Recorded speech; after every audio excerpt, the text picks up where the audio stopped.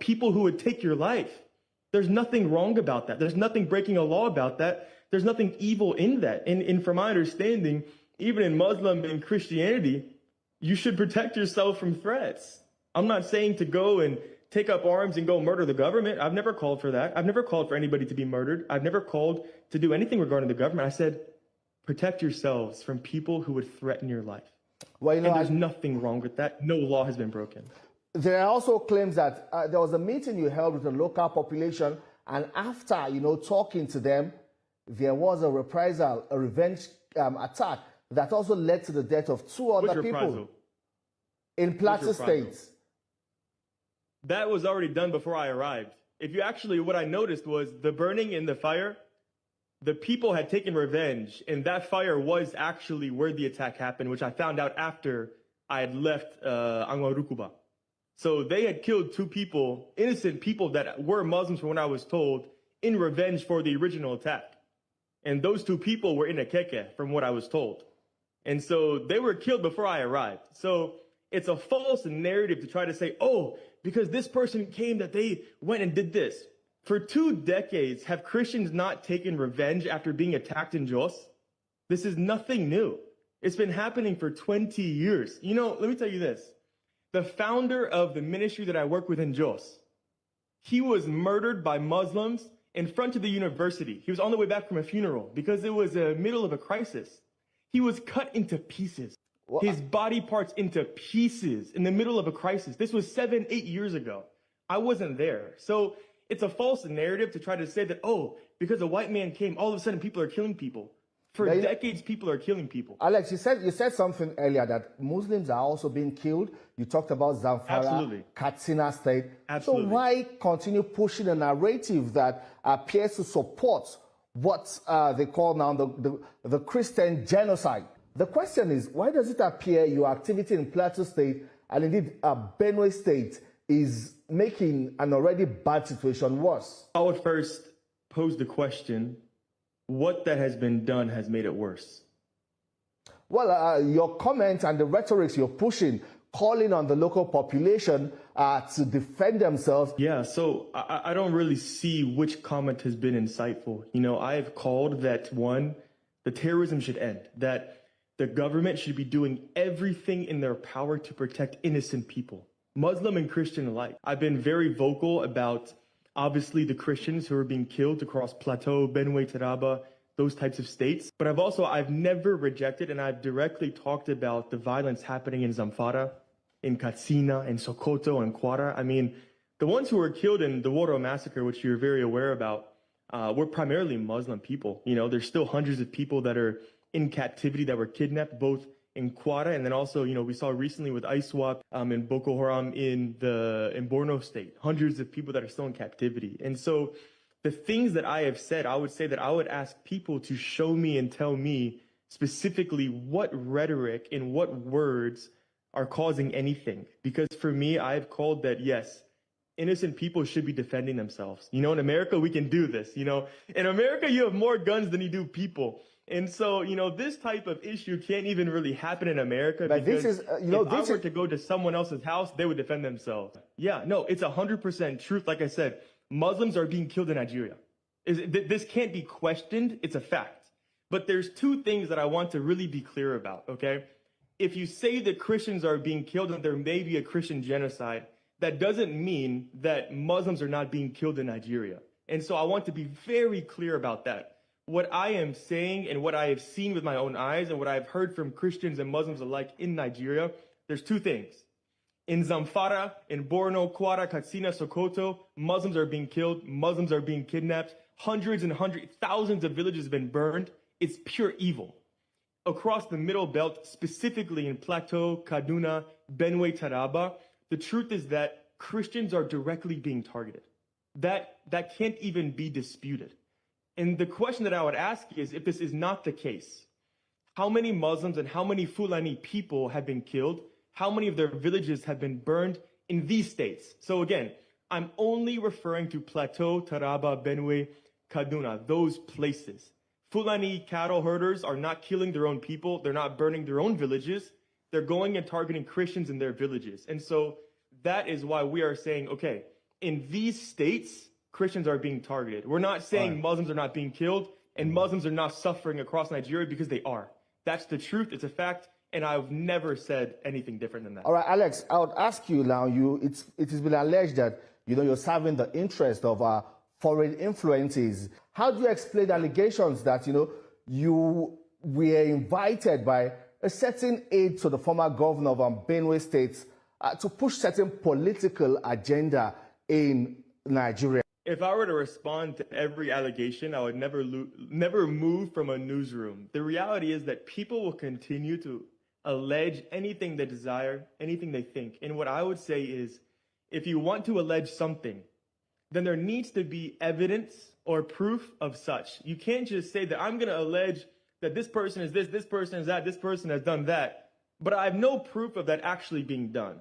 So if someone wants to say, oh, this person is CIA, he's a foreign operative, foreign agent, what shows that I'm a foreign agent or a foreign operative? Well, is Alex, there any type of proof or evidence at all? And even more so, which CIA operative or foreign agent is in the public eye? I mean, everything about me is public. I don't try to hide anything. You can see my life, my history, where I played football, what state I'm from, where I do work, what countries I go to, what I've built. I'm very open. I have nothing to hide. So it's on the burden of the people to show proof, not for me to disprove false allegations with no proof. All right, countries. Is this about a push for Nigeria's mineral resources, or it is truly about peace and finding lasting solutions to the conflict? And how exactly are you even working with government whose primary responsibility is to ensure the safety of lives and property? Which minerals have I sought? I haven't done anything regarding any minerals. I've never made comments regarding minerals. I've never touched a mineral. I build churches. I build schools. I rebuild villages that have been burned. I stand for the oppressed. I stand for freedom. I stand for the innocent people to protect themselves from terrorists and people that would take their lives. I've never discussed minerals. I have no interest in minerals. I don't even know what minerals there are in Nigeria. I know there's tin because I saw tin miners mining in Barikin Ladi. So I don't know where these allegations come from outside of people that simply are trying to slander, trying to spread misinformation and propaganda, to try to silence me, to discredit me, to try to shade over the work and the things that I am saying and what I am doing. But the reality is that truth is my greatest defense, because truth cannot be argued. A fact cannot be argued. Allegations can be argued. And this is an allegation. All right, but when there's no proof and there's no facts, there's nothing for me to say. I can't disprove, but there's nothing to respond to.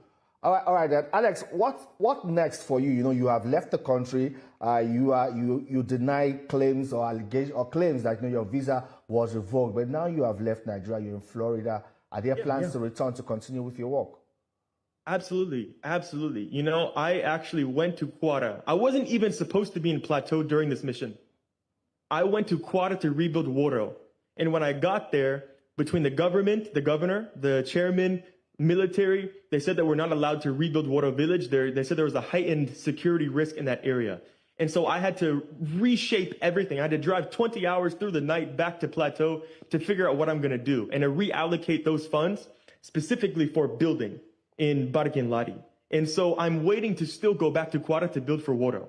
I have money specifically for that in the account for rebuilding. And so we're currently drilling. We're rebuilding a village in Barikin Ladi. And so we even did some building in Kebbi. And so, yes, I absolutely have plans to be coming back to continue that work. That Alex, is what I do. And I'm waiting to go to Woro. Alex, who is funding you? Who's funding your works? Yeah, absolutely. I'm very open about this. So in America, when it comes to nonprofits, the primary people that fund these types of organizations are, one, you have individual people that give to charity. That's how nonprofits are primarily funded. Two, you have churches that give, and then you have also organizations that give. And so you have three pools of people that if they believe in what you're doing, they believe in the work that you're doing and how it's being done or whatever it is, then they support you with funds. This is how it works in America and what do they want countries all around the world. And what do they want in return? There's nothing in return. You don't get anything. It's charitable. So you give without any type of expectation of being given anything back. So that's how it works for charities and nonprofit organizations, which Building Zion is a nonprofit organization. Are you committed to seeing lasting peace, or seeing the government, restore lasting peace to Nigeria and ensure that both Christians and Muslims population are protected? The answer is yes, unequivocally. You know, to me, it's actually a shame that I even need to speak regarding injustice in the killings. And I would actually completely agree with what you just talked about, that if there was justice, I wouldn't even need to say a word. I would prefer that I could come and build a school, build a church in peace, not have to say a word to anybody, not be in the public eye. That's how I began in Nigeria. But because of how much injustice I saw and how every time I come, I'm getting reports from all these pastors, everybody killed, kill, kill, kill, kill, kill. I'm like, how can I be silent? And so when I see those things, I'm like, truth needs to be told, justice needs to be served, and we need to speak for the innocent, speak for the oppressed. And so I am on the side of peace. I wish there was peace. I wish Muslim and Christian alike that people did not have to be killed. Whether I disagree with your beliefs or not, that's okay. I'm not going to kill you because I disagree.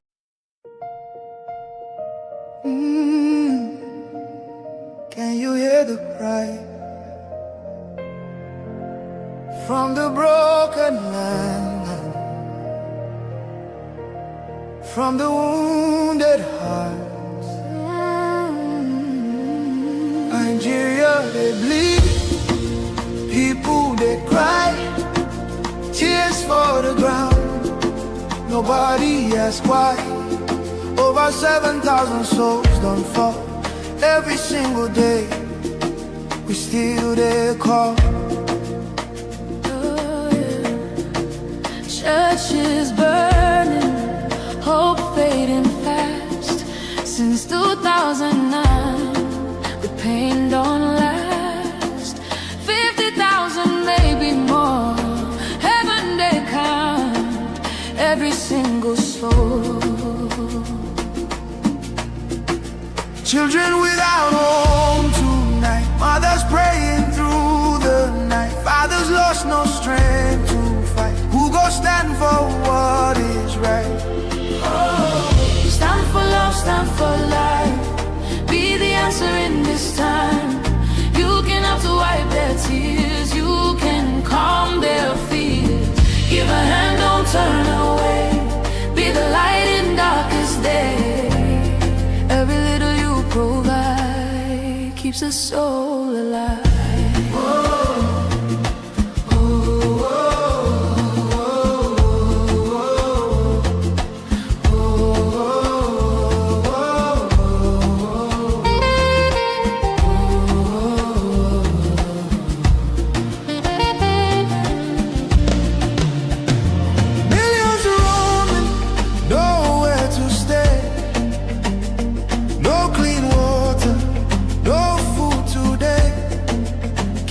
Voices crying in chains, silent echoes filled with pain. 19,000 churches gone, but faith still rising, Holding on in the ashes. Hope remains, love can heal the deepest pain. shelter, broken dreams erased. Hungry hearts we can embrace. Let compassion take its place. Now's the time to show His grace. Stand for love, stand for life. Be the answer in this time. You can help to wipe their tears. You can calm their fears. Give a hand, don't turn away. Be the light in darkest day. Every little you provide keeps a soul alive. Food, water, shelter, hope. You can be the miracle they pray for. You can change a life today. No matter how small it seems, your love can rebuild their dreams. Together we can make a way. Keeps us all alive.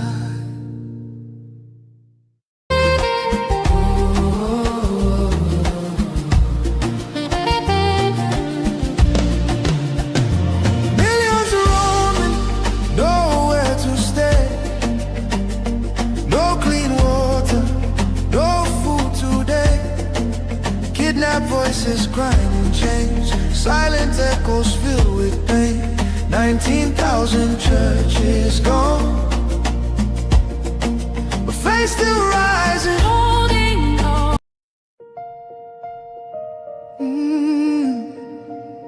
Can you hear the cry from the broken land, from the wounded hearts? Nigeria, they bleed. People, Nigeria, they bleed. People, they cry. Tears for the ground. Nobody asks why. Over 7,000 souls don't fall. Every single day, we still there call. Churches burning, hope fading fast. Since 2009, the pain don't last. 50,000, maybe more. Heaven they count every single soul. Children without home tonight, mothers praying through the night, fathers lost no strength to fight. Who go stand for what is right? Stand for love, stand for life. Be the answer in this time. You can have to wipe their tears. You can calm their fears. Give a hand, don't turn away. Be the light in darkest day. Every little you provide keeps a soul alive.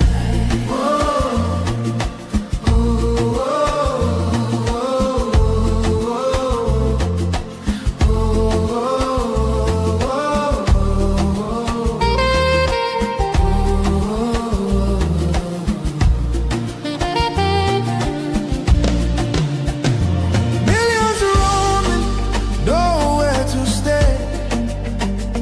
No clean water, no food today. Kidnapped voices grinding chains, silent echoes filled with pain. 19,000 churches gone, but faith still rising. Holding on. In the ashes, hope remains.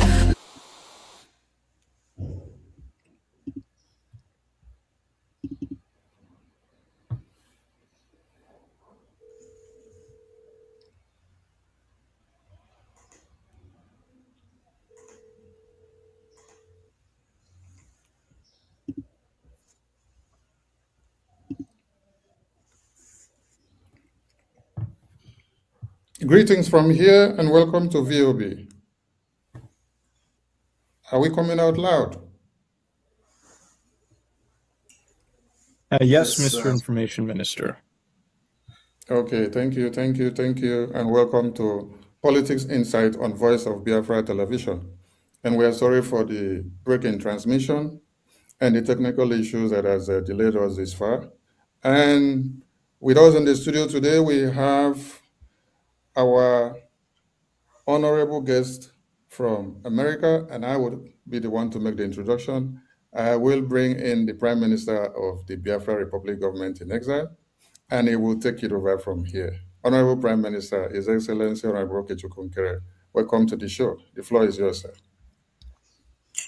Thank you from here, and greetings, lovers all over the world, Biafrans and friends from Biafrans. So we have our guests in the studio here, and we also have our lobby, Honorable Elias. Honorable Elias, please, you have to be the one to introduce and bring the one and only special guest we have today. Thank you. Thank you. So I'll just do a brief introduction of the ambassador, and then you and the ambassador will go straight into the interview. So Ambassador Tibor Nagy is one of the most highly respected State Department officials and career diplomats in Washington, D.C. It's a pleasure to have benefited from his friendship and his guidance and counsel. I've said this before. I've known many State Department officials both current and former. But Ambassador Naj is truly unique. He's someone who not only has a passion for Africa, but a passion for justice, which is quite extraordinary. And it's an honor to have him as a friend and someone who I've learned a tremendous amount from. So it's an honor to be here with the ambassador to give just a very brief, abridged version of his biography, because I know we're short on time. Ambassador Tibor Naj held the position of Undersecretary for Management between June to April of 2025 and Assistant Secretary of State for African Affairs from 2018 to 2021. From 2003 to 2018, Ambassador Naj was Vice Provost for International Affairs at Texas Tech University. He also lectured nationally on Africa, foreign policy, and U.S. diplomacy, and advised 2 presidential campaigns during his tenure. He was the U.S. Ambassador to Ethiopia from 1999 to 2002, a period which included the Ethiopia-Eritrean War and a robust anti-terrorism campaign. Previously, he was ambassador to Guinea after serving as deputy ambassador in Nigeria, Cameroon, and Togo. He also had assignments in Zambia, the Seychelles, Washington, D.C., and an earlier tour in Ethiopia. Ambassador Naj arrived in the U.S. as a political refugee from Hungary and received his BA from Texas Tech University and MSA from George Washington University. His U.S. State Department awards include commendations for helping prevent famine in Ethiopia, supporting the evacuation of Americans from Sierra Leone during combat, supporting efforts to end the Ethiopian-Eritrean War, and managing the U.S. Embassy in Lagos, Nigeria during political and economic crises. He was selected as runner-up for Deputy Chief of Mission of the Year in 1995 and knighted by the President of Guinea in 1999. Ambassador Naj contributed periodic op-ed pieces and co-authored the nonfiction winner of the 2014 Paris Book Festival on managing difficult international environments, Kiss Your Latte Goodbye. So without further ado, I turn it over to Ambassador Naj and you, Mr. Prime Minister, who will be interviewing the ambassador. So thank you. Thank you very much, Elias, for that fine introduction. And Ambassador Nagy, welcome to Voice of Biafra. Let's go straight to the question. I know we have a lot of questions for you, and we appreciate your time. Ambassador Nagy, what have been your history of engagement with Nigeria throughout your storied multi-decade career? You have been Deputy Ambassador of Nigeria during a tumultuous time of Nigerian history in the 90s, and then dealt with the country as Assistant Secretary of State of Africa Affairs between 2018 and 2021. Yes, thank you very much. And I am just honored to be on this broadcast. Thanks very much again, Elias, for the introduction. I've been interested in Nigeria actually since I was a student back at Texas Tech, because the Biafra War was going on when I was a student, and I followed the events there very, very closely. Then, since all of my career was dedicated to Africa, we say in the American diplomatic service that you are not really an Africanist unless you have a tour in Nigeria. So I was very honored to be picked as the deputy ambassador back in the early 1990s, and I served a very distinguished American ambassador, Ambassador Walter Carrington, who many Nigerians still remember as being a champion for freedom. During my time in Nigeria, it was the military dictatorship, and because I got to know the country, I fell in love with the country and the people. I've been following Nigeria very closely ever since. It has broken my heart to see what such a country with incredible potential has suffered because of bad governance and other things. So for me, Nigeria is obviously one of the most critically important countries, not just in Africa, but frankly in the world. Thank you very much, Ambassador. Ambassador, why do you have a passion for justice for the people of Biafra, as well as similar groups such as Ambazonia? Yeah, that's also a great question, because I mentioned just a minute ago that I know the incredible potential that Nigeria has. And I also know specific to Biafra that it is the part of Nigeria that contains so many resources. It is actually the part of Nigeria that makes the country rich. And also, as I said, I've been following events in Biafra since I was a student. I saw the incredible suffering that the people endured during the Biafran War.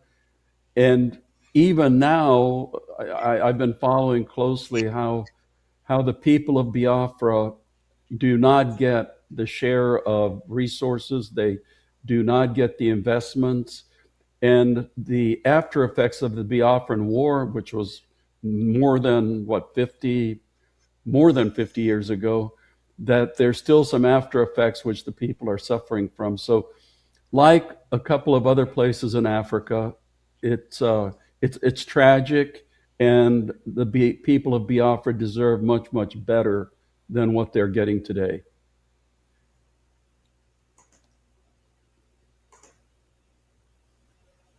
Thank you very much, Ambassador. The Biafra Republic government in exile has focused on promoting the U.S. recognition of Christian genocide in Nigeria and had aggressively engaged in lobbying campaign for such recognition in parallel with other advocates such as the Christian community and organization. These have been successful, with President Trump declaring Christian genocide in Nigeria.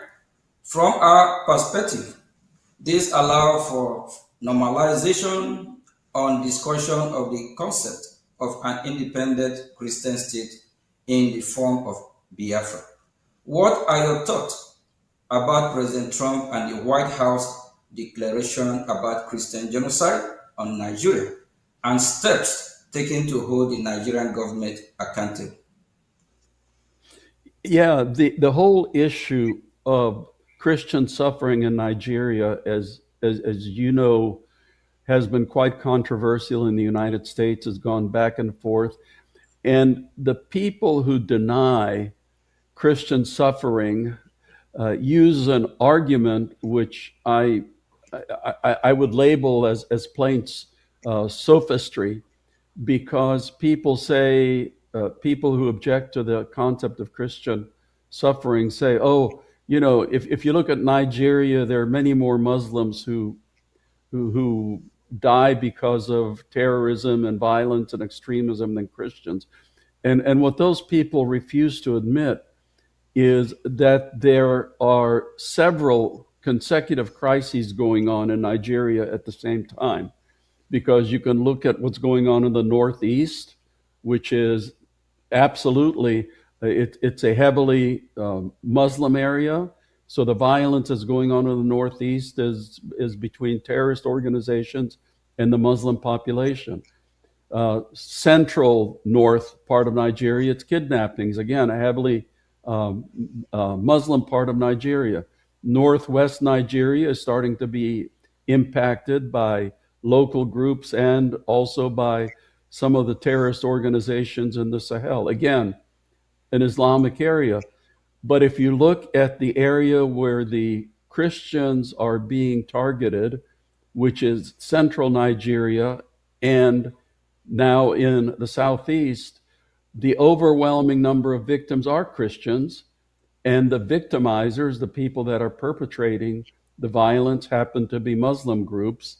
You know, I'm specifically referring to herder-farmer violence in central Nigeria, where the herders, the Fulani, are overwhelmingly Muslim, and the farmers tend to be overwhelmingly Christian. So there is, in fact, a horrendous problem with Christian violence in Nigeria.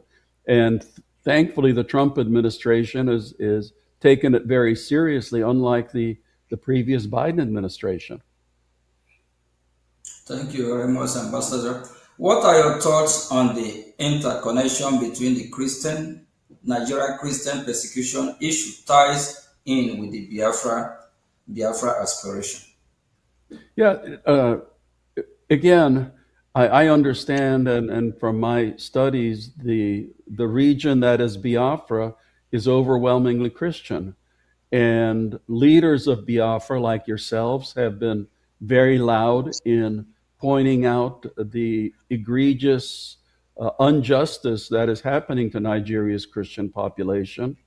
And, there are also political forces at work, which we can talk about later, which also is very much against the Christians. So as a very heavily Christian part of Nigeria, the Biafrans have been very notable in pointing out the injustice and the persecution. So God bless you for that. Thank you, Ambassador. The Biafra Republic government in exile brigade heavily invest in time and energy on lobbying and advocacy in Washington, D.C. We have retained a professional lobbying firm, while the Neo Biafran movement has existed since the late 90s. A professional Biafran lobbying campaign led by Brigade in Washington, D.C. is very recent phenomenon, being less than 2 years old. Due to this change in strategy, in some ways, we have more success in the past 2 years than the previous 20. We have two questions relating this to ask. Can you explain to Biafran people why high-level lobbying and educating U.S. officials on the Biafran issue is critical? Sure. Number one, I am not a lobbyist. I have never been a lobbyist. I don't get any money for the causes I support. But causes like yours, to get the kind of attention in Washington that it needs, in my view, really does need a professional lobbyist. And I'll tell you why. Let's be honest here. If you were to survey most of the members of the U.S. Congress, people who work for the president in the White House, even people in the State Department, very, very few people would ever have heard of Biafra. Obviously, everybody has heard of Nigeria, given its size and importance, but very few people would have heard about Biafra. Not too many people even know about the problem of Christians in Nigeria, although recently there has been some publicity. So to get people, especially policymaking important people, to pay attention to your cause, to your issues, there needs to be a sophisticated, strategic, and high-level information and education campaign. And frankly speaking, in the American system, to get that kind of education, to get that information around, you need somebody with influence amongst American policymakers.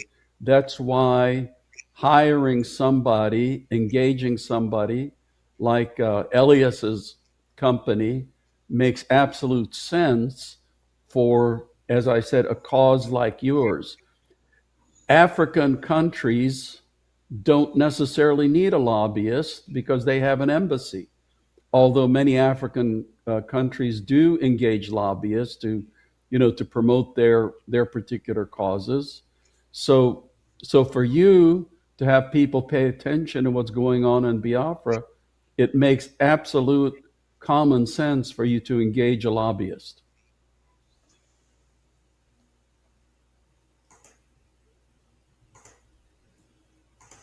Thank you very much, Ambassador. In addition to the preliminary successes the Biafran lobby has had, where would you point to as lobbying successes, past or current, for groups similar to the Biafrans?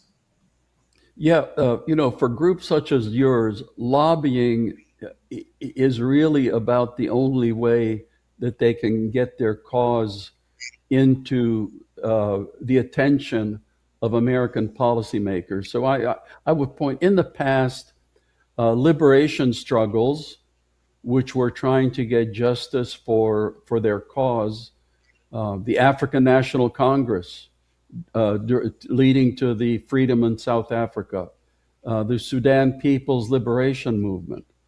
Now you have successful efforts, for example, Somaliland, like you, Somaliland has gotten a lot of attention recently. Your friends across the border in Anglophone Cameroon, southern Cameroon, the Ambazonians, they're also trying to pursue their cause for justice. So again, these are the kind of causes that get the best efforts through engaging with the lobbyists in Washington. Thank you, Ambassador.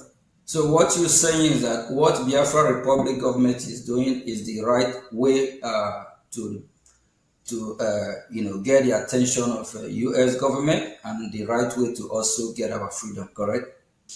Absolutely, and again, it means engaging the right person, because unfortunately, as with anything, there are some people who are very effective at doing this, and there are other people who are not so effective at doing this.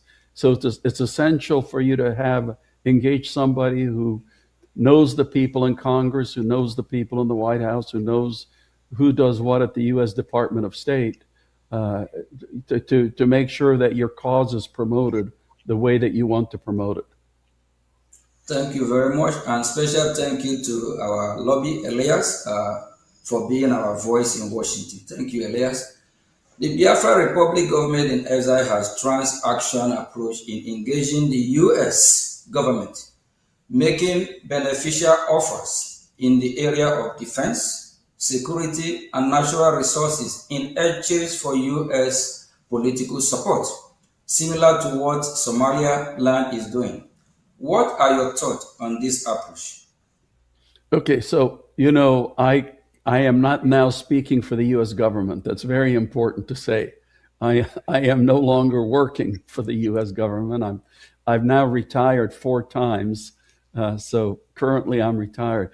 But obviously, Biafra has incredible natural resources. Biafra has incredible human resources.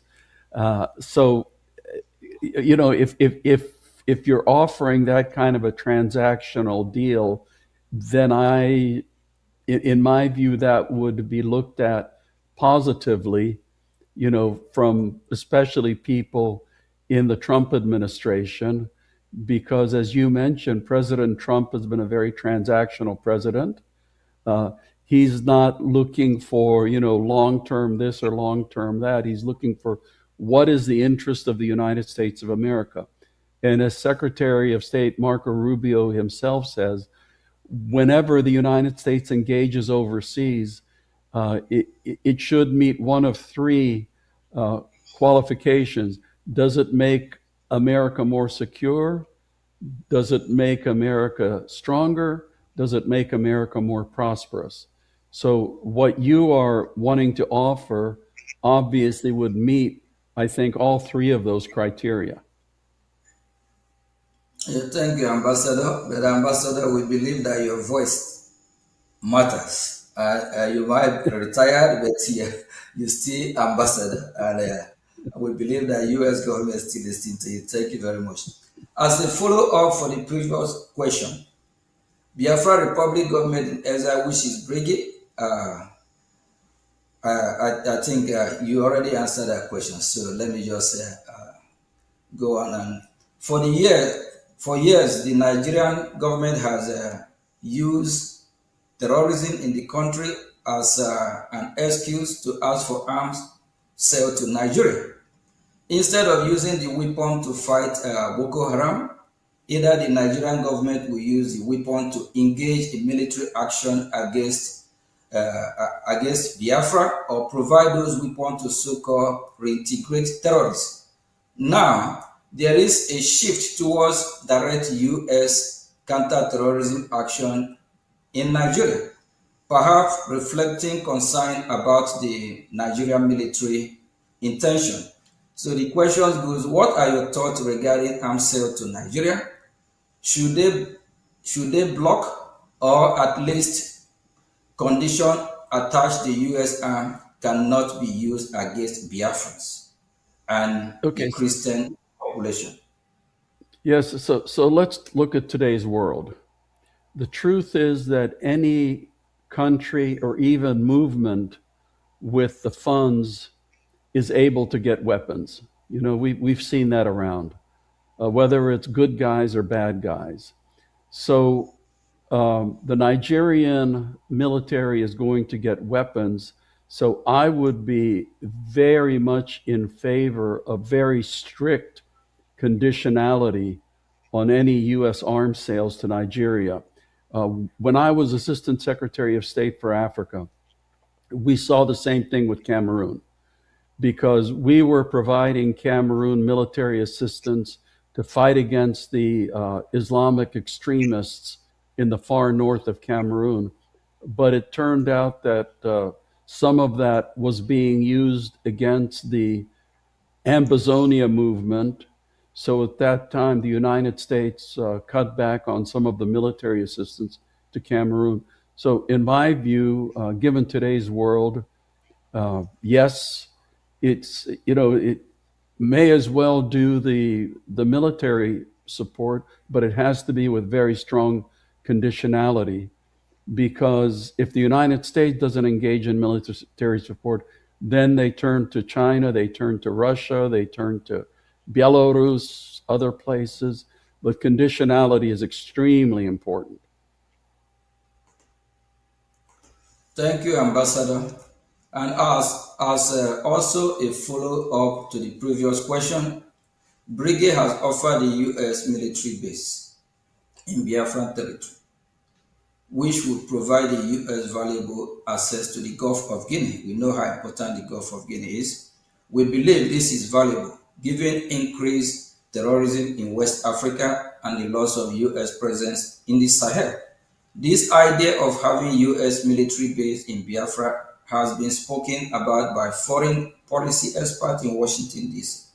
What do you think of this idea? Again, you know, I cannot speak for the U.S. government, but obviously the United States is looking for strategic geopolitical areas for basing rights. So, you know, in your engagement, that obviously would be something else that would be attractive for you to be putting on the table. Okay, thank you, Ambassador. I also have another question regarding this. Can the Biafran military force, the Biafran Defense Force, Biafran Liberation Army, be an alternative for the U.S. in the area of Nigerian military, similar to how the Kurds have been helpful to U.S. in Middle East? Well, you know, I mean, right now, official U.S. government policy is to recognize Nigeria. So that kind of a question would only be applicable in the future if there's further political evolution that goes on. Because right now, I mean, the United States of America deals with the Nigerian military, not with other components. Even in the case right now of Somaliland, which actually runs its own territory, it has an army, and I know that our own Pentagon would be very open to engaging with them, but their engagement is limited because the United States policy is still to view one Somalia instead of individually recognizing Somaliland. So, you know, your situation probably would be similar. So it would depend on future evolution. Thank you, Ambassador. Why our focus is achieving self-determination for Biafra, we do follow the event in broader Nigeria as well. Many have observed that Nigeria is no longer a democracy and is moving toward a one-party rule and is looking to rig the 2027 elections.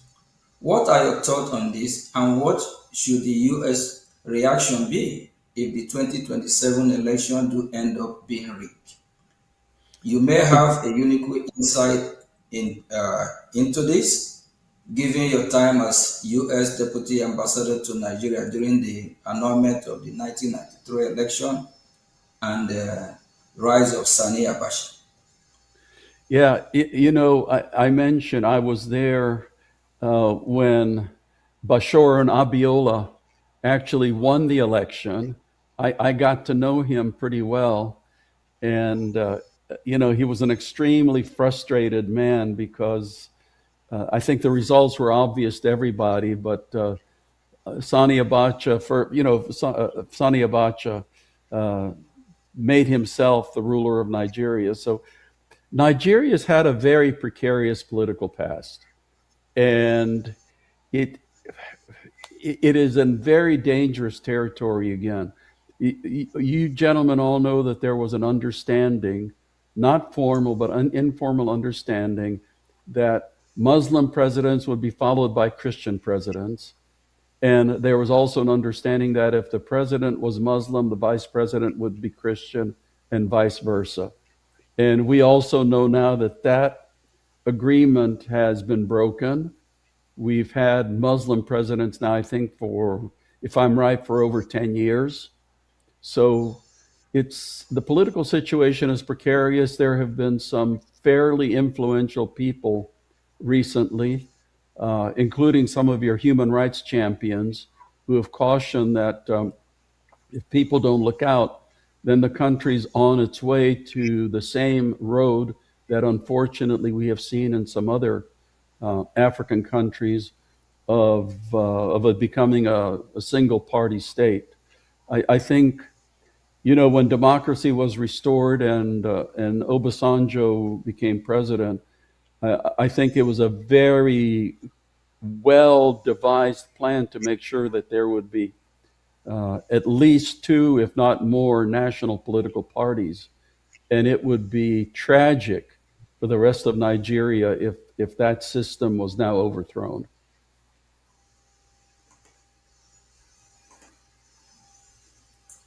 Thank you, Ambassador. Would a turn of Nigeria to one party rule also provide even greater reason and justification for Biafra aspirations?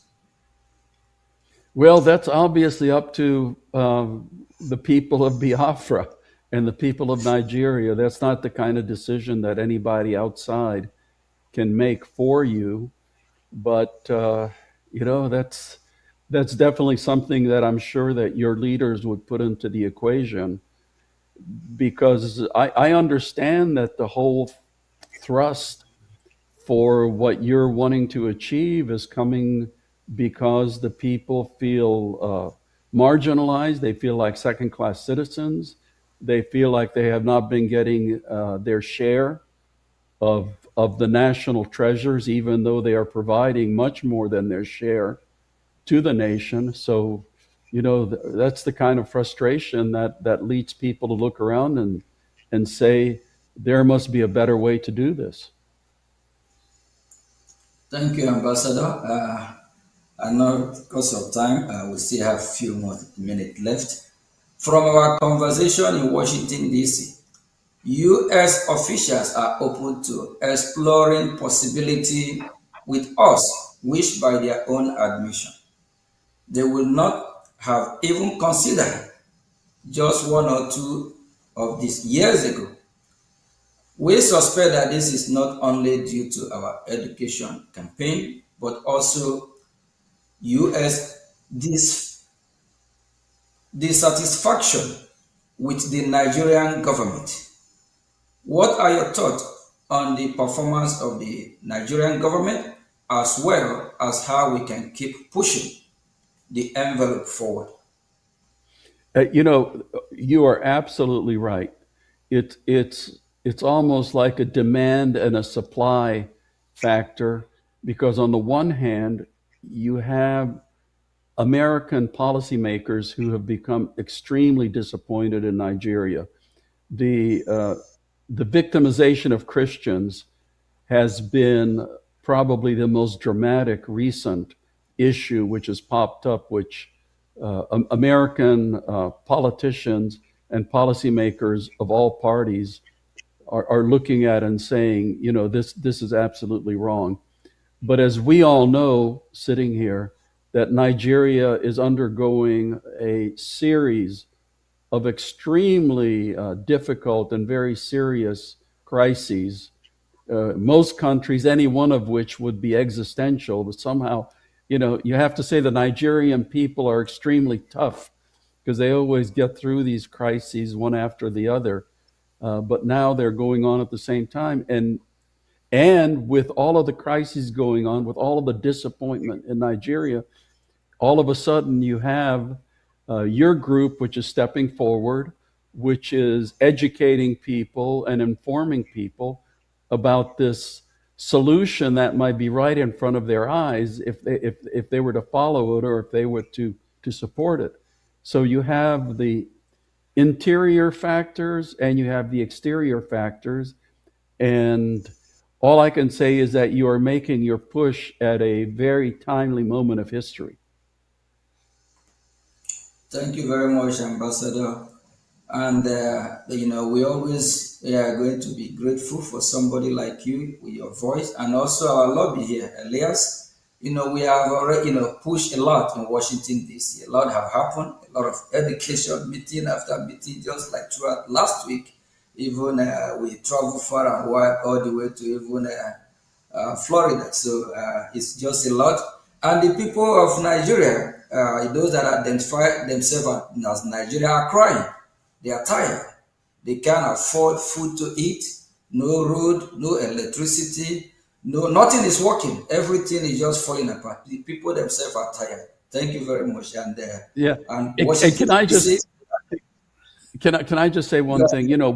One thing I have noticed: Nigerians who leave Nigeria end up doing extremely well. When I was vice provost at Texas Tech, I was in charge of all the international programs, and we had quite a few Nigerian students. So among the international student groups, the top grades were received by the Chinese students, but the second group were the Nigerian students. And most of them were in engineering or business. And I've always said, when Nigerians do so well outside of Nigeria, why in the world cannot it be one of the greatest countries on earth? Nigerians should be able to do just as well inside Nigeria as they do outside of Nigeria. And unfortunately, what has been stopping them has been the government. Yeah, you're absolutely right on that. Just because of the foundation of Nigeria, is built on faulty foundation. The division is just too much. That brought me to a former president called Goodluck Jonathan.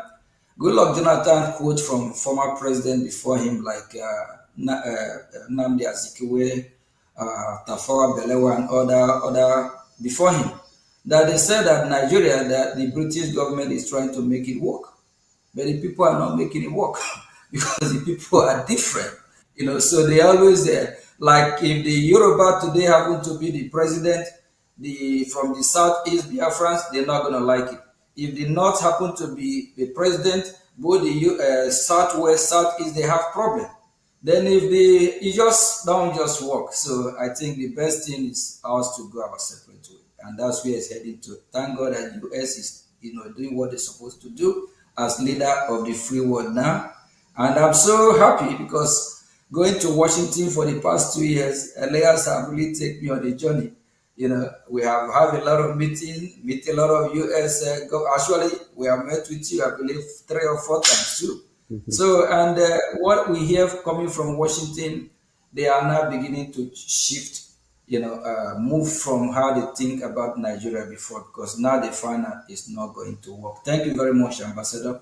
And just one thing I want to add, Prime Minister, too. I think another timely aspect, and Ambassador, you might find this interesting, is that unlike in the 1960s during the first Biafran civil war, when you had a strong sense of Nigerian nationalism, because so many communities throughout Nigeria had been marginalized, unlike in the 1960s, a lot of Nigerians outside of Biafra, people from other tribes and other regions of the country, are not opposed to what the Biafrans are doing because they themselves have been victims of either bad governance in Nigeria or have been victims of terrorism and these general plights. So if you in monitoring and speaking with non-Biafrans, the mindset of a lot of not the government but the Nigerian people is, okay, if the Biafrans want to go, let them go, because we're also suffering a lot of the same issues. So I think the good thing is I don't think we're going to have a repeat of the 67 to 70 war, because a lot of people throughout the country see the flaws in the system and now personally relate to many of the things that the Biafrans have gone through. Granted, the Nigerian government is, of course, vociferously opposed to the to what the Biafran aspirations are. But putting the government aside, I think in terms of the general population, even outside of Biafra, there's a lot of, if not sympathy, at least understanding. And I don't think the Nigerian government will even have the moral support to engage in heavily militarized conflict against the Biafrans. I think what they're doing against the Biafrans is already unpopular throughout the country. Even many non-Biafrans have criticized the Nigerian government for their heavy-handedness in dealing with the Biafrans. And I think from a population perspective, I think many things are moving our way. Of course, the Nigerian government has its vested interests, and they'll be much more aggressive towards the Biafrans for the foreseeable future. So I just want to add that perspective as well. Thank you very much, Elias. And Ambassador, I know we have thrown a lot of questions on you. We just have a few more to go. And it actually shocked me, and I believe it shocked other people when they see this, find out that the same people that have been massacred today, like the Middle Belt, both the minority in the north, these are the same people that fought against Biafra, killed Biafrans in millions. And these are the same people that years ago, all of them be campaigning one Nigeria to save Nigeria. The same Nigeria they try to save is killing them. So they themselves, I believe, they want to leave, they want to exit Nigeria. They are getting tired. We need to save the life of the Middle Belt, minority in the north, even the Muslim moderate, whether Muslim moderate or whatever. No one deserves to die. So each region just have to go their separate way. I believe even the north will live better on their own. The southwest will be better on their own. The southeast, which is Biafra, will be better on our own. And the Middle Belt, and they are good in agriculture, did not have a gold. There's gold in Zamfara. So the southwest have minerals, and they also have a potential of surviving as a country of their own. We Biafrans also, we also survive on our own, of which if they don't, we will help them. Thank you very much, Ambassador. Ambassador, we have just two more questions for you. What are your thoughts on how Biafrans should frame the Biafran struggle to the U.S. government and to international audience who may be unfamiliar with the conflict? I personally think that Elias is eminently qualified in that regard, because the way to do it is to present very much what you were just saying, is that Biafra, I think historically, the term was used in the 17th century, in the 1600s. So there is a distinct history, there is a distinct people, there is a close historical record. Then you had the horrendous circumstances of the war, the incredible suffering. I forgot if it was up to 2 million people who died. Now you're a region of anywhere from, I don't think there's been a census, but I know estimates go from 50 million to 70 million people in the region, very heavily Christianized. The last thing Biafra would want is to have any part of Sharia law, which exists, I think, now in 19 northern states of Nigeria. So it's almost like, I've heard Elias, it was, I think, Michael Rubin, who referred to a second wave of decolonization, that the first wave of decolonization in Africa was against the European powers that had colonized it. Now, colonialism is not necessarily by somebody who's a different race because being Hungarian, we were colonized by Austrians and Russians along with the Turks. So it can be that in today's Africa that some people see themselves being colonized by a fellow African ethnic group, and those forces are steering very quickly. So, information, education, the truth about what's going on, the truth that has gone on, and the kind of future that you want.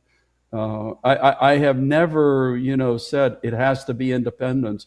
My own campaign has always been for justice and equality and fairness for all of the people, and that's what I absolutely believe in, and that's the points that you should be making. Thank you Thank you, very much. Ambassador. Thank you. Thank you Thank you so very much. much, Ambassador. And that justice, that's where we are. Because when you mention of Sharia law, we are Christians, 100% Christians. From we Biafrans, that's who we are as Christians. Sharia law is a no go for Biafran people. And these Islamic jihadist terrorists, with their own ideology, they said we must be converted to Islam, of which they want to Islamize us. So automatically, the division is there. It's just we need justice because it's not going to work, and justice have to play its own role, its own part here. Since we are not going to accept that Sharia law, and it's part of the reason why all feeling the middle belt and even a minority in the north, and they are actually pushing it towards the Biafran territory to try to, see how they can penetrate with this so-called Sharia law and whatever they call it. Elias, I just want to quickly, I just want to quickly add to this. This is not an overblown concern. This is a very legitimate concern. Senator Ted Cruz, for example, has introduced legislation addressing this issue of the spread of Sharia law in Nigeria. It's throughout the North, but what people are less aware of is that the radical Islamic politicians in Nigeria are trying to bring it into the Middle Belt and even into the South. So, for example, in some parts of the Southwest, what we call the Yoruba traditional territory, they're now discussing in some states the introduction of Sharia law, which is very, it's not native at all because, Ambassador, as you know, the Yorubas, they're a mixture of Christian and Muslim. They tend to be very moderate.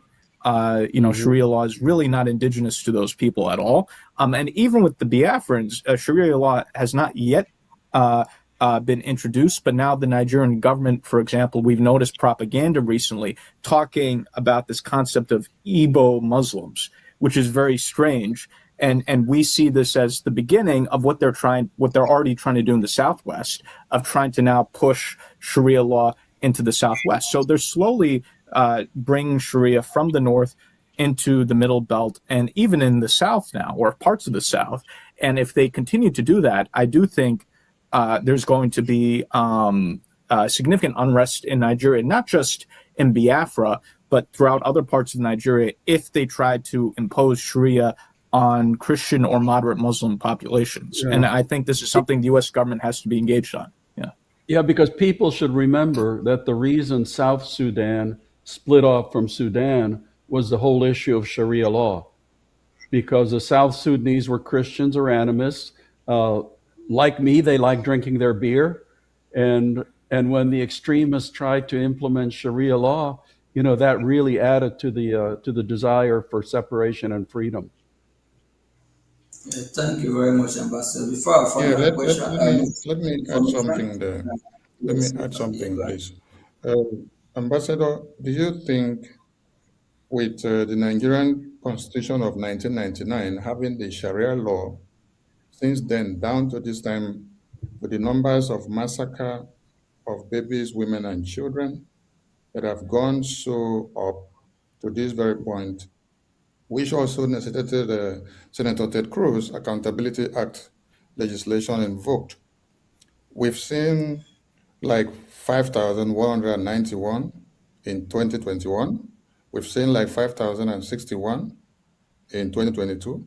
We've seen 8,222 in 2023. We've seen 6,500 in 2024. 2025 has 7,500 Christians massacred. Looking at the future or in the next 2-3 years, do you think Christians have a hope or they will still be alive in Nigeria with the Oh Sharia yeah, law in the country? absolutely.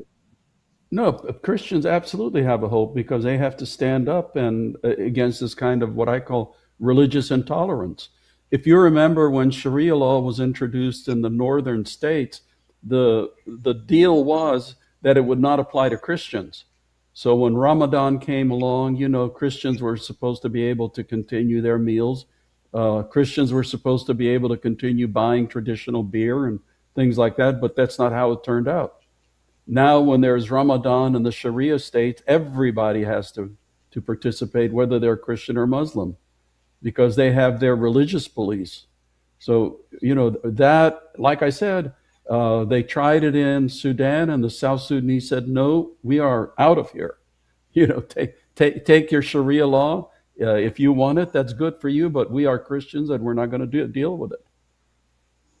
Thank you very much, Ambassador. I think you just answered that question that Christians have to stand up and have their own Christian country. Yeah. Christians in the Middle Belt need to stand up if they want to live, and they will be well better off having their own territory and worship their God. Then those that want to worship Sharia, they can go and have their Sharia. Thank you very much, Ambassador. Finally, what message would you like to send to the Biafran people and supporters around the world regarding international advocacy and the path forward? My message is that the people of Biafra have the same rights to justice and equality and dignity as anybody else, and it's for them to decide how they want it and to struggle for it. Thank you very much. Thank you, Ambassador. Thank you for being part of this program today. And I know that Biafrans and the lovers of freedom around the world will be very happy to see you on VOB, Voice of Biafra. And Minister of Information, what do what do you have to say to our wonderful ambassador here, being in our show I want to today? say a very big thank you to our wonderful ambassador, who has been the friend of the Biafran people, the friend of the Christians, and the friend of everyone that do not carry machete to cut off heads of babies, women, and children in their communities. And that brings me to the conclusive question to our ambassador as he showers us the grace.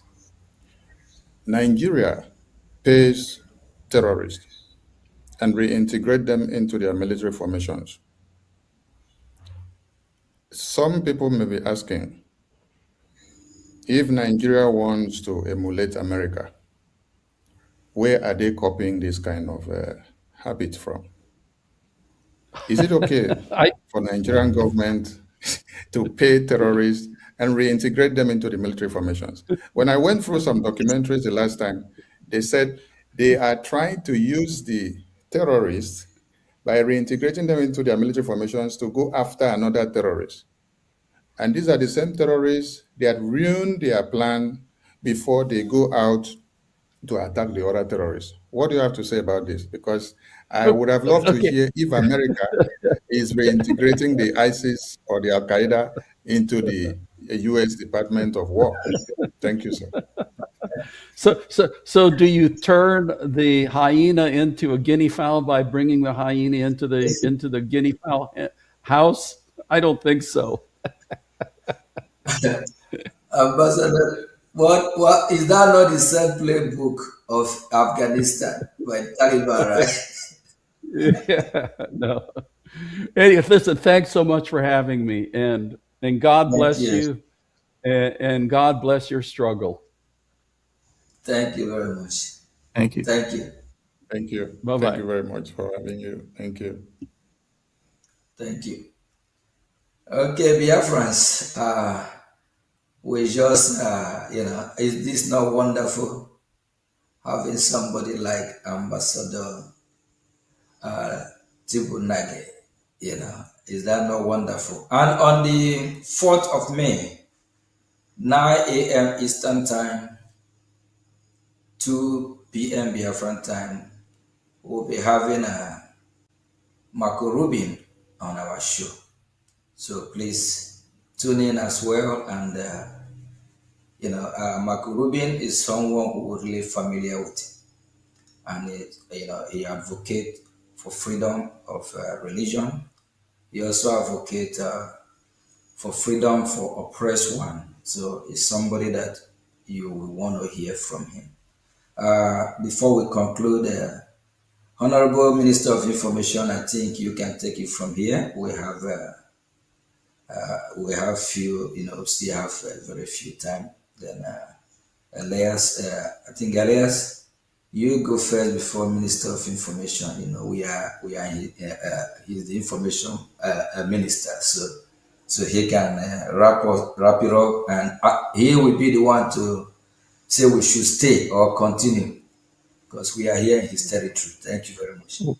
Well, thank you, my honorable ministers. This was indeed a very historic and enlightening interview with Ambassador Tibor Nagy, who's a very storied diplomat here in Washington, D.C., who's played a critical role on U.S. policy in Africa. This was indeed an extremely historic interview, and I'm very proud of both of you and appreciative to the ambassador for his generosity in participating in this program. Thank you very much. Minister of Information. Thank you so much. I don't know how to express my appreciation, because every day we are making it work and we are making it better. I want to appreciate Honorable Elias for your good work for Biafra, and also our Honorable PM for doing what God has ordained you to do, because the tempo is getting high. So if ambassadors of America are telling you that reintegrating a terrorist into your military formation is a no-no idea, then it means Nigeria got this recommendation from a madman. Because it's only when you have some kind of recommendation from a madman that you will be tilting your head downward, and that will land you in the lagoon.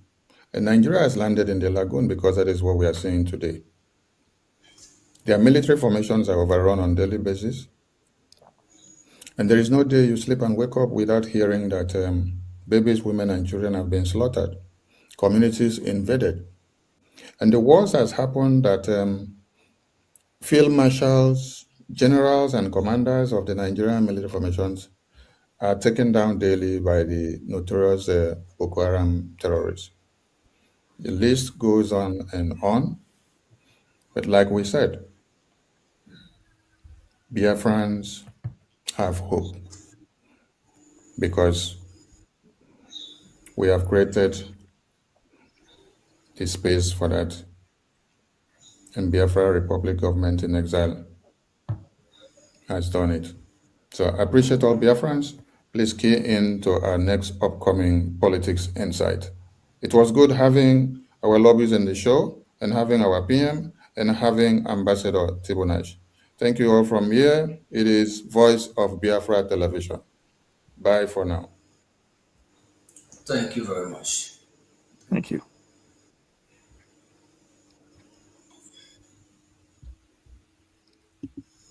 Oh,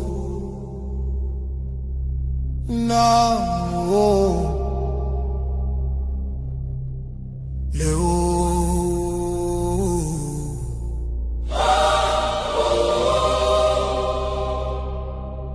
From every village, every city,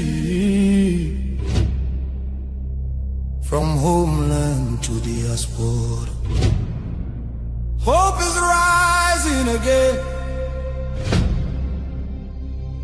Oh!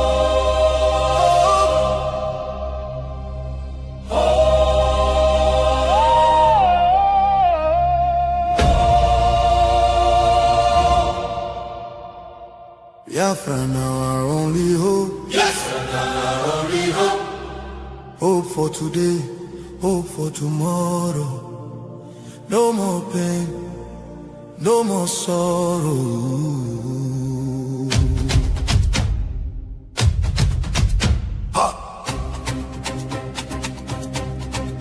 We bring better news, make you head on clear. We get hope, now Biafra we dey see ya. Beautiful nation, shining bright justice and fairness. Now the light, Biafra go be one beautiful nation. every Biafran go enjoy true freedom. Fine, fine country, shining nation. Justice and fairness, justice and fairness. Everybody equal, one law for rich and poor. Leader or citizen, no different, justice go speak with confidence. No oppression, no discrimination, rule of law for the nation. Truth and justice go reign forever. Biafra go dey strong and better. Where your hope? Biafra, Who be your hope? Biafra, Waiting be your country. Biafra. No more suffering and smiling, no more fear, no more hiding. Respect and dignity for all. Every citizen standing tall. Free education, rich university, healthcare for every community. No more dying, because no money. life go better for everybody. Biafra now our only hope. Biafra now our only hope. Stand up now, make we claim our Biafra now our destination. women go deliver safe for hospital. Citizen go get support every month. Better roads go connect every city. Modern railways and airport. Clean water go flow for houses. Electric light go shine every night. Security go protect every family. Day and night, Everything go right. You fit waka free for midnight. Go your road without fear. Kidnapping and violence disappear. Peace and progress everywhere. Mama and papa go get retirement benefits. Nobody go kill you for Biafra and go free. Now wahala, the person don't buy for him head. Oil and gas beneath our ground. Now the people wey get the land go control them. Resources go serve the people.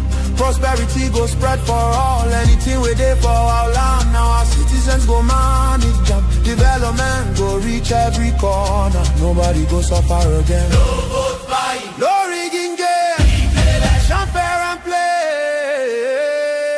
One woman, one vote. One man, one vote. Your voice go matter every day. Biafra now our only hope. Biafra now our only hope. Hope for today. Hope for tomorrow.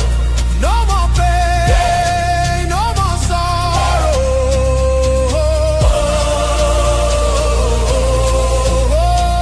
Biafra now our only hope. Biafra now our only hope. Hope for today. Hope Hope for tomorrow. No more pain, no more sorrow. Biafra.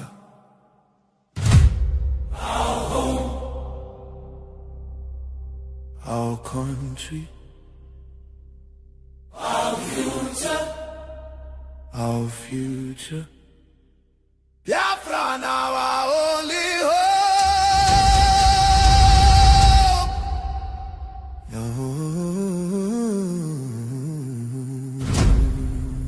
Love can heal the deepest pain. shelter broken dreams erase. Hunger.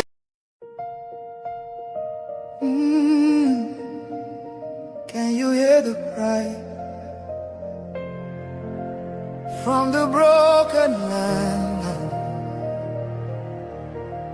from the wounded hearts?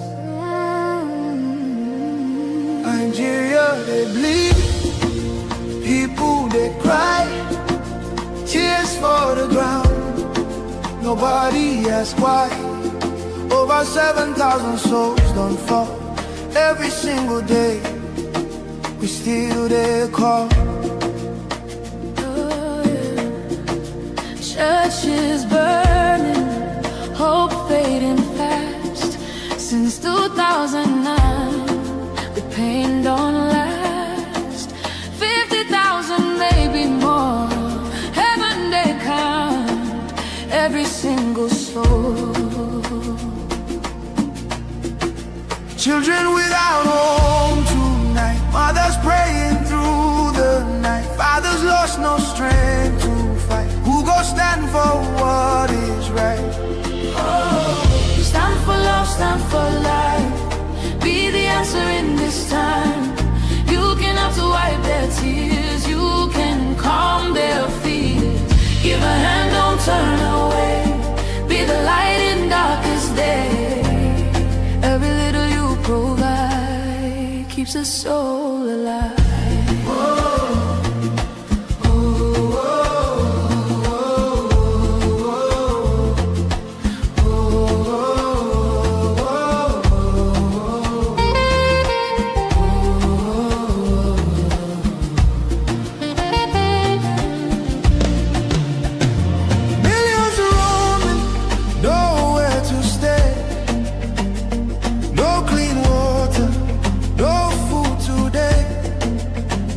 Voices crying in chains, silent echoes filled with pain.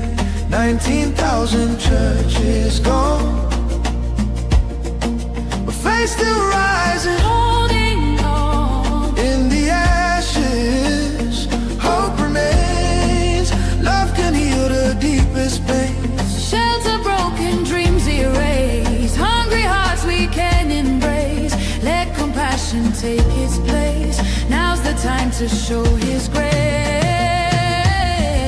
Stand for love, stand for life. Be the answer in this time. You can help to wipe their tears. You can calm their fears. Give a hand, don't turn away. Be the light in darkest day. Every little you provide keeps a soul alive. Food, water, shelter, hope. You can be the miracle they pray for. You can change a life today. No matter how small it seems, your love can rebuild their dreams. Together we can make a way. Keeps us all alive.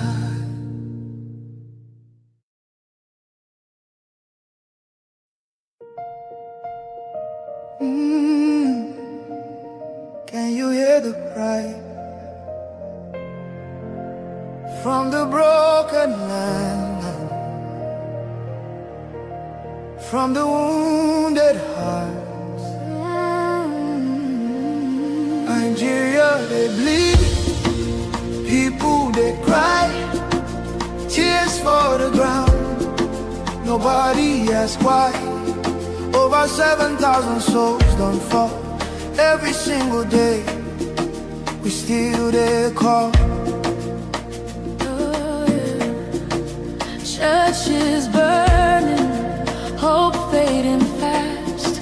Since 2009, the pain don't last. 50,000, maybe more. Heaven they count every single soul. Children without home tonight, mothers praying through the night, fathers lost no strength to fight. Who go stand for what is right? Oh, stand for love, stand for life. Be the answer in this time. You can have to wipe their tears. You can calm their fears. Give a hand, don't turn away. Be the light in darkest day. Every little you provide keeps a soul alive.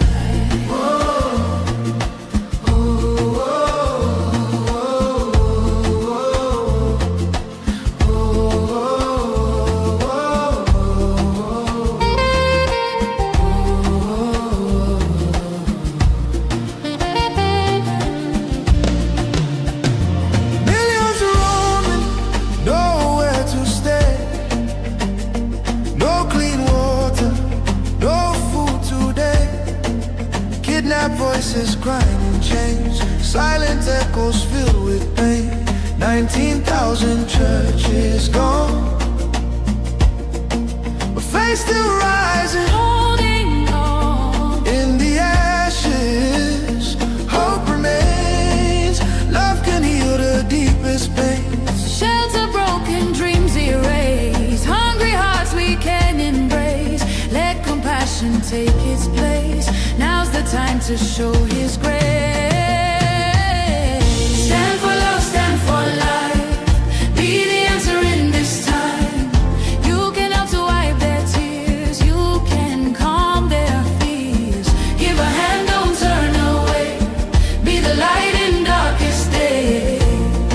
Every little you provide keeps a soul alive. Food, water, shelter, hope. You can be the miracle they pray for. You can change a life today. No matter how small it seems, your love can rebuild their dreams. Together we can make a way. Keeps us all alive. And thanks for all you're doing. Thanks to North and South America. There was They won. Yeah, I'm trying to see if I can spotlight myself here, but and Maz's son is not here, so yeah, we just are, going sir. to be okay. Greetings to all the members of the cabinet here, reps, admin. You are all welcome. This journey that we have embarked on, not going back. A lot is happening, and it shows that we are getting close, very, very close to our destination. Yes. Region 4 just spoke not quite long ago. These people have done a lot of damage. It didn't start from them. It started from the top. Sometimes when you have a bad leadership, they can't put their house together. Even in a family circle, it's the same thing. Yes, you know what I'm talking about. But we have passed that stage. While some are looking for 10, 20, 50 men, we are more than millions.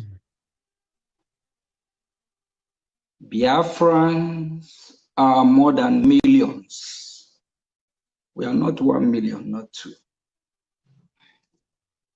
And it's a journey that all of us, we have to embark on, one way or the other. Every Biafra will contribute.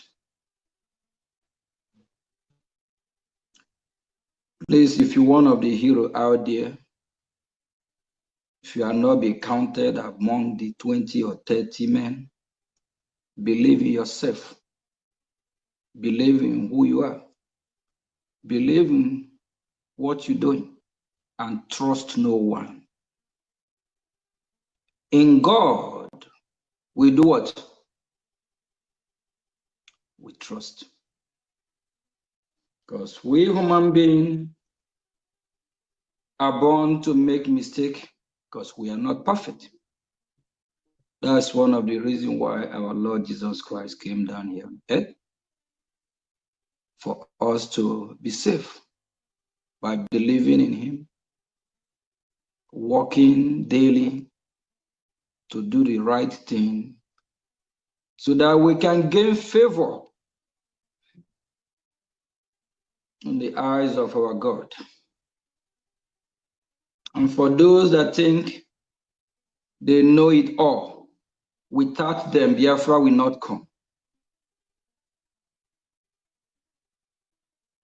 If you're one of those that are thinking without you, Biafra will not come, shame unto you. You will fail. Biafra is no one property. It belongs to Biafran people. And it's not a family business. So as far as I'm concerned, I am Maziogi Chunkiri.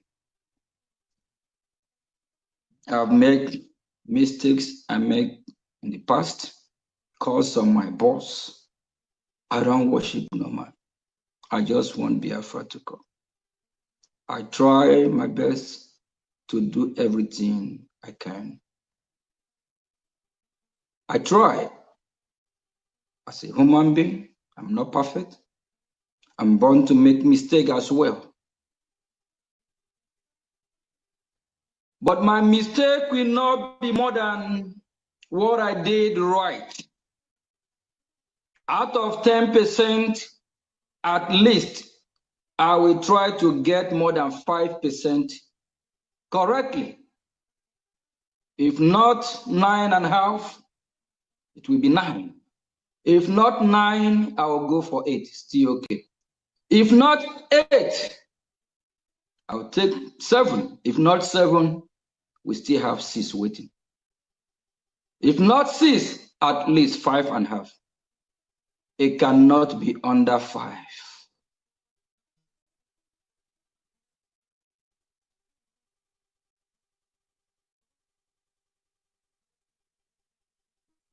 Leader that I look up to, that I can call my leader,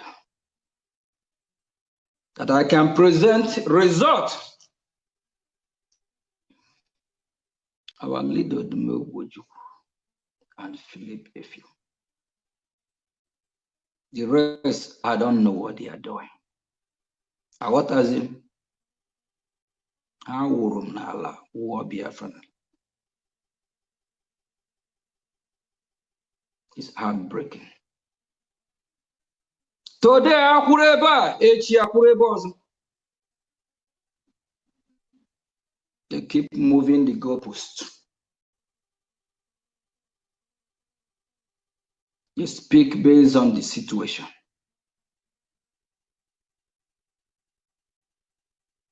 You cannot be in such party.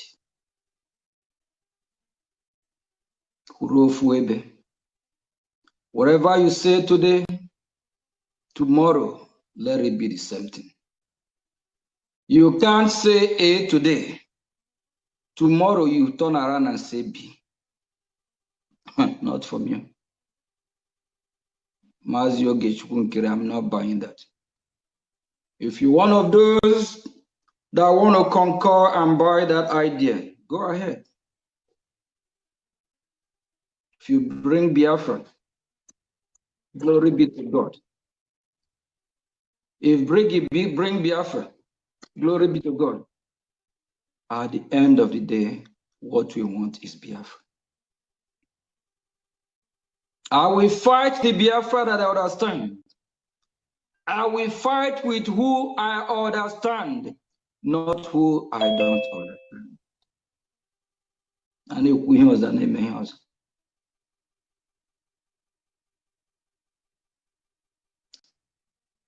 it's very painful and shameful. And we Biafrans, we are so emotional. It's time we outgrow that nonsense. We need to remember a lot of Biafrans have sacrificed. A lot of Biafrans have paid the price.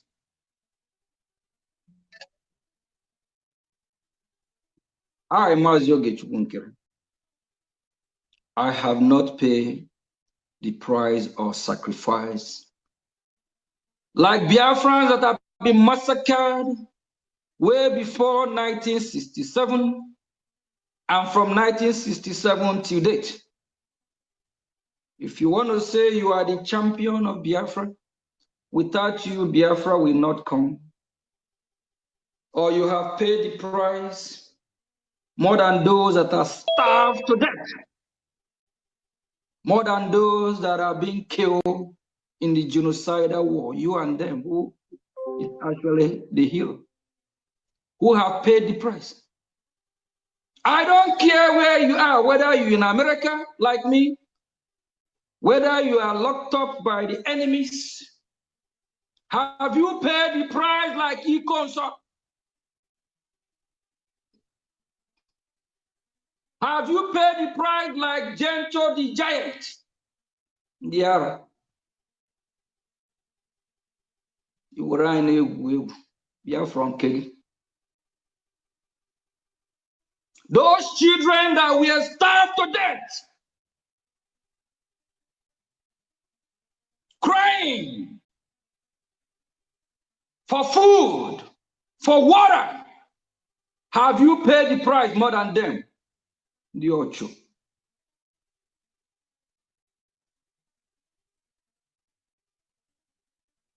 Biafrans that have been arrested that no one even know where they are. As I'm speaking, there is some Biafrans in Nigerian prison today. Their family members don't even know where they are. Nobody has visited them.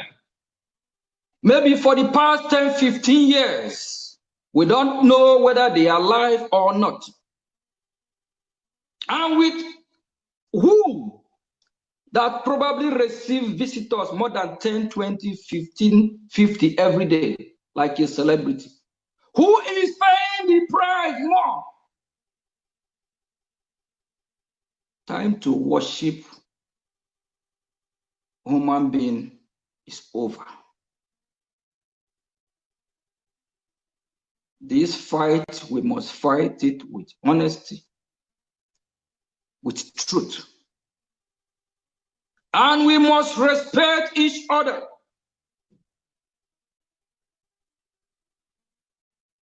Yesterday, we have our fellow citizens as well, raising funds to help in Biafra land. Today, we are here again. Everyone is sacrificing one way or the other. Everyone is trying. Don't think you sacrifice more than anyone. I am Mazio Gechugunkire. I'm not going to tell you that I have done more than what our hero before us have done, or I have sacrificed more than those before us. All I can say, I'm trying, I'm doing my best. I cannot tell you that without me, Biafra will not come. Story. Without me, Biafra will still come. Without me, Biafra will still come. If I see anyone doing what I'm doing today more than me, I will support that person. All we want is Biafra. Even what we are doing today is not easy. Throughout last week, sometimes I didn't even sleep 2, 3, 4 hours. From meeting to meeting, we even flew out of town to Florida, Mar-a-Lago, to meet some important people that matters. I think there's this short clip of video I did from Palm Beach, like 3, 4 minutes. I was in Florida. I did not go for my own personal business, rather for Biafra assignment. In a few days, we will tweet about our meeting, the ones that would be in public. But I'm not going to tell you that without me, Biafra will not come. Even without you, Biafra will still come. All what you and I will do is to contribute, do our best.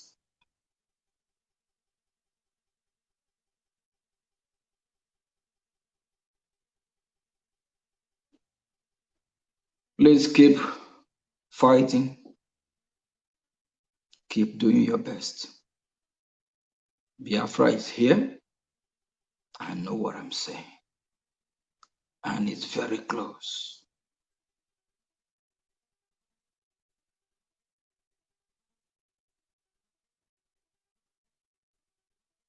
It's very close.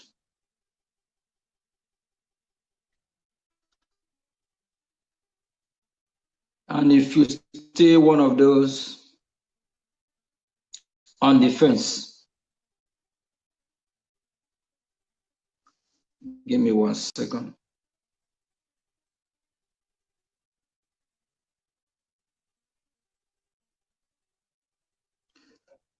If you still one of those doubting what we are doing, okay, make it from 9. Please don't be like Thomas, please. Our freedom is near and close than never before.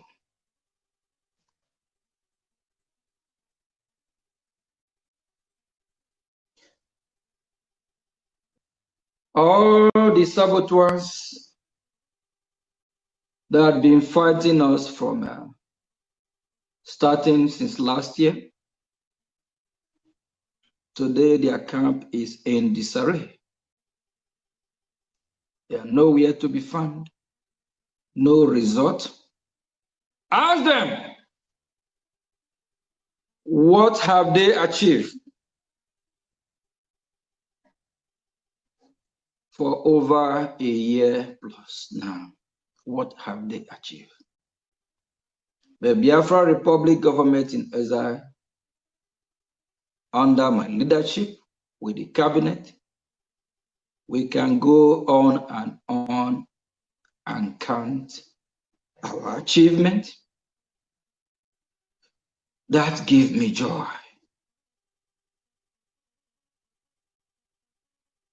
That makes me feel relief. Make me happy, knowing that our freedom is near.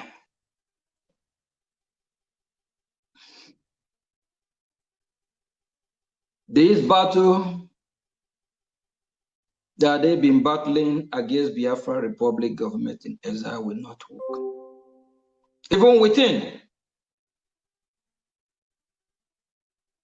they have tried to see if they can stop this government. How will you stop a winning team?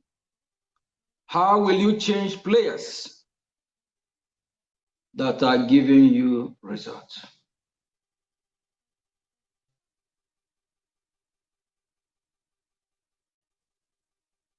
Brigade report card is something that we all should be proud of.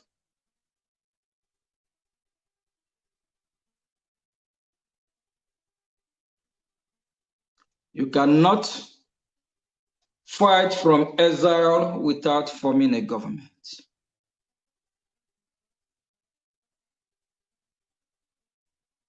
In freedom fighting, you cannot fight from the same country that you're trying to liberate yourself from. They will lock you up.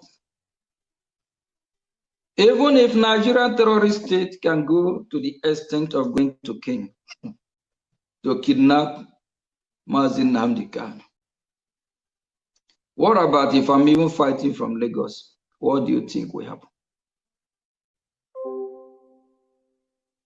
Do you think they won't come to Lagos to see how they can kidnap me as well?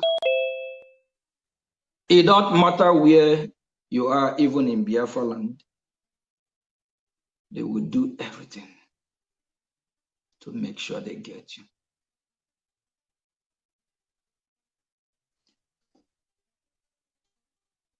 For that reason, that is why we have formed Biafra Republic government in exile.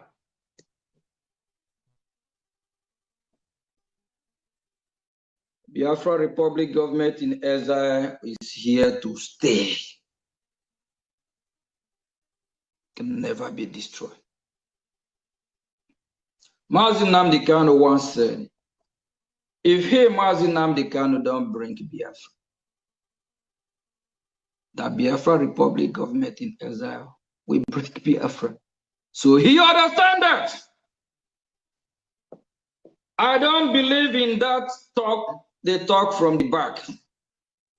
You need to come forward and join the government he belongs. If you want to continue with IPOB, we wish him good luck. He understands what Biafra Republic government in exile stands for. Even the lawyer, one of them once confessed and told me that we are too much. That brigade is giving Nigeria the hit. After these people knowing all this, why are they fighting brigade? Why are they fighting brigade? We have done what IPOB as organization have not done. And we, in Biafra Republic government in exile, we are also indigenous people of Biafra. But we cannot achieve our freedom with mere organization. The world will not listen to you. They will listen to you, government to government.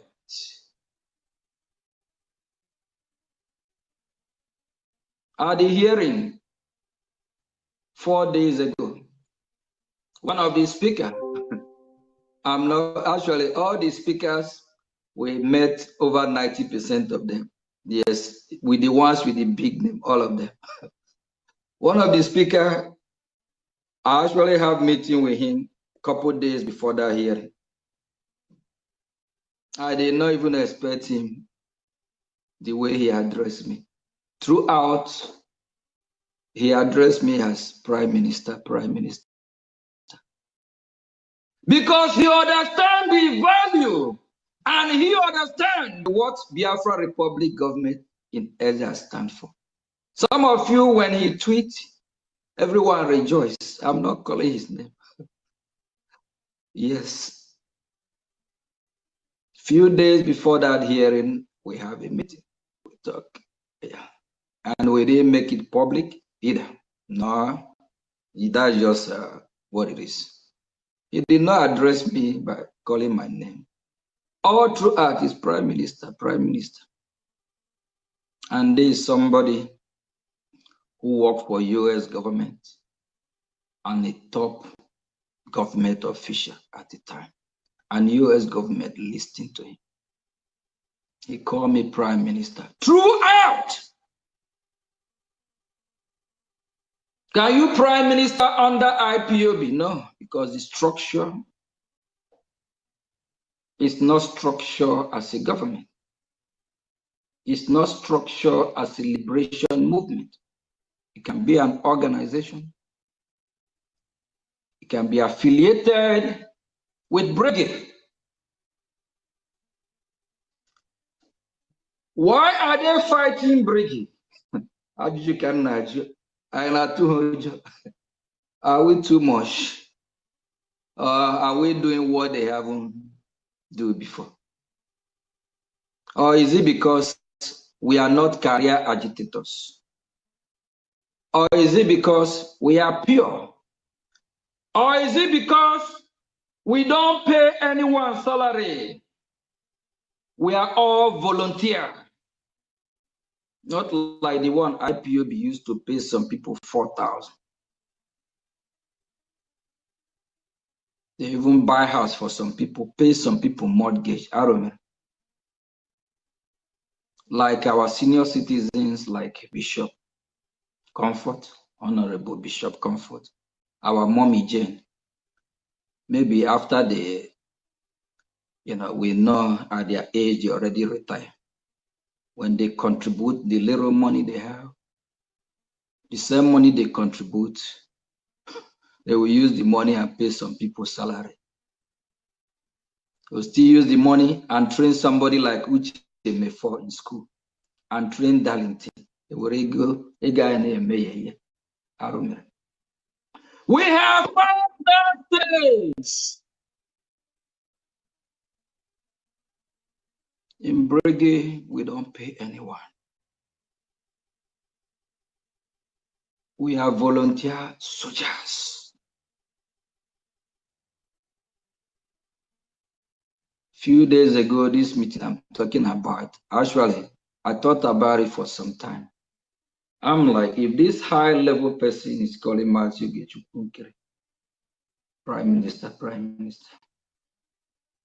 he understands what we are doing. He believes in us.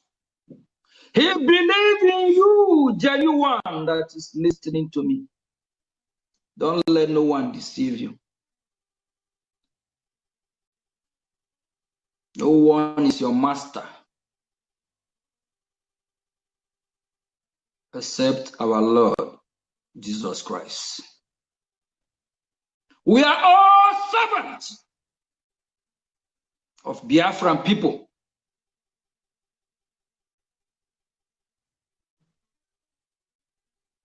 This name, Prime Minister, is to identify the role I'm playing in the government. If not, I don't even want the name. But that is only how they can identify you, know what you stand for, your role in the government. Things will change. If you're not comfortable with Briggy this time, you might go and join the 1 million men. We can't have Briggy and we are preaching of 100 men. That means you in Briggy, you don't belong. All your sacrifice in vain. Everything you work for. Onye juru gị ga-ajụ onwe gị. I'll say it to go. Those under IPOB, you can follow IPOB and go IPOB. But me, Mazio Gechukunkere, as indigenous person, I'm already IPOB. Inborn IPOB and imbued one for that matter. I believe you are. Yes. But if whether we can have it as organization, yes. They can agitate under the government. Then whoever want to join the government, our door is open. Come in peace. Come and support genuinely. Because the government is your government. It's our government. It's government of the people, by the people.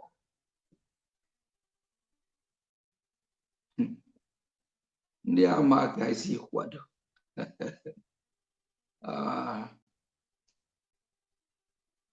I see the reason why for almost 20 years we did not move anywhere.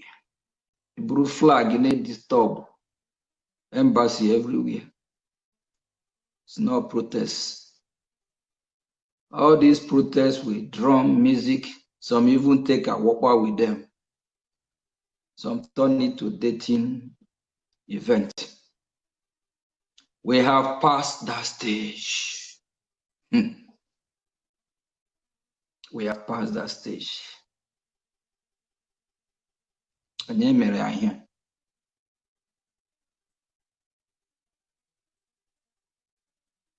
We cannot depend and wait for anyone until they are free before we move on. If we wait, Nigeria terrorists will kill us all. We'll be moving, fighting, and fight for them to be out And when they are out, they will join us in good faith.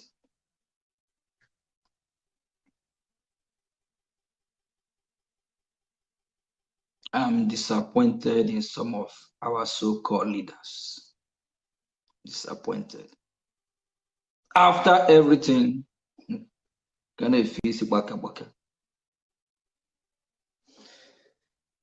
no retreat, no surrender. This journey that I, Mazio Gechukun, have embarked on. Honorable Minister of Information, I will give you permission just to put this picture on the screen if you're here. Well, I don't really want to do this yet, but just to open Pandora box of one event showing Minister of Information, are you here?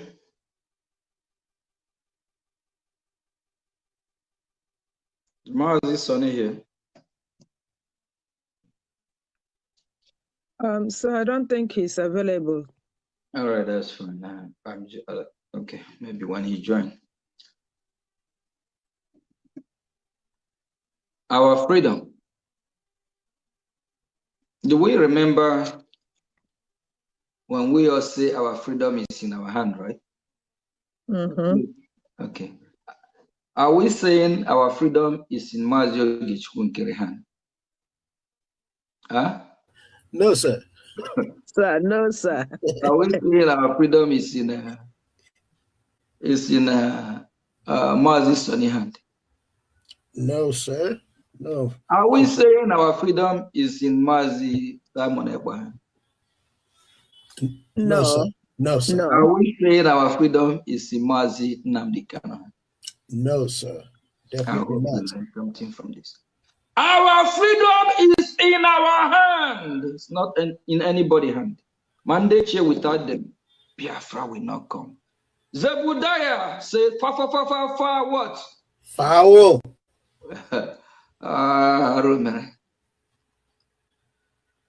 We are going to reset everything and fix it. Just a few days ago, something happened. It broke my heart. I'm surprised that a particular country, I know if I don't mention the name of the country, some of us will already be guessing. But I will just narrow it.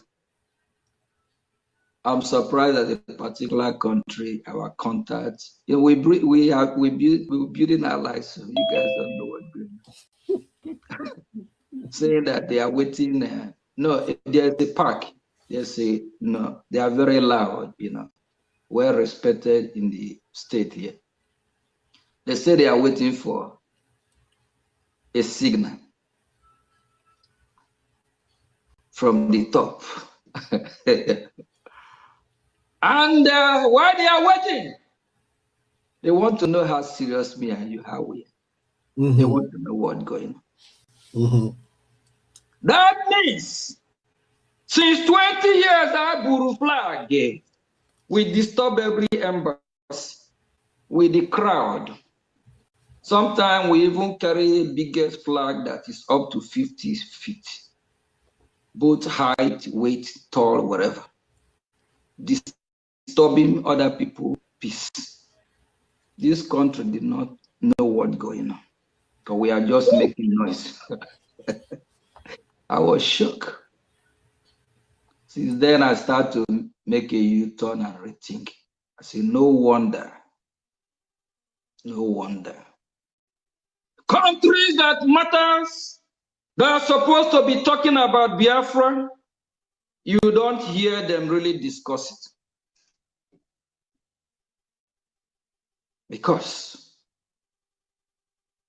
we have not really do what we're supposed to do. Because we have not really been organized.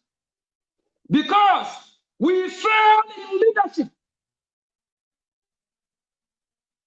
Not know how freedom fighting work.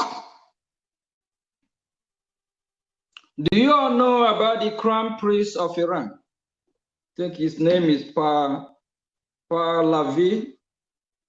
Do you all know about him? The Crown Prince of Iran.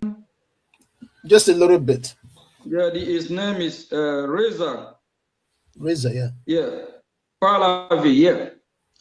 Do you all know that the Crown Prince of Iran is already talking about government in exile and transition? We did not start government in exile, not bring it started. Go and Google and do research about government in exile. You must have a government in exile, form a government, transition to the homeland. Do you think the Crown Prince of Iran and the people can form a government in Iran now while they are fighting the Iranian regime? Impossible. Do you think it's possible? I'm asking, do you think it's possible? It's not.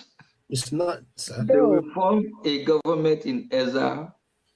And the Crown Prince actually tweeted, I wish I can read it out. He actually tweeted his support and in being part of the government in exile. You know, they're putting up a transition government because the Iranian terrorist regime must go down. Where is some then fighting Biafra Republic government in exile instead of supporting it? We have had a lot that have come and planned to destroy this government. I told them that this break can't jiaka. And jiaka they make okro. This breaking that I'm part and parcel, just like you. I told them they cannot destroy it. I don't care. I got one here. More. Before you can destroy Briggy, you must take me down first. I will stay at the gate. The gate man. That is why when the coup plotters, coup 2025 coup, when they are plotting the coup, I look from my mirror, I smile. I watch their plan. Why they are doing a program that they don't supposed to go out publicly and be talking about the foundation of the government, which is against our charter, our bylaw and everything. They already violated. I already know where these people are going. And I knew if they succeed by taking me out, they will destroy everything. And I know how I work hard to make sure that Briggy stand, even when Mazi Simon is here. My contribution, my hard working, your hard working can never go in vain. While they are plotting their coup, we are doing some finishing touches. I know till today, they are still going crazy how they disappear from Briggy. I remove them. Before they will come and remove me to remove you. Because I knew if these people succeed, they are not capable. They cannot handle it. And every meeting they have in the secret, I have it. I know what they are up to. I know where they are going. Where they are going is to destroy Briggy. That means everything me and you work for. All I need. Look at today. After they form this their parallel government, a shadow one for that matter. How far? Less than 1 year. They have splitted to either 2 or 3 groups again among them. How far? Where are they now? I don't even know whether they exist. I know they are watching this program. Ask them, can they come and smile like Mazi Ogejigu Nkere smiling? Can they? When is the last time you see a Mama Mugu smile, even come out like this? Whether he exists, nobody knows. Or is it the Chioma, the husband, those educated fool? Mazi Ogejigu Nkere jiri awa yela apịakwa ndị mmadụ ihe. Oh man, today is a good time for meeting. You know, last week and last 2 weeks been very stressful, but at least we achieved a lot. And I'm happy to be here with you. And also, last week I can't laugh like this because I'm really stressed out. There's one time I even get home like 4 a.m. or whatever. I tried the next day again. So yes, I'm a little bit more relieved, getting myself back together better. The good thing is that we are moving forward. Every day, a lot is happening. A lot of evil people are being exposed, just like this lawyer of IPOB, because it's not lawyer of Biafra. All these Achikate one lawyer of IPOB. These guys, they not even ashamed of themselves. They said their master Onyendu is in high spirits.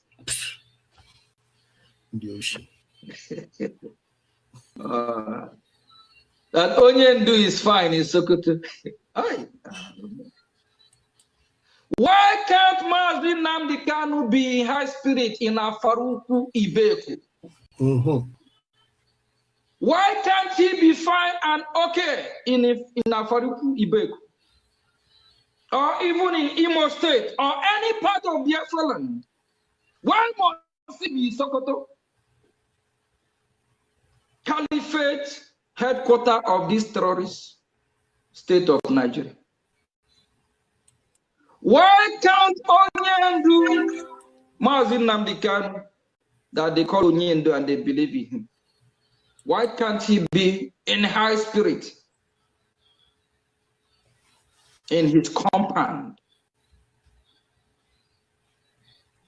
And these useless, shameless lawyers say he's okay. He's happy. People are trooping in. These people say they are lawyers. I wish I can take this bar, take all their certificate or whatever, qualify them to practice law. Then that hi, you telling me that your client, who is not free, who can come out of that prison yard and walk freely, these evil lawyers say Mazi Nnamdi Kanu is happy being in Sokoto. He's happy where he is.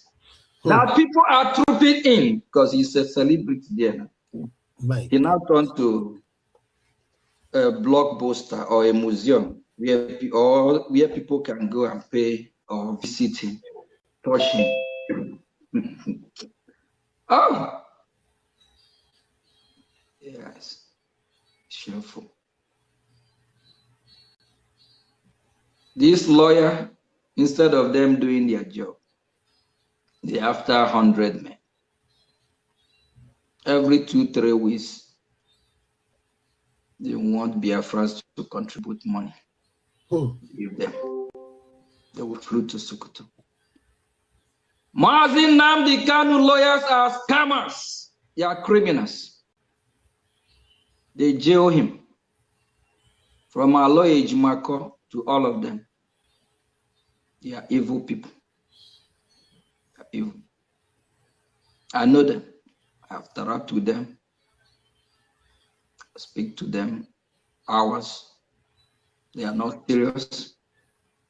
Apart from Mazi Nnamdi Kanu, they don't have any other client. Go and ask Nemeka, when is the last time he defend anybody in court of law? Money Biafrans contribute. He will collect money from Briggy, collect from Avi, collect from Ambassador Group, collect from Sunrise Group, scam everybody, say I'm going to see Mazi Nnamdi Kanu. Nah, they are Jane. Maybe Briggy bring 200. Avis will bring 200. Ambassador will bring 200. Sunrise will bring 200. How much is that? Go here, go here, go there, go here. Due. All these evil people, Biafra will deal with them. One way or the other. Kwarija. And they forget that I am in Washington. Washington is me, and I'm Washington. Hey, William, I'm here. They will all come and meet me here. But any of these people that come to destroy what we are doing, we'll go after that person. Yes. There is some serious question that we Biafrans need to ask. And if you're one of those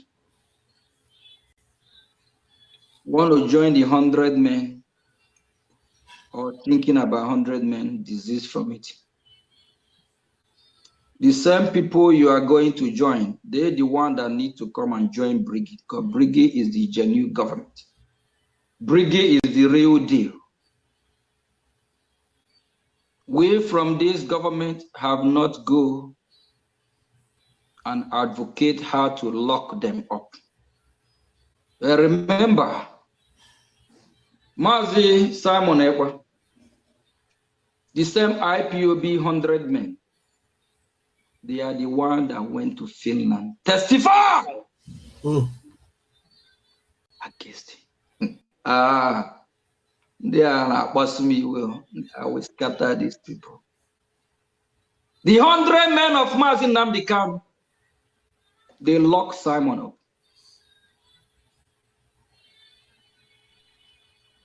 Please, somebody should go and ask Mazi Nnamdi Kanu, did you know about why Simon is arrested? Is he in support of Finland and Nigerian government that colluded to lock Simon up?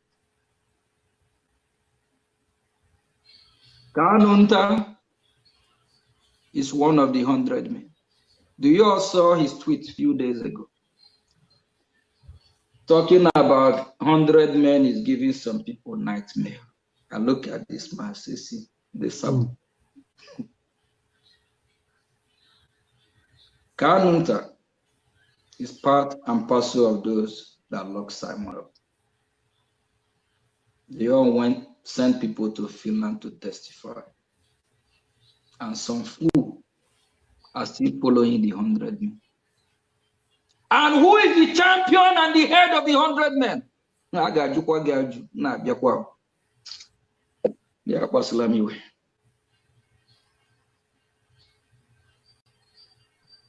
Avis that are not fighting for Biafra is part of the 100 men.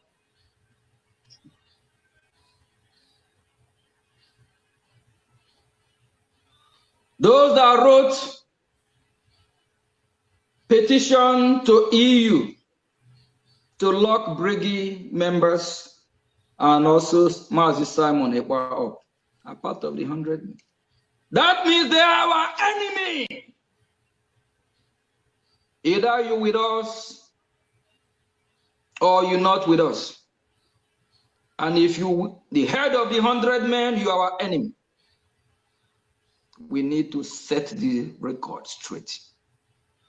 Mazio Gechukunkere will not worship anyone. I did not join Biafra because of Mazi Simon Ekwa. I did not join Biafra because of Mazi Nnamdi Kanu. By the way, this struggle, I'm not the one who started it. Biafra started it way before now.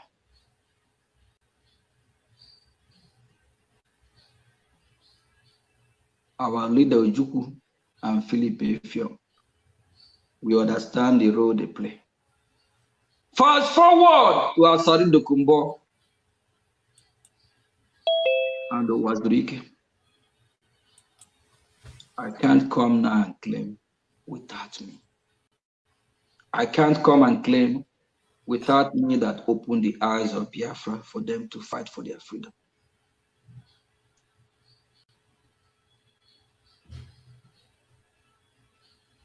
When you wake up, it's your money. Whenever you join, you start from there. We will be asking questions in a few days. And please, those that are listening, it's time that we need to outgrow this emotion. Nigerian government, they are using that against us, being so emotional. We need to ask the 100 men question. Why do they betray Biafra? Why do they send petition to EU? Why do they go and testify against Mazi Simon Eber? Is that the 100 men that will work for your freedom and my freedom? So who is fooling who? Emarasu Eswanikwe. Emarasu Esubirapata. This journey just began. Game on. If you're Maradona, you know how to fool us, you can't fool us forever. Either you with us or a park here. If we talk about those that have really sacrificed, we talk about the millions of Biafrans that are starved to death, killed. Not even me and you that are free, walking freely. Not me and you like me that travel to Florida last week. I go to Washington every other minute. There is those that have really paid the price. That is why we celebrate May 30th.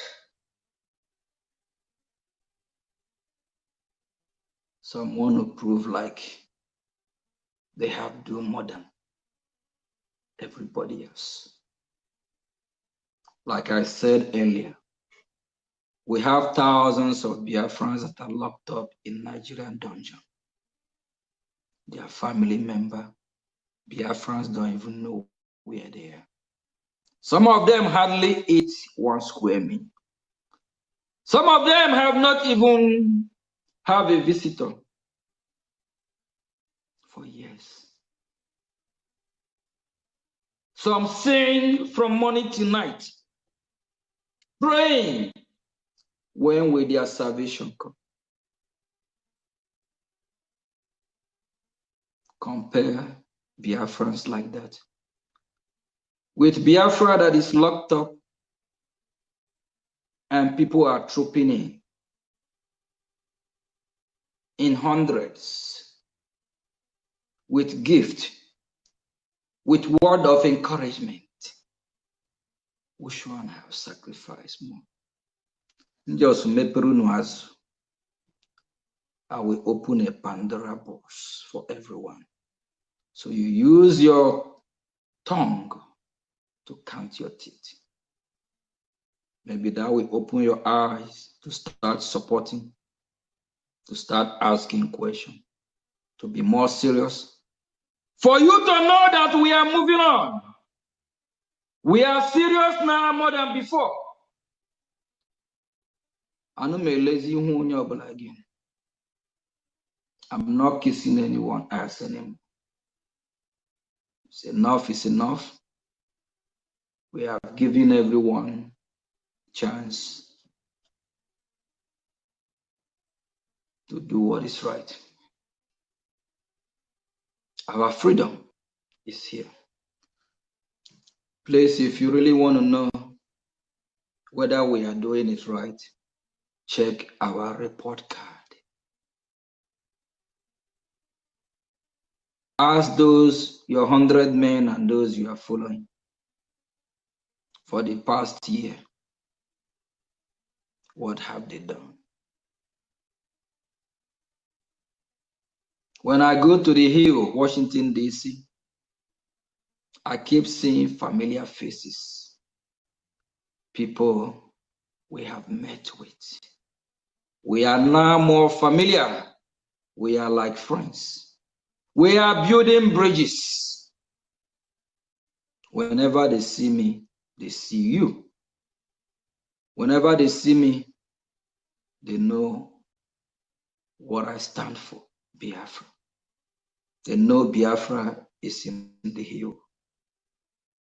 Thank you very much. God bless you. Don't be follow. Don't let anyone deceive you. Remember, fella say, zombie is zombie. When you ask zombie move, zombie will move. When you ask zombie sit down, zombie will sit down. Don't be a zombie. You know what is right. Support your freedom. Fund this movement. A lot is happening. How I wish I can say everything on air. If I do, our allies will just say, Haga boss, so they will say this. Have no secret. Thank you from here. They would.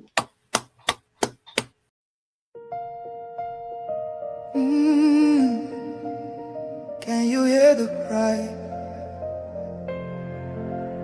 from the broken land,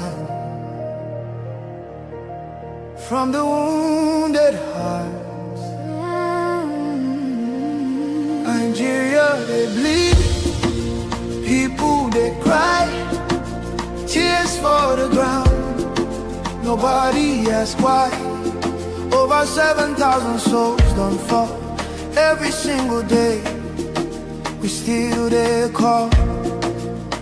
Oh, yeah. Churches burning, hope fading fast.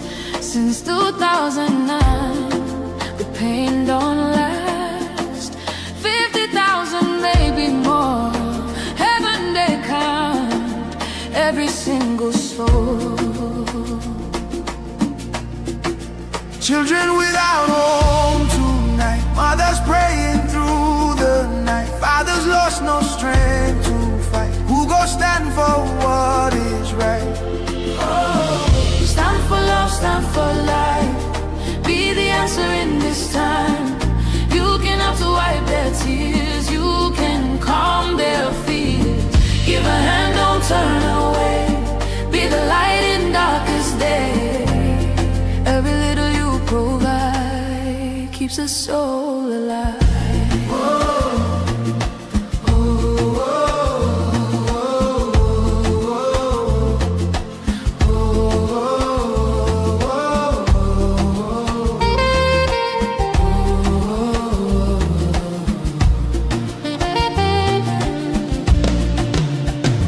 Millions roaming, nowhere to stay. No clean water, no food today. Kidnapped voices crying in chains, silent echoes filled with pain. 19,000 churches gone, but faith still rising. Holding on. In the ashes, hope remains. Love can heal the deepest pains. Shelter broken, dreams erased. Hungry hearts we can embrace. Let compassion take its place. Now's the time to show His grace. Stand for love, stand for life. Be the answer in this time. You can help to wipe their tears. You can calm their fears. Give a hand, don't turn away. Be the light in darkest day. Every little you provide keeps a soul alive. Food, water,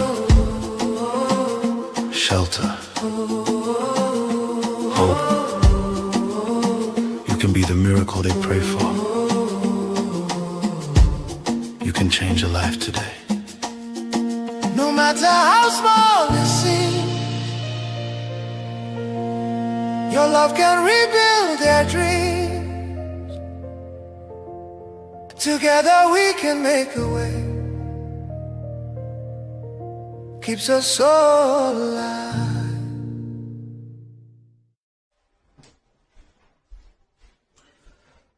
Good afternoon, my fellow citizens, Biafrans, and all of us of freedom worldwide. We have a question to ask, especially those that identify themselves as Nigerian. If you identify yourself as a Nigerian, are you better off in Nigeria? Do you love the current situation in Nigeria? Is Nigeria working for you? And for my fellow citizens, Biafrans, it's time we exit, of which we don't identify ourselves as Nigeria anymore. We are fighting to exit Nigeria. We'll do everything within our reach. We are Biafrans, we are not Nigeria. And for those that still be campaigning as Nigeria, ask yourself this question again. Is Nigeria working for you? Nigeria is not a country. Nigeria is built on faulty foundation by the British government, and it's not working. Millions of people have been massacred from 1967 to 1970, the genocidal war, the Nigerian terrorist state killed Biafrans in millions, while the North that have been killed today, and also the Middle Belt and the Southwest part of Nigeria, they all colluded. They fought the Biafran people and asked them today, is Nigeria working for them? The northern part of Nigeria is crying, while the Middle Belt crying. That means Nigeria is not working. We encourage the people of the Middle Belt to rise up, fight for their freedom. Southwest, Oduduwa, Yoruba people, rise up, fight for your freedom. Nigeria is not a country and will never be a country. A former presidential candidate, a terrorist called P2B, he acknowledged that Nigeria breeds criminals. And he is also a criminal. Nigeria breed him. A former president and a vice president in the name of Goodluck Jonathan also acknowledged that Nigeria is not a country. The British people are trying to make it work, but it's not working because the people are different. People speak different language, different religion, different culture, different ideology. While the Biafrans from the east are practicing live and let live, and the northern part are using jihadists to Islamize them, to terrorize them. We are different people. Please, let's ask Nigeria this question. Where is the next place that we are tired? Nigerian government, where is next place you will deploy your military terrorists that have colluded with the terrorist state, Islamic terrorists, to kill the innocent Biafran Christians, Nigerian Christians? Nigerian government, where is the next place to target? Where is Dangote? Dangote sponsor these terrorists. Shetima sponsor these terrorists. Kwankwaso, Gumi, Sanusi, Sultan of Sokoto, and also Tunubu. These people are all terrorists. They sponsor terrorists. They sponsor the insecurity. A former president named Obasanjo made it clear that insecurity in Nigeria can never stop. This is a former president.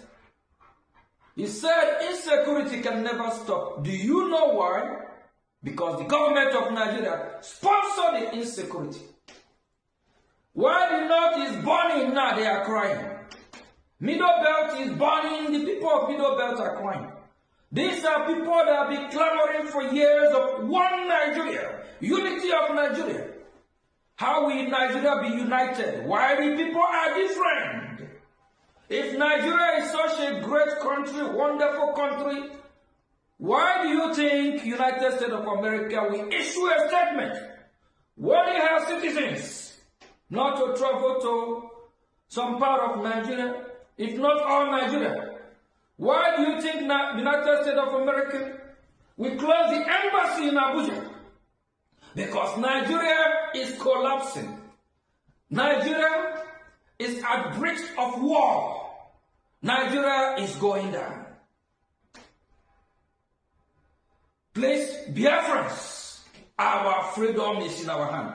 Our freedom is now. And for the people of Middle Belt, rise up. Fight for your own country. Stop this, your one Nigerianist. It's not working. The more you call on one Nigeria, the more they kill you. The more you believe in Nigeria, the more you die. Let it forget. When so-called patriots of Nigeria once protest against the injustice, the same Nigerian terrorist state unleashed her military to kill innocent protesters. Nigeria is a disgraced country. It's not working. Please, citizens of that contraption, ask the federal government, ask Nigeria, the next place they will attack. Because they know all the terrorists by name. They know their house, they know where they live, they know their hiding place. And for all the terrorists in Biafra land, both those so-called former governors and the present illegitimate governors and senators that are bringing these terrorists to our land, all be brought down. Without that, we will not achieve or get our freedom. You can't bring terrorists to kill us and you will be walking freely. The Biafran people will hold you accountable. The Biafran people will hold you responsible. As far as for Nigeria, those one Nigerianists, if you don't face the reality, fight for your freedom, enjoy the show while it lasts. Now that the whole Nigeria is burning, how do you feel about it? These are the so-called terrorists you call your brothers, you call your friend, you call your countrymen. These are the so-called terrorists you dine and wine with. These are the so-called terrorists you believe. Nothing will separate you and them. Fight for your freedom. Thank you from here. God bless United States of America. God bless Biafra Republic. Thank you.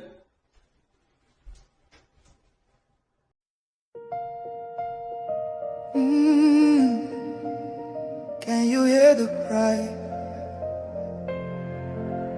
from the broken land, from the wounded hearts? Nigeria, they bleed, people they cry, tears for the ground. Nobody asks why. Over 7,000 souls don't fall every single day. We still there call. Churches burning, hope fading fast. Since 2009, the pain don't last. 50,000, maybe more. Heaven they count every single soul. Children without home tonight, mothers praying through the night, fathers lost no strength to fight. Who go stand for what is right? Oh, stand for love, stand for life. Be the answer in this time. You can have to wipe their tears. You can calm their fears. Give a hand, don't turn away. Be the light in darkest day. Every little you provide keeps a soul alive.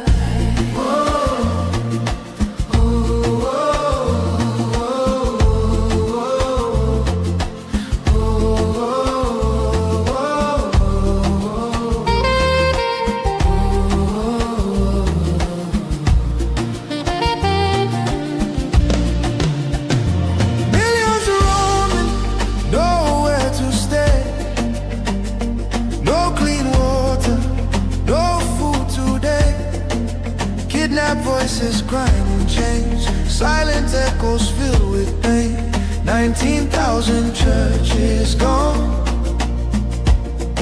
but faith still rising, Holding on. in the ashes. Hope remains, love can heal the deepest pains. Shelter broken, dreams erased. Hungry hearts we can embrace. Let compassion take its place. Now's the time to show His grace. Stand for love, stand for life. Be the answer in this time. You can help to wipe their tears. You can calm their fears. Give a hand, don't turn away. Be the light in darkest day. Every little you provide keeps a soul alive. Food, water, shelter, hope. You can be the miracle they pray for. You can change a life today. No matter how small it seems, your love can rebuild their dreams. Together we can make a way. Keeps us all alive.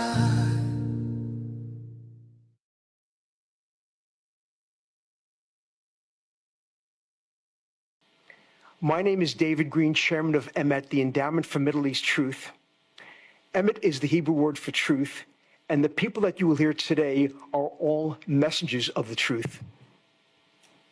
We have convened this forum in cooperation with the International Committee on Nigeria to focus on the ongoing existential crisis for Nigerian Christians at the hands of jihadist groups like Boko Haram and the Islamic State, West African Province, among other ISIS-affiliated groups. It is surreal that in the 21st century, in 2026, peaceful people are being kidnapped, enslaved, raped, tortured, and killed in their own native land while their houses, churches, and communities are being burned to the ground. It's estimated that 20,000 Christian churches have been burned in Nigeria since 2009. Nigeria is the most dangerous country on earth to be a Christian. The perpetrators, jihadists, are the personification of evil. They are bigoted, psychopathic killers. They are not peaceful religious missionaries. What is perhaps most disturbing is the relative silence and inaction of the international community in the face of this evil. Western European nations and their elected officials have averted their eyes and done nothing of consequence. International bodies, most conspicuously the United Nations, have done nothing of consequence. Daily horrors mostly go unreported in mainstream media outlets. The silence sends a dangerous message that such atrocities can continue without consequence. That's why the leadership in this room is so important, because meaningful change begins with those willing to step forward. Hineni is a profound word in Hebrew. It's found in Hebrew scripture and translated as, "Here I am."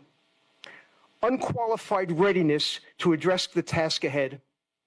It was the response given by Abraham, Moses, Samuel, Isaiah, and many other prophets when God called upon them to perform a vital mission. We at Emet and Icon, and I hope all of you here today, are saying Hineni when called to come to the aid of Nigerian Christians and all beleaguered minorities who are under threat from genocidal jihadists throughout Africa and the Middle East.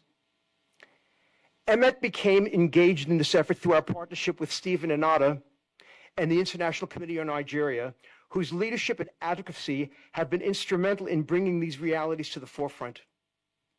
We are proud to stand alongside them in this effort. I am grateful to the enthusiastic response that we received from our speakers today, especially those who have traveled great distances to be with us. You will hear from activists, scholars, faith leaders, and members of Congress, who are directing U.S. policy to stop the pogroms in Nigeria. And most compelling, we will hear a personal testimony directly from someone who has been a victim of this jihadist kidnapping and assault and who has witnessed firsthand and experienced these events.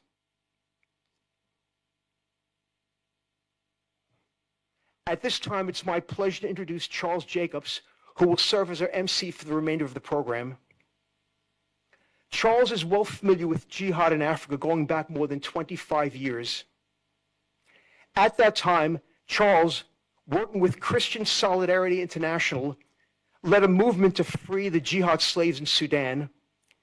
Did you hear what I said? Africans are being enslaved in Sudan, throughout Africa. Shocking. Charles flew into a war zone several times to witness and document the liberation of the slaves. For this, he was presented with the Boston Freedom Award by Coretta Scott King. At that time, his partners in Congress were Representatives Chris Smith and Frank Wolf, who will be with us here today and have spent their lives helping Africans against jihadists.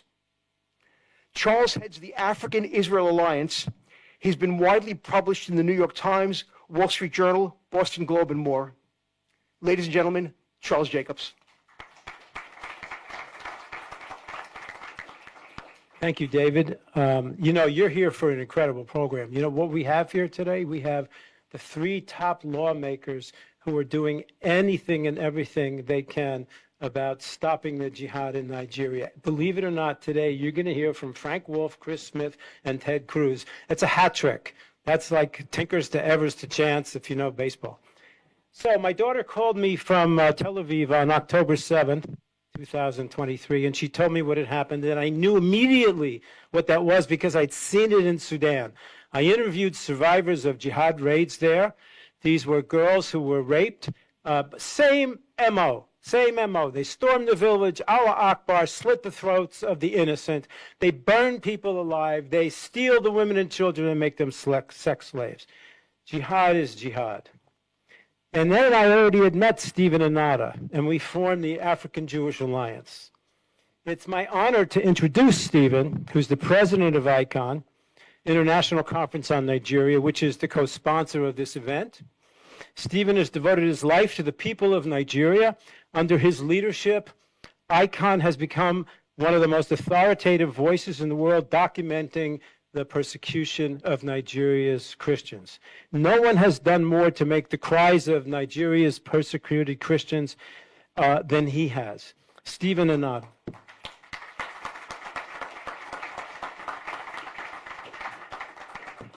Thank you, Dr. Charles Jacob.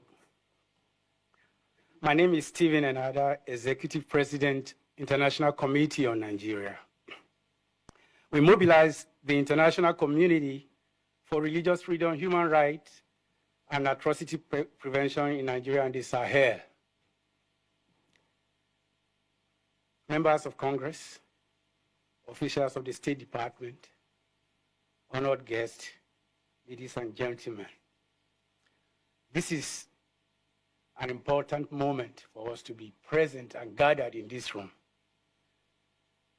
Nigeria is 5 minutes to midnight. A 10 alarm fire.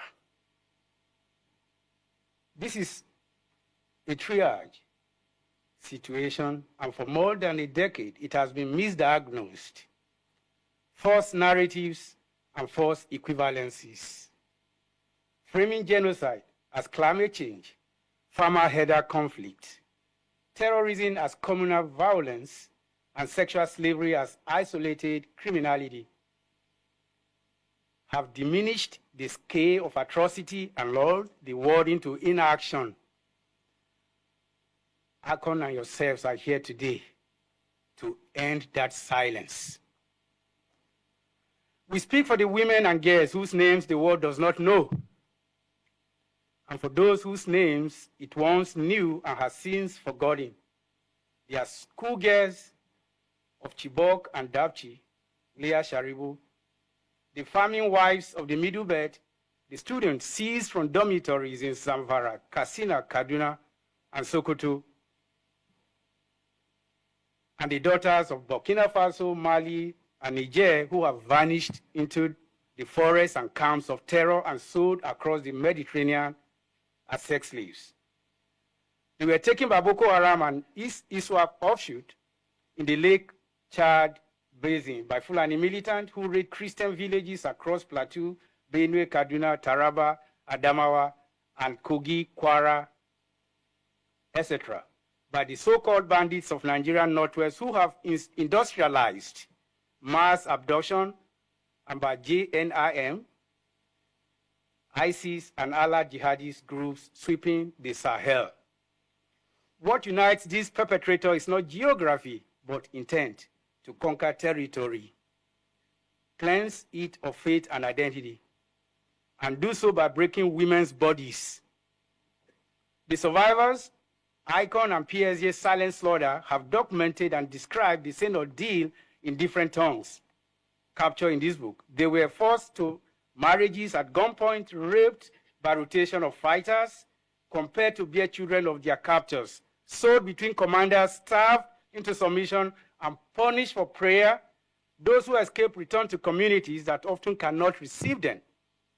To children, the world calls bad blood, and to a silence that wounds a second time. This is not collateral damage, it is a weapon. Deliberate strategy deployed as an instrument of genocide against Christian and minority communities and as a tool of terror against who resist. It meets by every measure in international law the threshold of crimes against humanity. ICON urges the United States and the international community to act on forefront. Rescue those still held.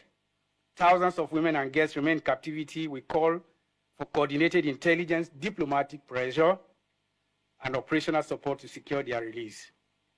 Expose and name the perpetrator with the tools of Global Magnitsky Act. Fund survivor rehabilitation. Establish dedicated U.S. and international funding for trauma care, medical treatment, legal aid, economic reintegration, and the children born of rape who must never again be abandoned. Prosecute as crimes against humanity.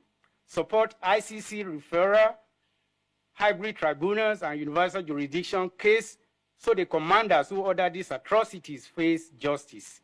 The women of Nigeria, conclude, and the Sahel are not statistics.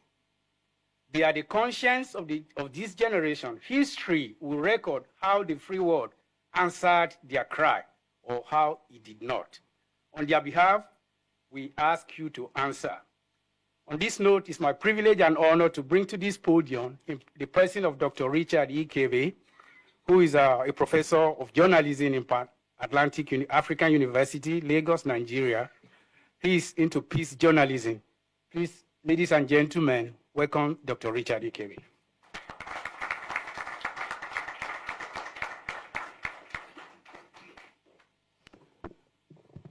Thank you, Stephen. Thank you, David, and thank you. My name is Richard Ikebe. I come here with a very heavy heart this afternoon. Stephen and I have been on this journey since about 2010, amplified in 2017, basically looking for solutions. And there are some of you in this room who went around in 2017, received us. In so many places that I had spoken before 2020, they always asked for evidence. How are you sure this is happening? How are you sure these pictures are real?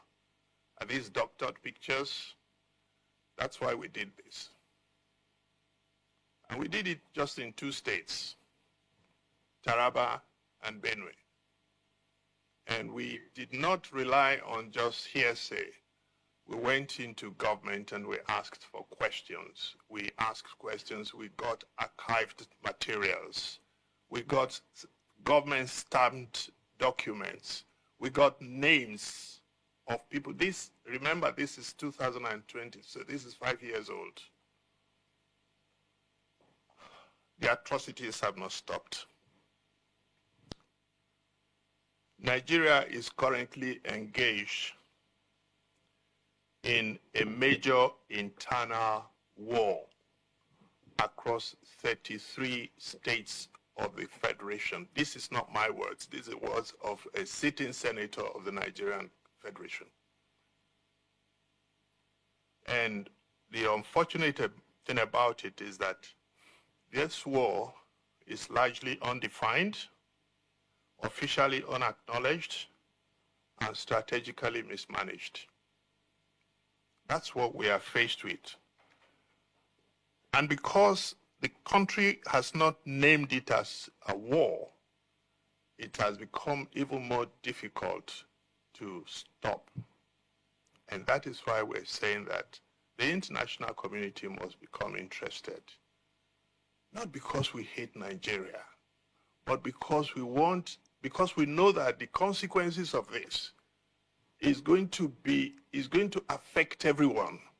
It's therefore important that everybody joins hands together to see how we can find solution to it, because Nigeria is not a peripheral nation. Nigeria is one of the, Nigeria is the biggest population, has the biggest population in Africa, and one of the leading economies in Africa. What's the nature of the crisis? The nature of the crisis is that often it's been looked at as one crisis, but it's not one crisis. The different parts of the country that you go to, you will meet the different form of the same crisis. So it's one crisis that is manifesting itself in various ways. If you go to the Northeast, it's different. It's ideological, it's Islamic. If you go to the North Central, it's totally different. It's jihadist, and it is strong. If you go to the Northwest, it is communal, and it's almost ethnic. So you have to understand it for you to be able to say, these are the problems. So the question is, what is actually driving this? Stephen made a reference to that. It's not climate change. Is there a climate change problem in Nigeria? Yes, there is. But let me give you an example. Kebbi is in the far northwest. Kebbi and Lagos is in the deep south. Kebbi and Lagos agreed that Kebbi will grow rice and export to Lagos internal export, and send to Lagos for sale. So there is enough to grow food in the so-called arid Sahelian region. There's enough. Tomatoes come from Kano. Onions come from Kano. Vegetables come from Jos. So it's not climate change. It's not poverty either, because poor people don't kill poor people just because they're poor. Who is giving poor people AK-47 to go and kill other Nigerians? And these are the questions we need to be asking ourselves. Now, what we need to deal with, and this is for me, this is extremely important, that what we are faced with has a serious global dimension. Serious global dimension, because of what seemed to be the end of a multipolar world. ISWAP, ISIS, ISWAP is the variant of ISIS in West Africa, has taken hold and has seen Africa not just as a place to get a foothold on, but to use as a resource-based. So you have ISWAP West Africa, you have ISIS Central Africa, you have Mozambique, you have Nigeria. Yeah. So the whole of Africa is undergoing what you might call a new scramble. And the middle emerging countries in the Middle East have their finger on Africa. And this needs, if we can't, Nigeria alone cannot solve the problem. We need international cooperation for us to be able to deal with it. Because time is short, I could go into so many factors and dimensions of this problem. But the thing to bear in mind from this meeting is that it is not a problem that only one country can solve. It is not a problem that Nigeria alone can solve. The good thing is that America has expressed interest and Nigeria has expressed a willingness to work with America. But unfortunately, since December 25th, nothing has happened. And what has happened, actually, something has happened. Since December 26th, what has happened is that the perpetrators have become more enraged. And there is more killings, more abduction, more pillaging than before.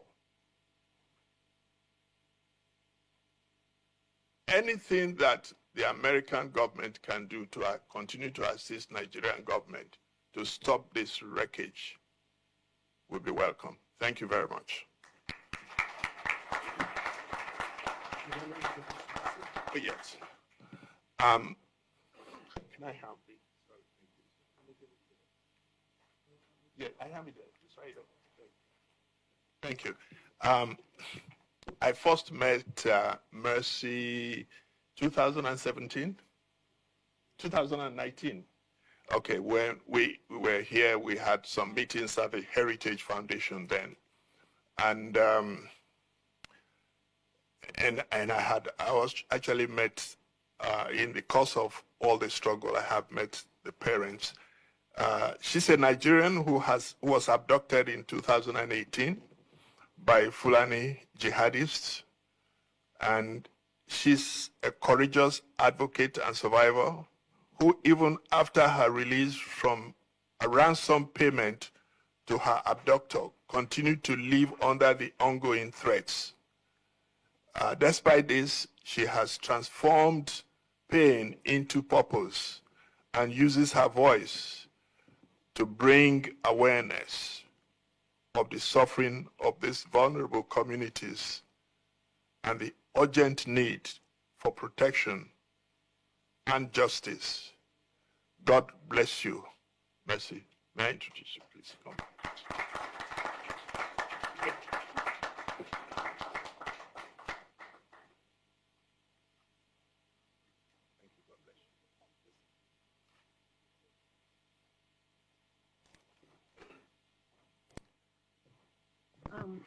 My name is Mercy Mesamari, and I stand before you today as a woman who was not meant to survive.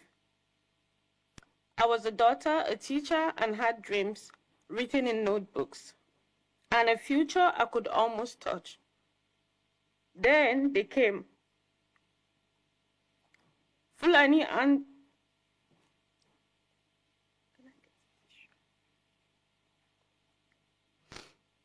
thank you.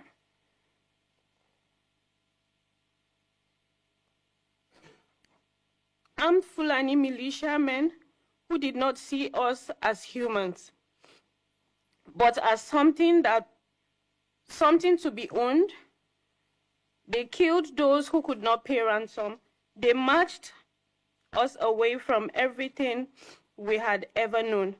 And for weeks that followed in captivity, I was beaten, starved, and assaulted by men who called their cruelty holy. I do not share this to shock you. I share it because silence is what has allowed it to happen over and over again.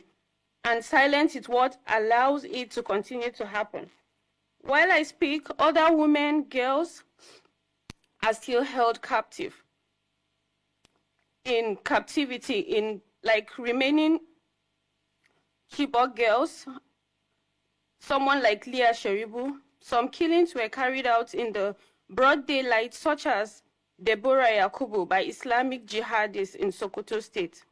And obviously, the silence of Nigerian government to persecute the perpetrators is loud, and the will of the international community to see is blind as a bat. Many women are held as prisoners of conscience and are waking this morning to the same horror I lived. They are praying that the world has not forgotten them. The world must not forget them. To the government, institutes, and citizens of the world, I ask three things. Pursue justice. What was done to us is not private tragedy. It is a crime against humanity. Perpetrators must be identified, prosecuted, and held accountable in international court. There can be no peace built on the bones of unpunished atrocity. Support survivors. We need more than sympathy. We need medical care, trauma treatment, legal protection, education, and a chance to build our lives that were stolen from us. Survivors must not be abandoned once the camera turns away. Rescue those still held. Every day of delay is another day of unimaginable suffering. The international community has the resources, the intelligence, and the moral duty to act. Find them, free them, bring them home. I survived, but many did not. Many are still waiting. I am not asking for pity. I am asking for your courage to match ours. If you remember nothing else from what I have said today, remember this: we are human beings.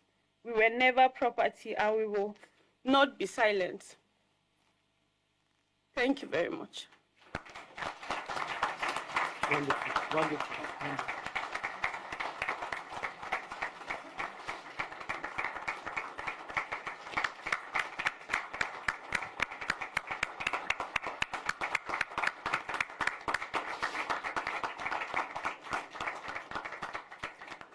You know, I want to say something that in Sudan 25 years ago, we had the same problem, that the massacres were amazing, like awful, horrible, horrible.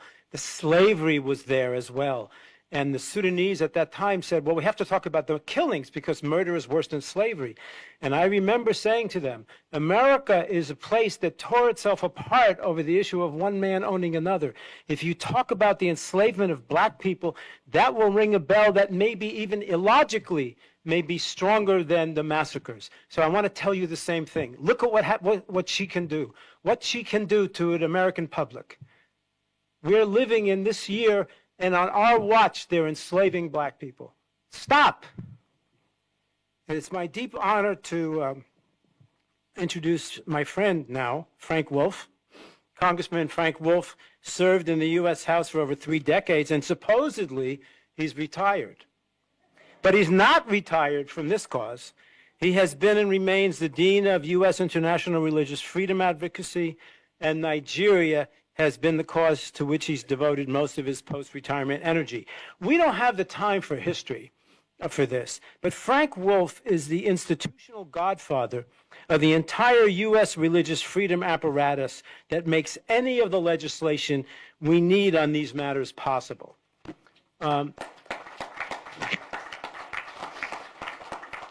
And there's one other thing. He never flinches. He chides the right people. So I want to quote you. Frank Wolf does not hesitate to tell Christians here that Nigerian Christians, quote, feel abandoned by Western churches. That's the right message. Frank Wolf.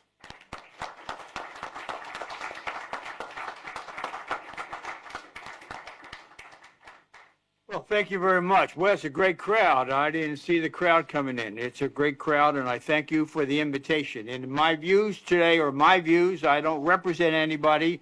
I don't lobby. I don't think it's appropriate for former members of Congress or anybody to go lobby for, particularly for countries of particular concern. These are my views. The CPC designation for Nigeria, is a credit. Is a credit to President Trump and Secretary of State Rubio. I want to thank them, and I want to commend Congressman Chris Smith for all the work that he has done on Nigeria for many years. In fact, as he brought this to my attention in my last year of Congress, the Nigerian issue would not even have come to the attention of the entire Congress had it not been for Congressman Smith. Quite frankly, I think I think Mr. Smith should get the Presidential Medal of Freedom to honor him at the White House.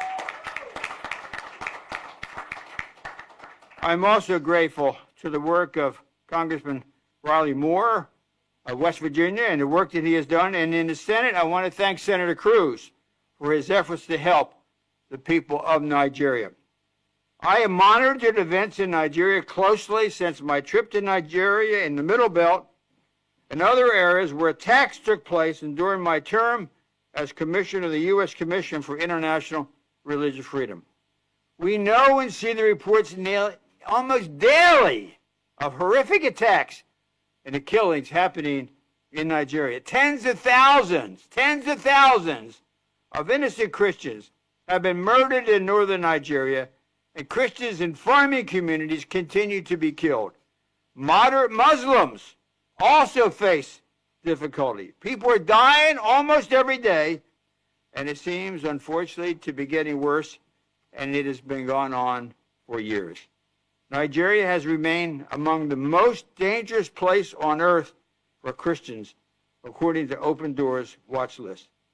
But it is not enough to talk about how bad things are without taking action. Knowing is not doing. You can know something, but with what you know, what do you do? The CPC designation is not enough. We need to find ways to use the CPC designation to stop the violence and the killing and let the Nigerian people live in peace. What do I think? These are my own personal views. Should be done in order to help the Nigerian people. The position of the U.S. ambassador to Nigeria is currently vacant. So there needs to be an appointment quickly. You need to have an ambassador over there quickly. And the next ambassador should be a person who's close to the Trump administration, not necessarily a career diplomat, and close to Secretary Rubio also. And this person should be committed to ending the violence and helping bring peace. As I said, this appointment needs to happen soon. The issue of Nigeria is so big and so important that it must be front and center. There should be a high-level person on Secretary Rubio's staff or an assistant secretary like Bob Destro when he was there, who was given the responsibility to monitor daily what is happening in Nigeria on a daily basis, every day, and should give an update on Nigeria to Secretary Rubio every week. This should be on the Secretary's schedule and a report of what is going on in Nigeria every week. The Public Affairs Office at the State Department should be circulating reports and articles to the media highlighting the events in Nigeria.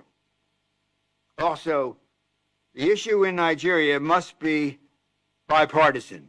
My best friend in Congress was a Democratic member from Ohio, Congressman Tony Hall. We would work together on issues of Africa. We would travel there. We would be friends with each other. We would come together on how we were going to solve the problem, whether it be in Sierra Leone, wherever we would go and see Sudan. I urge Democratic members to work with Republicans to end what is going on there, the killing of Christians and moderate Muslims, and to give the Nigerian people an opportunity for peace. You all, everyone in this room, should urge members of Congress to create a bipartisan Nigeria caucus. There should be a Nigeria caucus up here on Capitol Hill, which meets at least once a month to keep the issue before Congress. House and Senate members should be encouraged to visit Nigeria so they can see firsthand what is going on and to meet with religious leaders and government officials. They should go to the areas of conflict and not just to Abuja or Lagos, but go up in the Middle Belt and go north and see and talk and listen to what is taking place. Many people have said, so goes Nigeria, so goes all of West Africa. The goal should be to have this issue and this is the important point, should be to have this issue well on the way to resolution before the end of the Trump administration, because we don't know what the next administration will do or what the attitude will be with regard to Nigeria. So this issue should be well on the way of being resolved by the end of the Trump administration. Again, knowing is important, but knowing is not doing, and we have to do it. Thank you. God bless.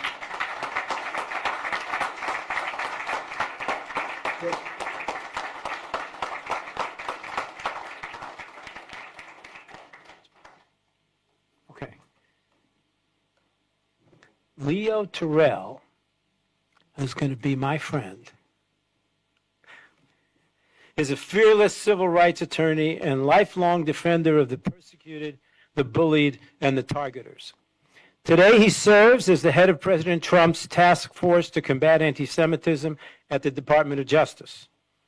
Under his leadership, that task force has gone after anti-Semitic harassment on college campuses and filed federal hate crime cases against people who intimidate Jewish students. Leo Terrell has sent a message that the United States will no longer tolerate religion-based hatred on American soil. And that is precisely why he belongs with us today, because the evil that assaults and even murders Jews in America is the same evil that burns a church in the Plateau State, the same evil that beheads a pastor in Benue, or drags a Christian schoolgirl into captivity for refusing to deny her Lord. Leo Terrell understands that jihadist hatred knows no border, and neither must our response. Please join me in welcoming Leo Terrell.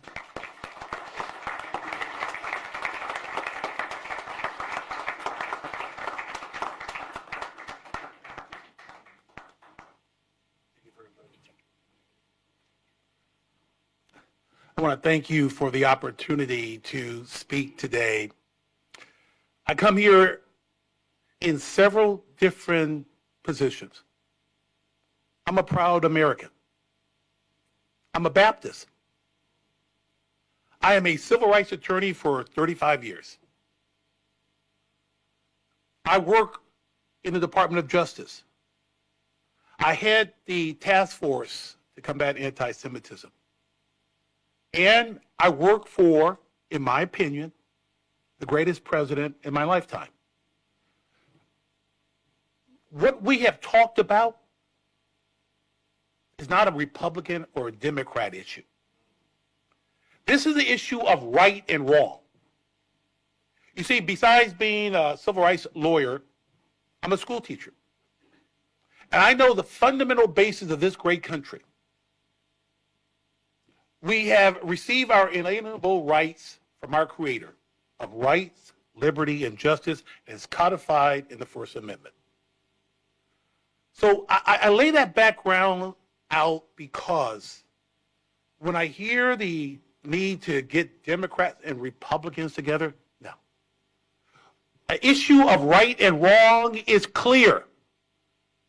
I am committed to fighting religious hatred, fighting for religious freedom.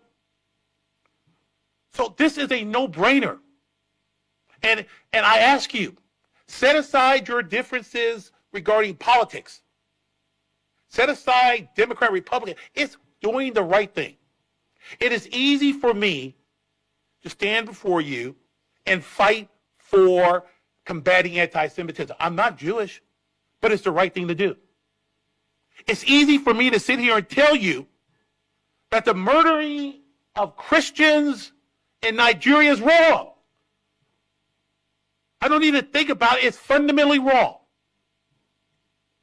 And I will sit here and tell you, if we're going to be honest with each other, we have a president in this country right now, a unicorn, who's taking action on religious freedom and liberties. That's why I had this task force. Forget about your differences on everything else about that man.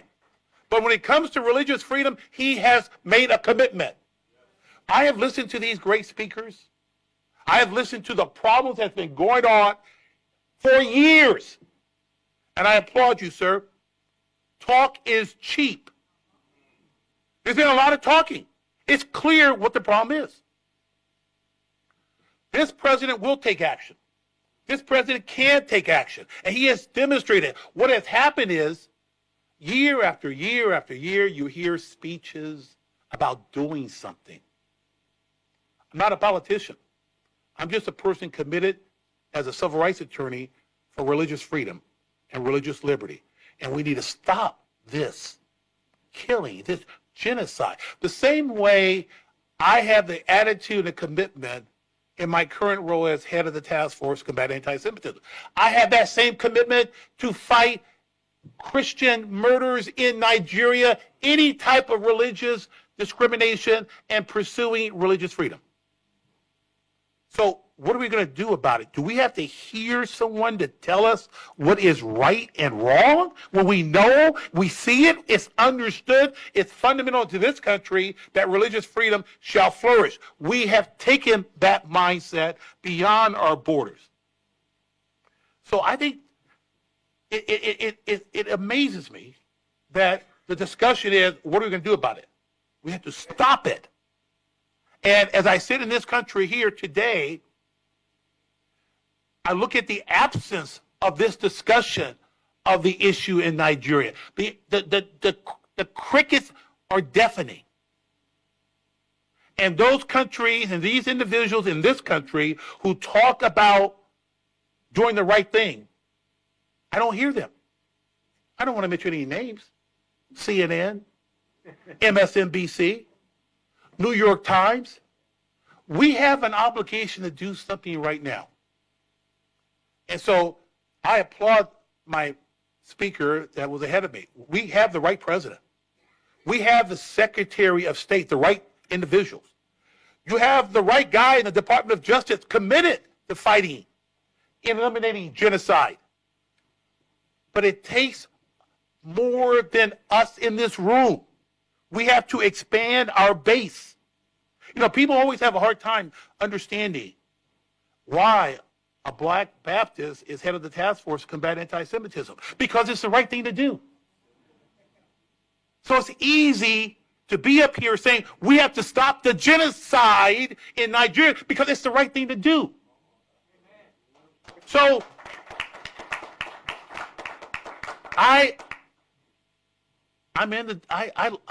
for those who knew me before, and I'll close by saying this, I had a job at Fox News working. But when the president called me and asked me to head the task force, and I had the opportunity to serve God and country, it was easy for me to leave. Let me add to you and tell you, let's do something. Let's not talk about it anymore. I left Fox News. I'm in Department of Justice. Let's expand our obligation to eliminate that. And when we talk about getting international support, let me be very clear. We're talking about the United States of America. Okay, that's who we're talking about. Because that's too vague for me. That's very ambiguous. As a lawyer, that's vague. It's the United States of America. And if we're going to be honest, it's President Trump and Marco Rubio. And it's those individuals who care about doing the right thing. God bless America. God bless Nigeria. God bless you. Thank you. Thank you. Thank you.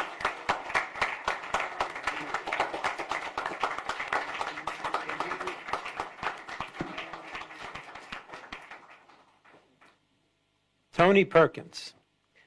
For more than 2 decades, Tony Perkins has led the Family Research Council, which is one of Washington's most effective voices for religious liberty here and abroad. He served terms as president and vice president on the U.S. Commission on International Religious Freedom. He's testified at Chris Smith's March hearing in 2025 and said that Nigeria is the deadliest place on earth to be a Christian, and he urged the United States to redesignate Nigeria as a country of particular concern. Tony Perkins.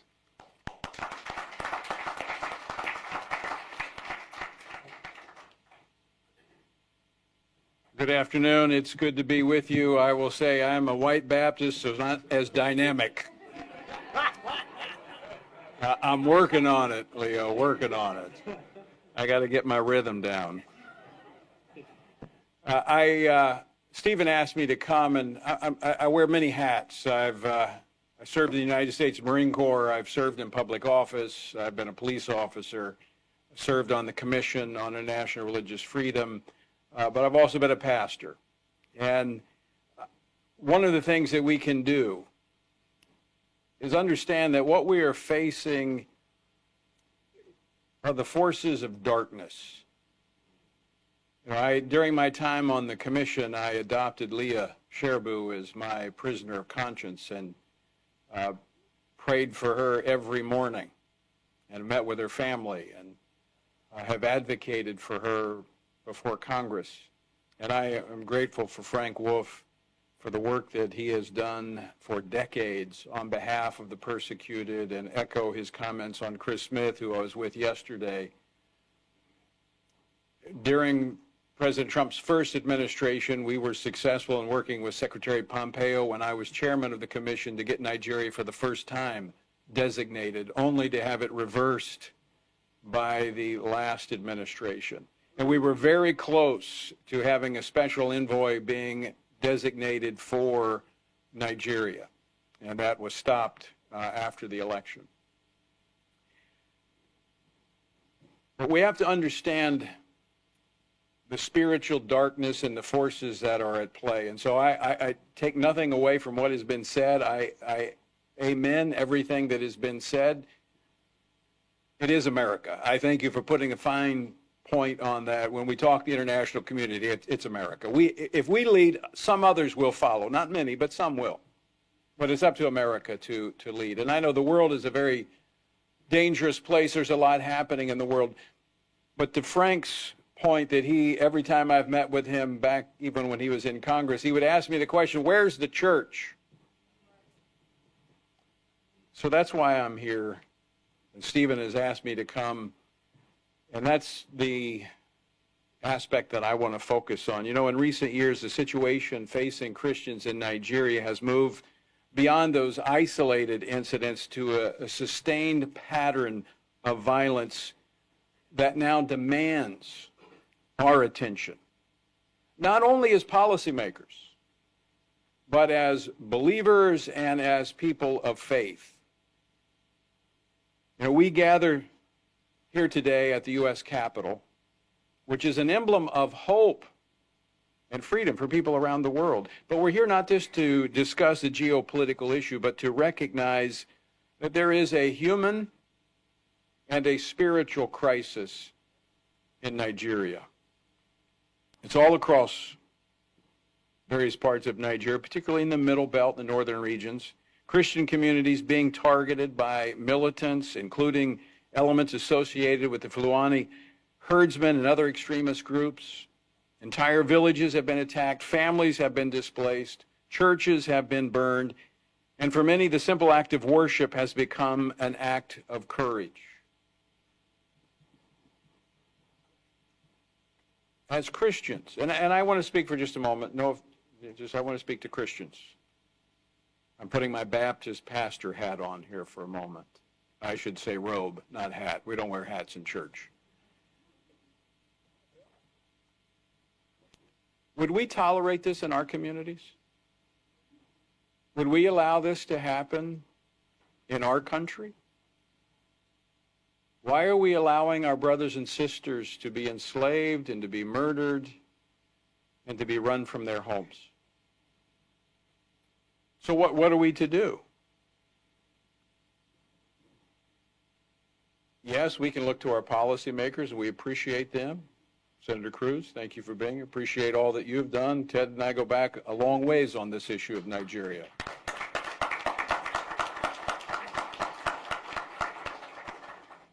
But the church must pray. We must be gripped by the brutality of the attacks on our brothers and sisters in faith, and first pray. Now somebody say, well, what's pray? We need action. Yes, we need action, But we must first recognize that this is a spiritual war that is raging over the continent of Africa, targeting the Nigerian people and the church in particular in Nigeria, that is growing and influencing the entire continent. There's a reason behind this attack. And we have to stand with them first in prayer and then in action. And so I would challenge the churches of America that it is time to pray for our persecuted brothers and sisters. We should devote time every time we gather to pray for the persecuted, and Nigeria should be at the top of our list. We look to policymakers, but are we looking to the King of Kings, the one who has the power to move the hearts of kings and leaders? And I don't want to just talk about it. I want to pray about it. And I'm going to close my time by praying for our brothers and sisters in Nigeria. Lord, we pray that you would protect the Nigerian Christians and the others. Lord, we pray for all human beings who are created in your image. And they bear your image, and therefore they have value and they have significance. And Lord, this is not an issue, as has been pointed out, about scarcity of resources. This is about good and evil. This is about life and death. And so we pray for those that are being targeted and attacked. We pray for, Lord, walls of protection around them and the exposure of the militants and the terrorists seeking to harm them. And Lord, we pray that there would be others that will stand with the Christians and the persecuted in Nigeria. And I want to pray for those, Lord, that have every family that's been touched by this violence, every individual that bears the scars of this evil, that your supernatural healing power and comfort would be upon them. Lord, we pray also for those, even the perpetrators of this violence, that they would be struck by the evil that they've been a part of, and Lord, they might come to know the truth, that salvation would come to them. And Lord, we don't stop there. Father in heaven, we pray for peace for Nigeria, that there would be a swift end to the violence affecting that country. Stir in the hearts of the Church Universal, beginning in this country, to see the end of the violence of Nigeria. We stand with our brothers and sisters, and we pray that, Lord, if the leadership that's in that country won't stand for human rights and the protection of their people, remove them and put those in place who will. In Jesus' name, amen. Thank you.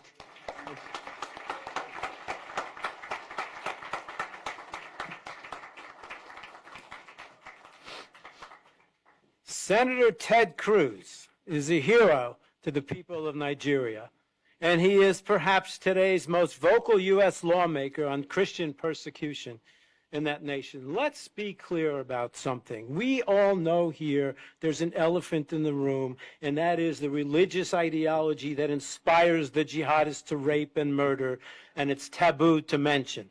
Senator Cruz speaks truth to the obfuscators. Just yesterday, he said jihadists have killed 50,000 Christians in Nigeria. Let's not forget that. His bill, S2747, is currently still before the Senate Foreign Relations Committee. Please let us welcome Senator Ted Cruz.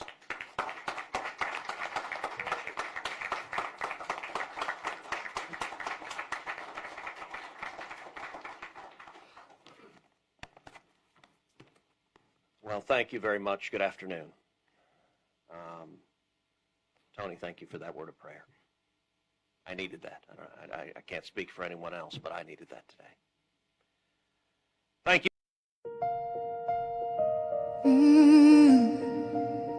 Can you hear the cry from the broken land, from the wounded heart? Nigeria, they bleed, people they cry, nobody asks why. Over 7,000 souls don't fall. Every single day we still there call.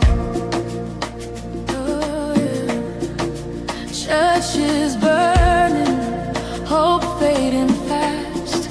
Since 2009, the pain don't last. 50,000, maybe more. Heaven they count every single soul. Children without home tonight, mothers praying through the night, fathers lost no strength to fight. Who go stand for what is right? Stand for love, stand for life. Be the answer in this time. You can have to wipe their tears. You can calm their fears. Give a hand, don't turn away. Be the light in darkest day. Every little you provide keeps a soul alive.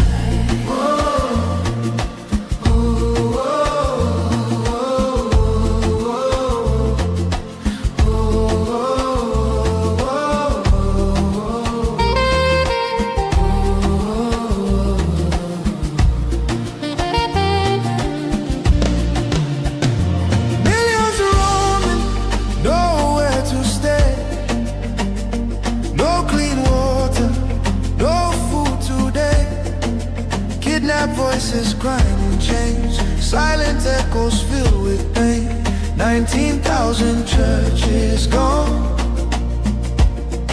but faith still rising, holding on. In the ashes, hope remains. Love can heal the deepest pains. Shelter broken, dreams erased. Hungry hearts we can embrace. Let compassion take its place. Now's the time to show His grace.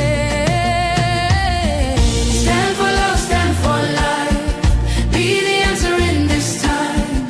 You can help to wipe their tears. You can calm their fears. Give a hand, don't turn away. Be the light in darkest day. Every little you provide keeps a soul alive. Food, water, shelter,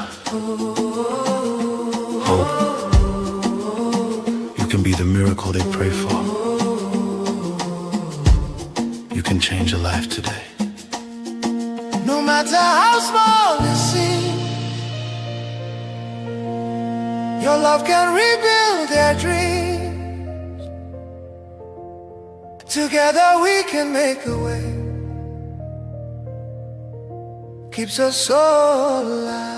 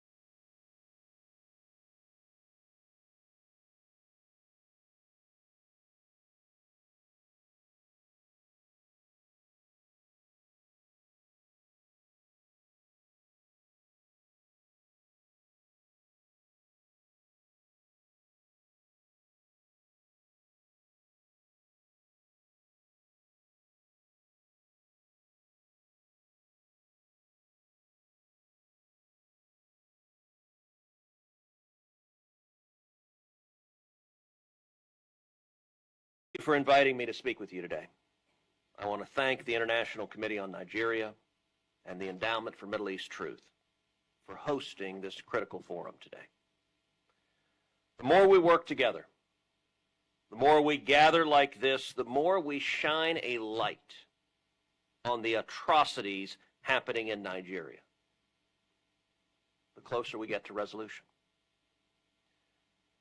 In the Gospel of John, Jesus tells us, if they persecute me, they will persecute you also. As Christians, we know that persecution is part of our walk with the Lord. Since the church's founding, Christians around the world have been captured, beaten, and even killed for their faith. I want to begin by taking us back a few weeks to March 29th. Palm Sunday services were held around the world, ushering in the most holy and somber week Christians observe. Believers were united, waving palm leaves and branches, reflecting on when Christ rode into Jerusalem before his betrayal and crucifixion. But in north-central Nigeria, a very different Palm Sunday unfolded. On that single day, 53 Nigerians were murdered in 3 separate killing sprees. And the attackers were all targeting the same thing: Christians. Families were broken in a matter of minutes. Lives were stolen and cut short. And Christians in Nigeria yet again mourned another tragedy. This attack, both tragic and vile, is not unlike the persecution Christians in Nigeria have faced day after day, week after week, year after year. Even last year, more than 240 Christians were slaughtered in Nigeria during the season of Lent and Easter.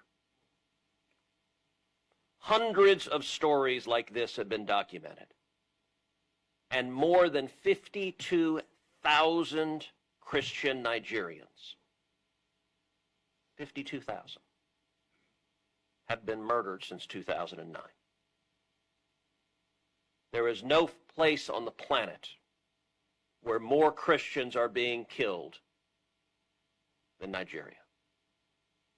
And these are not isolated incidents, they are part of a pattern. A pattern of targeted violence, systematic intimidation, and a failure, both within Nigeria and across the international community, to condemn and to take meaningful action against these crimes.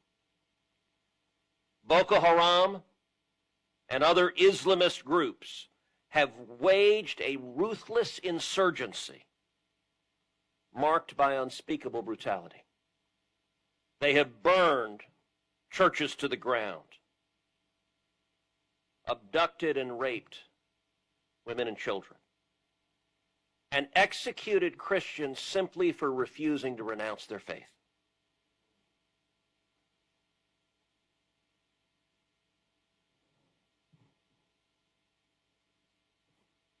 Many years ago, during the Obama administration, some of y'all will remember Miriam Ibrahim. Miriam was imprisoned in Sudan.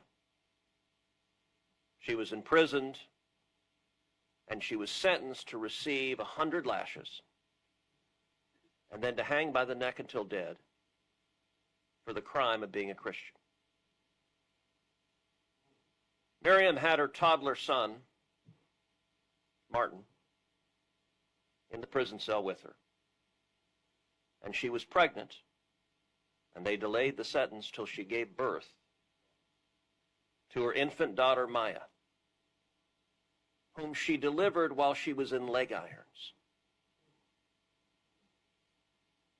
Now, I spoke about Miriam Ibrahim multiple times on the Senate floor, calling for her release, trying to shine a light. I will tell you, I begged President Obama to say her name.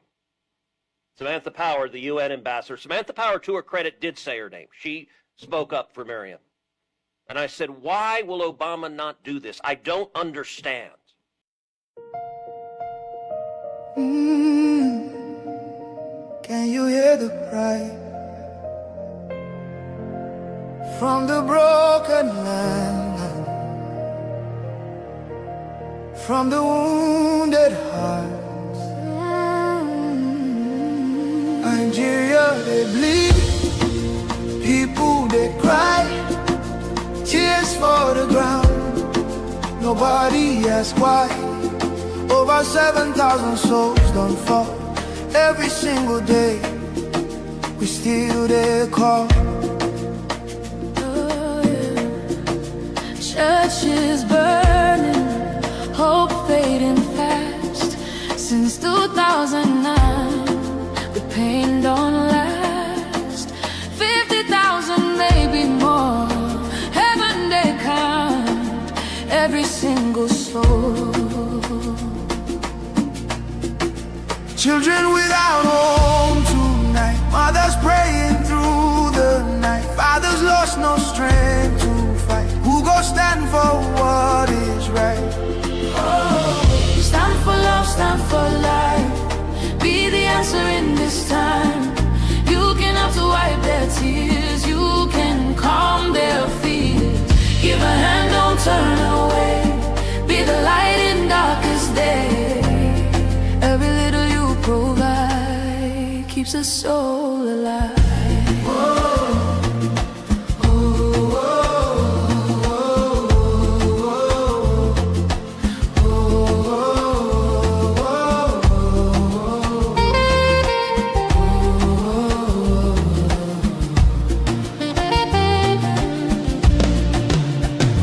Millions roaming, nowhere to stay. No clean water, no food today. Kidnapped voices crying in chains, silent echoes filled with pain. 19,000 churches gone, but faith still rising, holding on. In the ashes, hope remains.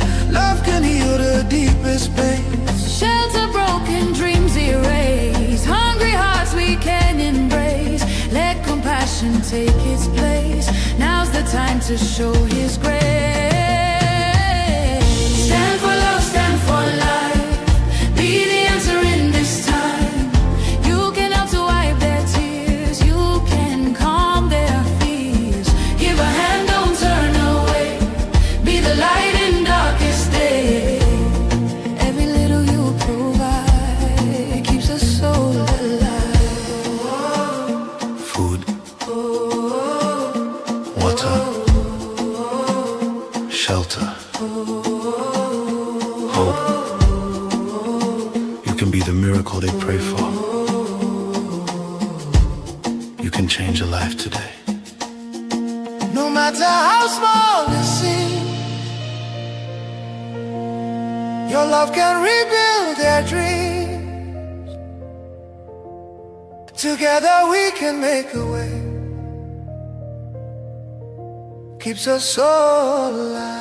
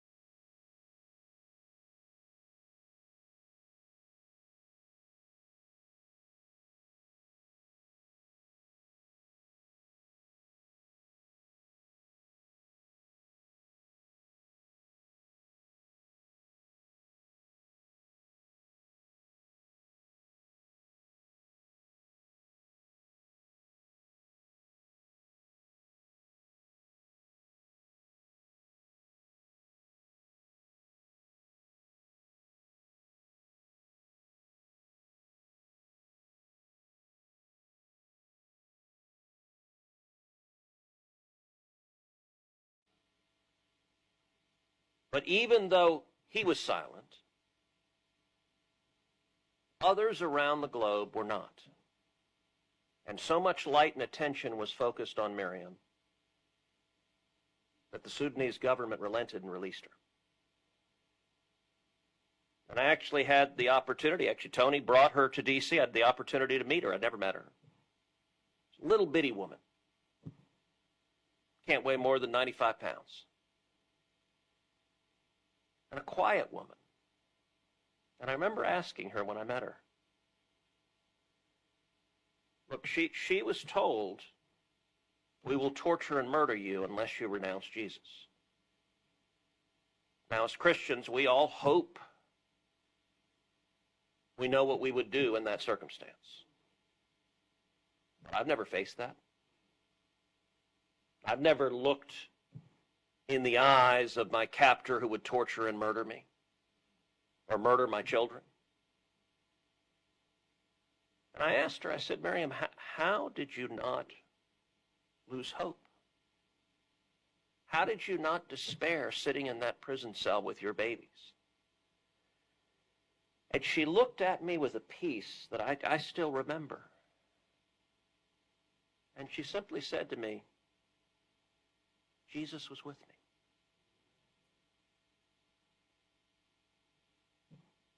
That's powerful. That was powerful when Miriam went through it, and it is powerful now in Nigeria when Christians are going through it week after week after week. Religious persecution has come into the spotlight over the past years. But for too long, the stories of communities being destroyed have not made national or international headlines. More than 20,000 churches and Christian schools and institutions burned to the ground. Systematic oppression. So as Christians, and as human beings, we have an obligation to act. By the way, yesterday at the hearing that you referenced, Senator Cory Booker said, well, we should be concerned about the Christians being killed in Nigeria, but what about the Muslims? Why are you not concerned about them? And you know what I said? Of course I'm concerned about the Muslims. And yes, Boko Haram and the jihadists murder Muslims as well. And that is wrong and evil. But what they're doing to Christians is systematic persecution. They are deliberately singling out and persecuting Christians. And I did point out,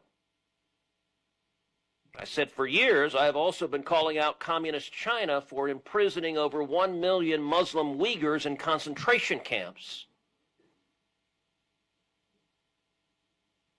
While the Biden administration continued to funnel millions of dollars to communist China that kept those concentration camps going. So let's be clear, as Christians and human beings, we have an obligation to speak out against murder and torture and slavery and atrocity wherever it might be found.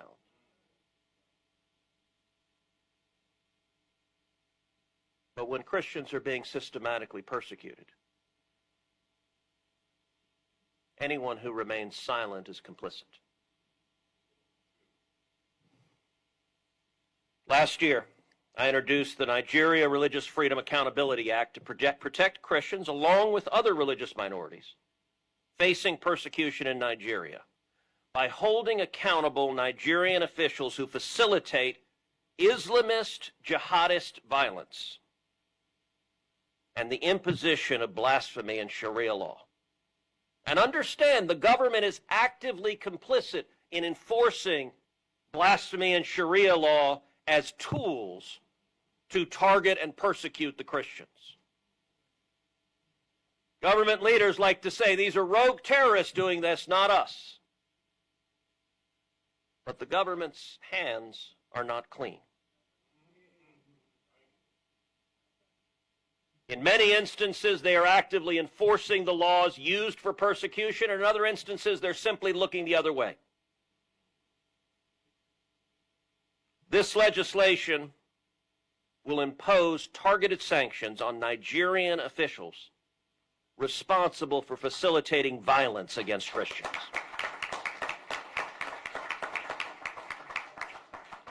Now, I'm very pleased, following my urging, that President Trump followed through and designated Nigeria as a country of particular concern. That was a very important decision the president made. And as awareness of the persecution has grown, we can say this is a step in the right direction, but there is more that can and should be done. As people of faith, as advocates for human dignity, we are called to something higher. We're called to speak. We're called to act. We're called to pray. Thank you for reminding us of that. And we're called to stand in solidarity with our brothers and sisters who cannot safely stand for themselves. We need to continue shining a light on these atrocities for justice and for an end to persecution, for peace. Forums like this are critical to our shared mission of ending Christian persecution in Nigeria. So I want to thank all of you again. This attention, this light is powerful. Thank you for your work. Thank you for your advocacy. Thank you for standing up for those united to us in faith. I want to leave you with a verse of encouragement from the book of 2 Corinthians. We are hard-pressed on every side, but not crushed. Perplexed, but not in despair. Persecuted, but not abandoned. Struck down, but not destroyed. We always carry around in our body the death of Jesus, so that the life of Jesus may also be revealed in our body. For we who are alive are always being given over to death for Jesus' sake, so that his life may also be revealed in our mortal body. So then, death is at work in us, but life is at work in you. I look forward to continuing this fight alongside each and every one of you. And may justice prevail. We're going to like this a lot. Okay. Wonderful. Is your guy here? Let's see if he's on this issue.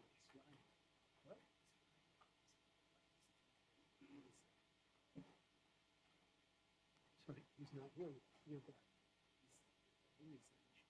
I know, from a study, but your guy. Is he here? What's that? Okay, so I'm going to put him after the son. Your guy, yeah. Okay. Wow. So I am honored and lucky to be able to introduce my friend Pastor Dumasani Washington, who is the founder and CEO of the Institute for Black Solidarity with Israel, IBSI. Before that, he was the outreach director of the over 10 million member Christians United for Israel. Dumasani is a pastor and an author. I love his books. You would be very, very lucky if you ever got a chance to hear this man preach.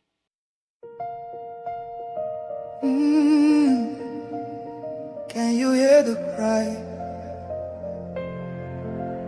from the broken land, from the wounded hearts? Nigeria, they bleed, people they cry, tears for the ground. Nobody asks why. Over 7,000 souls don't fall. Every single day, we still there call. Oh, yeah. Churches burning, hope fading fast. Since 2009, the pain don't last. 50,000, maybe more. Heaven they count every single soul. Children without home tonight, mothers praying through no strength to fight. Who go stand for what is right? Oh, stand for love, stand for life. Be the answer in this time. You can have to wipe their tears. You can calm their fears. Give a hand, don't turn away. Be the light in darkest day. Every little you provide keeps a soul alive.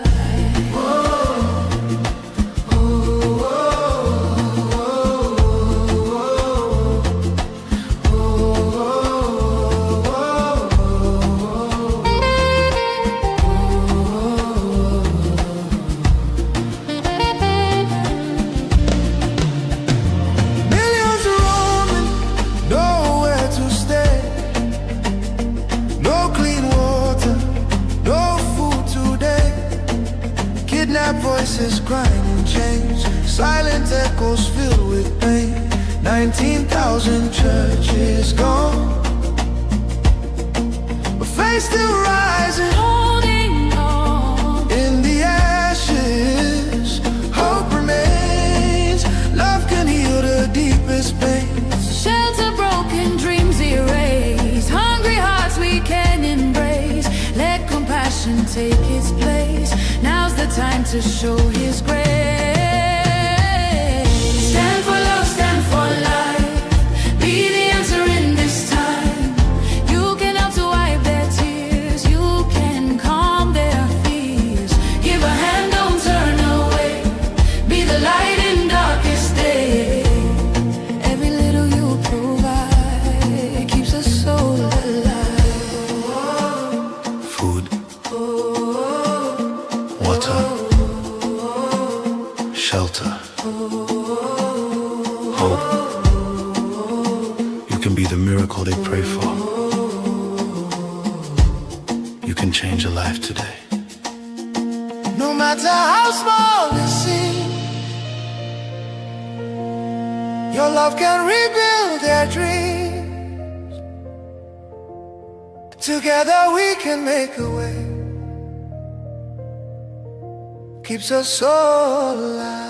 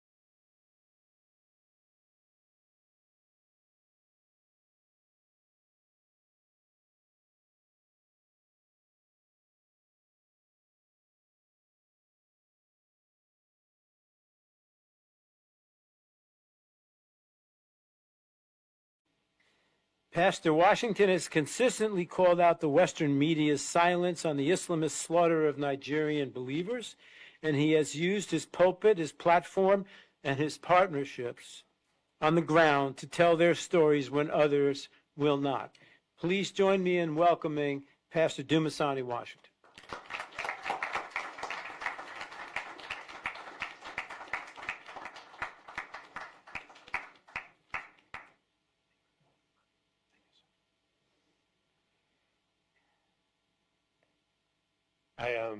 I'm grateful to be here this afternoon along with my friends and my colleagues, and I'll be brief. Pastors and rabbis are long-winded. I'll attempt not to do that. Long before I started the Institute for Black Solidarity with Israel, which has been 13 years now, as a young pastor in Stockton, California, our church would hold persecuted church conferences.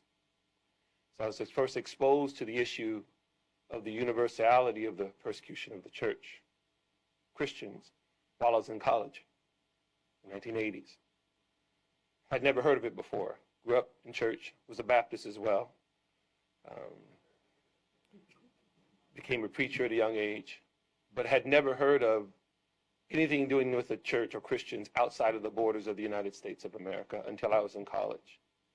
And oddly enough, it wasn't Africa. It was a friend of mine who had done a missions trip in Europe who came back to tell me what he had experienced.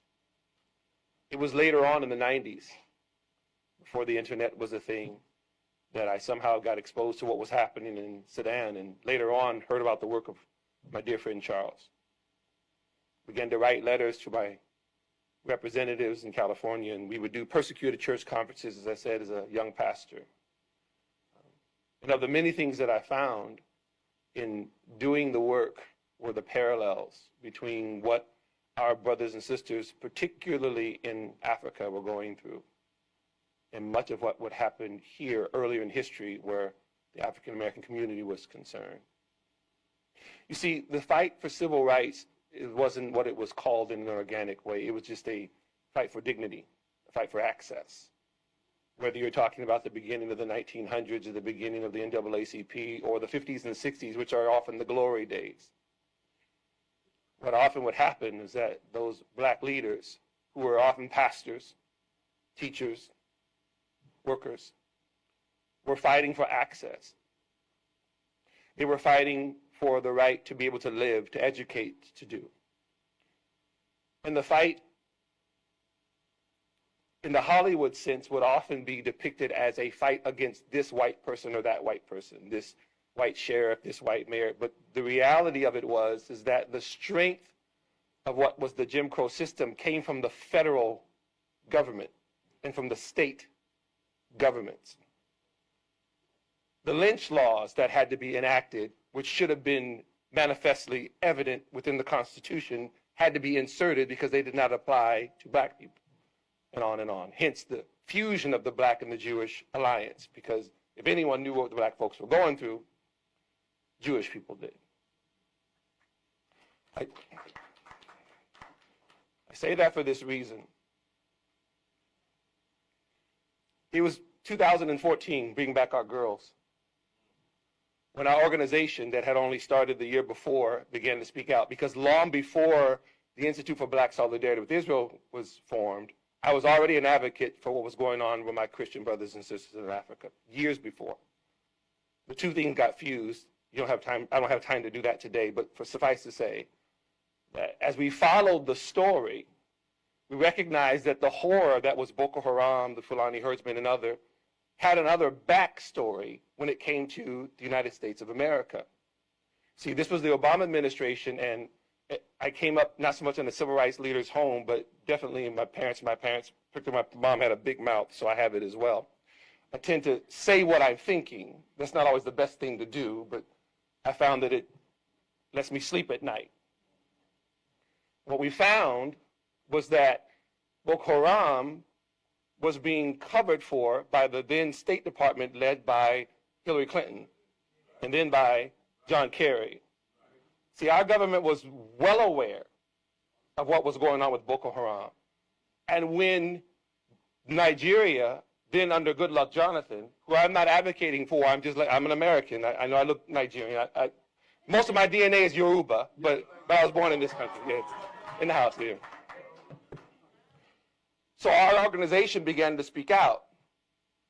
We began to speak out about the duality and the duplicitousness of the American government in aiding and abetting terrorists that were destroying Nigerian Christians. Well, people thought we were being partisan. I am a registered independent. I speak the power to either party. I don't care who's in office. I try to do it respectfully, but I'm also a pastor. And we underscored the need for there to be accountability. As a matter of fact, our State Department at that time refused to list Boko Haram as a terrorist organization until Bring Back Our Girls, and they were shamed into doing so. President Obama's wife held up a hashtag, Bring Up Our Girls, although he knew exactly what was going on. And the girls were never brought back, by the way. As a matter of fact, a couple of them have been sent back as suicide bombers just a couple of years ago. We were monitoring this whole thing. So when the first Trump administration came in, we applauded his willingness to be the first president in decades to actually speak of Christian persecution in office. When then newly elected President Buhari was in DC, he said to him, "Why are you persecuting Christians?" Likewise, we have been critical of the current administration for not so much the silence, but for this part here. One of the things that's not spoken of the several elephants in the room, is some of the funding for the terrorism. You cannot be an effective terrorist without the money. AK-47s cost lots of money. IEDs cost money. And there are top terrorism producers that unfortunately are not being held into account by the most powerful government in the world. I'll say them out loud, you don't have to. Turkey, Iran, Qatar, Saudi Arabia. Their hands are not clean. The civil war happening now in Sudan is a proxy war between Arab powers, but it's not discussed. It's not talked about. And who's paying for it? The Christians that we are coming out. So I leave you with this. Speak truth to power is not just a phrase. The reason I reference the civil rights community from which I descended is that in order for them to do what they had to do, say what they had to say, they ruffled feathers and were often targeted, attacked. If we in this room will be effective in quelling this violence, we too will be targeted. We too will be attacked. I leave you with this now. I've got to do my clothes. I'm going to take my offering and everything. Here now, we stand at a crossroads because it has already been said, not only is Nigeria the largest population and the largest economy in Africa, but at the same time, the terrorists are throughout. The Houthis are based in Yemen, yet they're in southern and western Africa. ISWAP is an acronym, Islamic State West African Province. Their headquarters is Syria, not West Africa. And our government is aware, and these things are not being taken seriously. And the head of Syria there, al-Shara, is very aware of what ISIS is doing in West Africa. These are the dots that are connected, that are affecting everything that's happening. We must take our opportunity as the citizens of the most powerful nation in the world and hold whatever administration accountable, Republican or Democrat, to make sure that the blood is not on our hands. Thank you.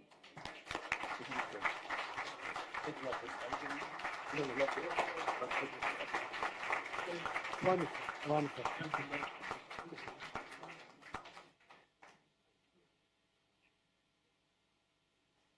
It's my very deep honor now to be able to introduce to you Professor Walid Faris, who is a native of Beirut and has become, for 3 decades now, one of America's foremost experts on terrorism in the Middle East.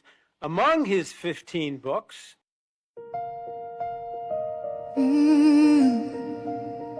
Can you hear the cry from the broken land, from the wounded hearts? Nigeria, they bleed, people they cry, tears for the ground, nobody asks why. Over 7,000 souls don't fall every single day, we still there call. Oh, yeah. Churches burning, hope fading fast. Since 2009, the pain don't last. 50,000, maybe more. Heaven they count every single soul. Children without home tonight, mothers praying through the night, fathers lost no strength to fight. Who go stand for what is right? Oh, stand for love, stand for life. Be the answer in this time. You can have to wipe their tears, you can calm their fears. Give a hand, don't turn away. Be the light in darkest day.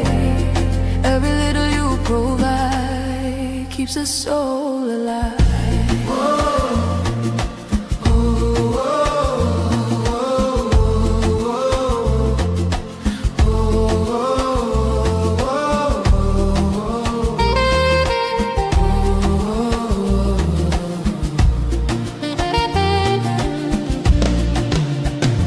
Millions roaming, nowhere to stay.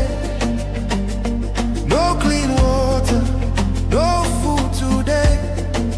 Kidnapped voices crying in chains, silent echoes filled with pain. 19,000 churches gone,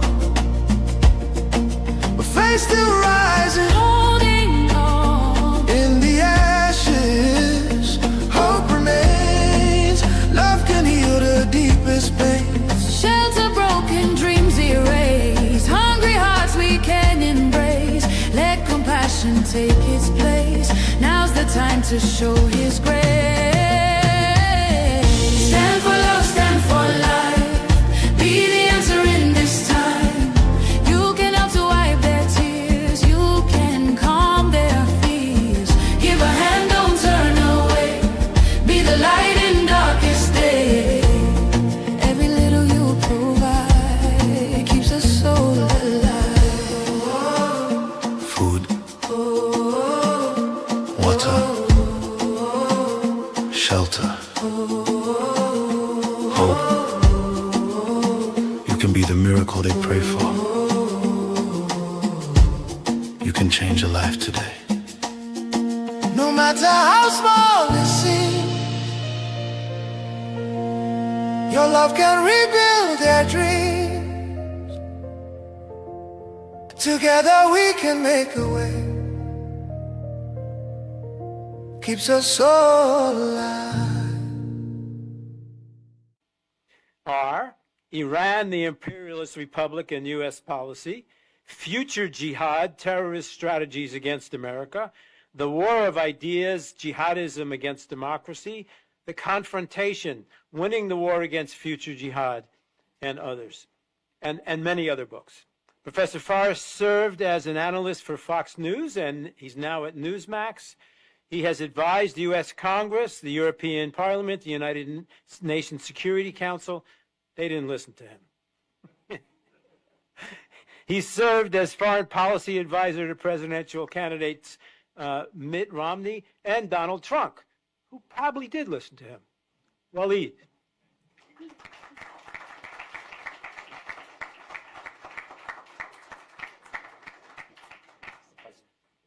Thank you very much, Dr. Charles.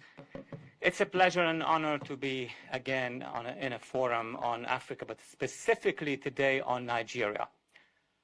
I would like to thank David and the work, amazing work of education of Emmett. I would like to thank you, obviously, as the engineer of this movement and the International Coalition. My dear friend of 28 years, and my colleague and ally, Dr. Charles Jacobs, with whom I've started to work in America on persecutions in Africa and on jihadism. And Professor, also thank you for being here. I'm gonna wisely use the few minutes I have to do two things. Number one, to tell you about my own little quick journey. Why am I here now? Where I was coming from. To understand how Nigeria's events that are happening right now, especially the massacre and the ethnic cleansing of defenseless communities, including the Christian community, but not just the Christian community. Speakers have already spoken about the fact that though there is a persecution and an ethnic cleansing of specific Christian communities, Muslim communities as well who are anti-jihadists, who are neutral to jihadists, have been also dealt with violence by the jihadists in general terms. My journey started, and you may find it a little bit surprising, as a young kid in Lebanon, Beirut, Lebanon, but I was interested in politics early on in my life, and my older brother helped me as well. One day in the late 60s, he showed me newspapers and pictures of massacres taking place in Nigeria. We were always overwhelmed by the Arab-Israeli conflict. That's the only conflict that exists in the world. Then wait a minute, why were there up to, and you could correct me, 1 million Christians in Nigeria killed in the 60s. And I was a kid and wanted to know more about it. So I tried to focus on the matter. 10 years later, out of my college, I published my first book in Arabic, so it was not well read in America. And I published a photo, a picture of Nigerian persecution in Nigeria. And that was my first writing about the matter. It was later translated into French. Copies are in Congress, so on and so forth. Then I left Beirut. Why did I leave Beirut in 1990? Precisely because of the same reason. The invasion of the free enclave of the Christians in Lebanon at the hands of a multitude of jihadist regimes and organizations and etc. That was the shock that forced me to leave, not just to go seek for a job. I didn't need a job. I had a great job, and I was a lawyer and successful one. But for the purpose of educating others, for the purpose of teaching. I actually had a career of 20 years teaching in colleges here, and in every course on the region, Nigeria had a place. Africa had a place. But after 9/11, I started to move and shift my interest from persecution and etc. to try to know who's behind this. It's not happening by itself. It's not a digestion issue. There is a worldwide movement which we've baptized. I don't like the term for the jihadism. This is when I started to meet with friends like Charles and others, and we attended conferences, and then we started to develop concepts like this one, meaning speak up, tell the American public. And why the American public? Well, it's easy, because America is the biggest country in power and ability. It intervenes, it helps, or if it has different type of elites, it won't help.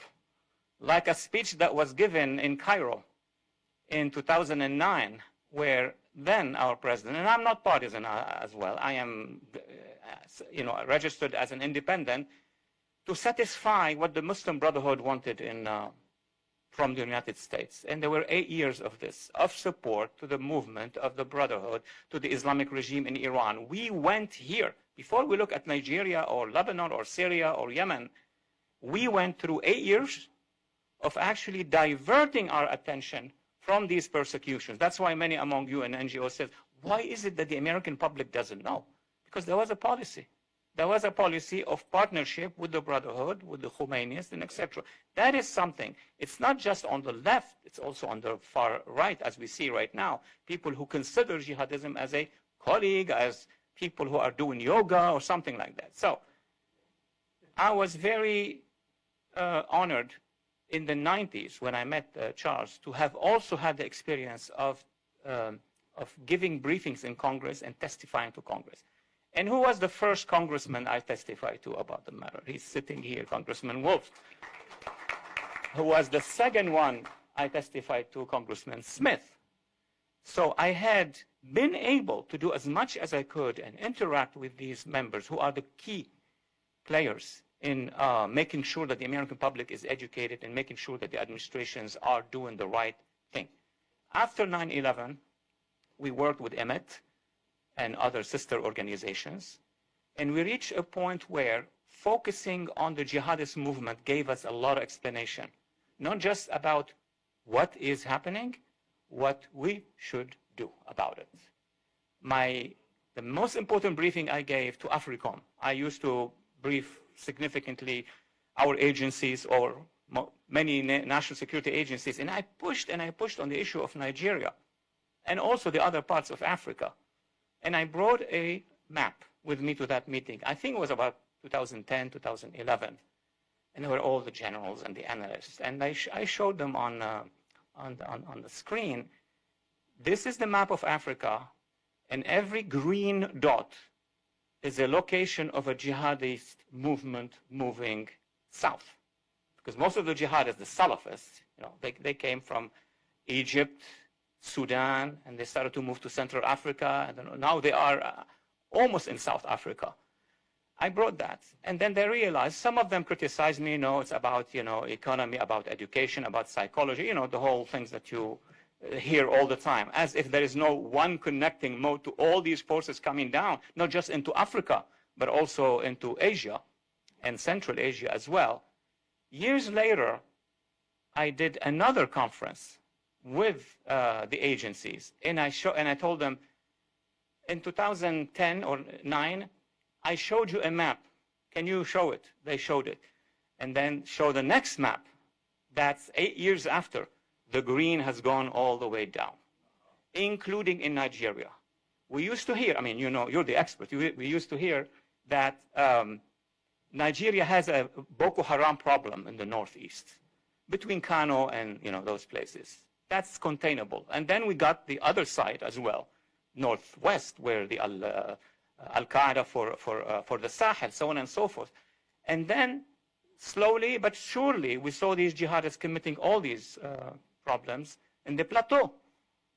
And then suddenly now we hear about who said Yoruba and Biafra.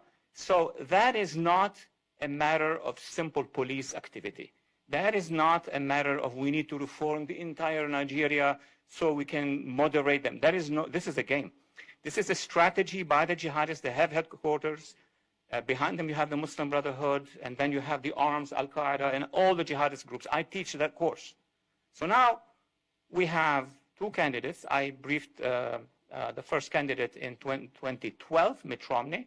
There was a file. It was good. He lost. Well, we can't do much about it. But then the one that started to change things, I was the first appointed foreign policy advisor to our president now, but I was in 2015 and 16, and there was a file called Nigeria, and it has been pushed, and thanks also to members of Congress. So coming to now, what is to be done? Because that's what politicians and leaders need to know. Number one, it's talking about it, and the higher level, the better, because the American public is influenced, is impacted by what the leaders are saying.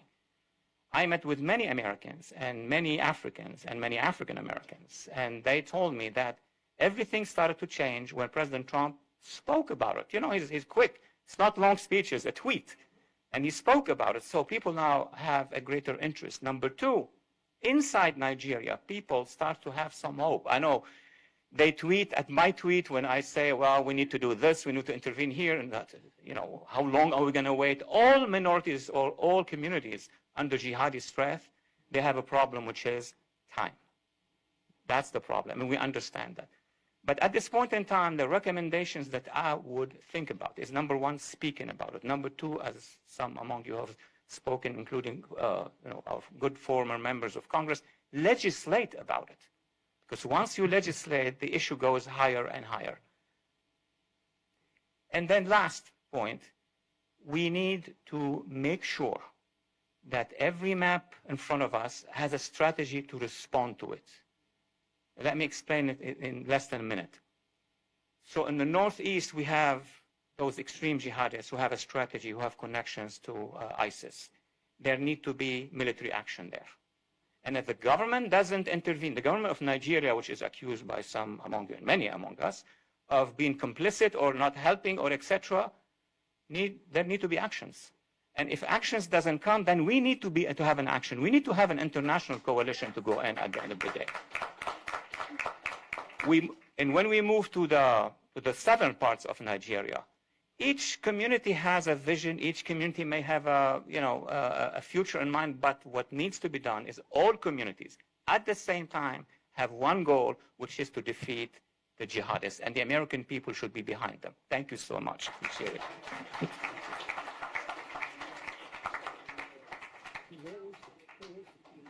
You got it.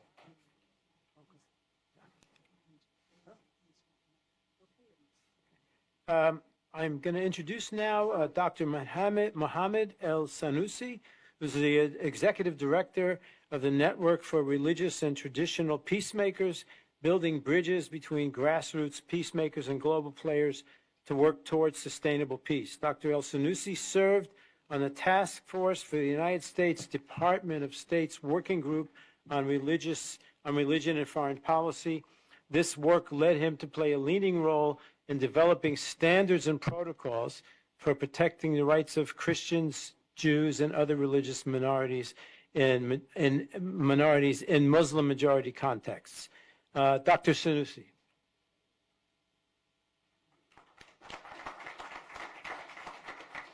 Well, thank you so much, Charles. Thank you for the introduction. And I guess I'm here this afternoon in my capacity as a commissioner on the United States Commission on International Religious Freedom. So, so really very happy to be with all of you here this evening. So, as just mentioned, I currently serve as a commissioner on the United States Commission on International Religious Freedom, or you serve as an independent, bipartisan U.S. legislative branch agency. And you know, we're blessed this afternoon actually to have the champion of this 1998 law, which call it the International Religious Freedom Act, which is actually created the agency that I am now serving on, as well as the Office of the Ambassador at Large for International Religious Freedom. So we're blessed to have former Congressman Frank Wolf. Thank you so much, sir. The commission actually uses international standards to monitor religious freedom abroad and make policy recommendations to the President of the United States, as well as to the Secretary of State and to the Congress of the United States. So we are like to also thank the Committee on Nigeria, or ICON, and the Endowment for Middle East Truth for convening this event focusing on the evolving terrorism landscape in Nigeria. This forum is especially timely given President Donald Trump October's 2025 designations of Nigeria as a country of particular concern, or CPC.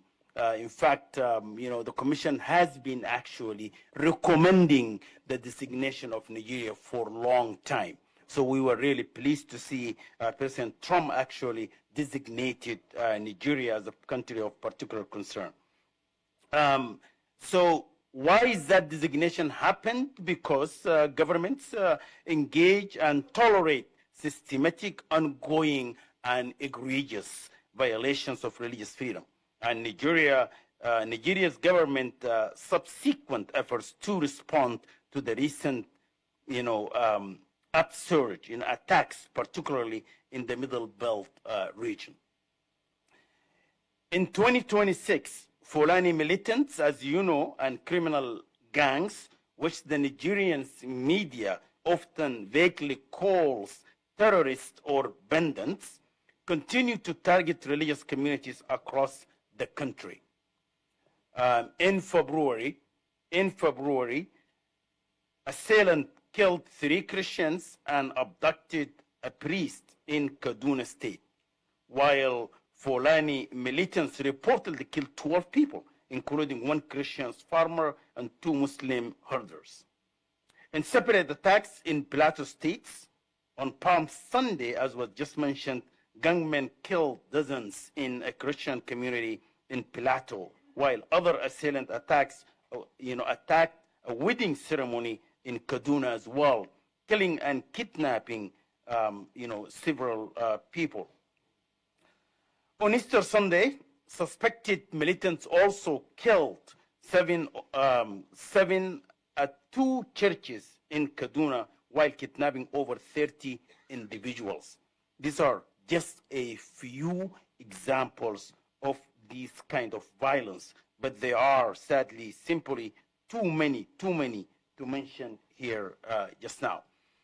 Insurgent groups that adhere to strict and intolerant interpretation of Islam, which actually majority of Muslims, they are not necessarily actually support, also continue to carry out horrific attack against Nigerian civilians from all regions and communities, or religious communities.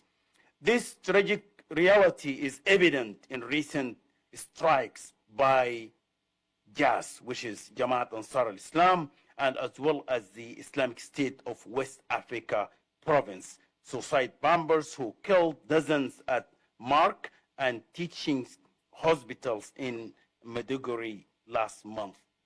Just today, as we all heard, the gas actually killed 20 people in Borno and in the Adamawa state. This is just this afternoon we heard the news. So the things are continuing actually.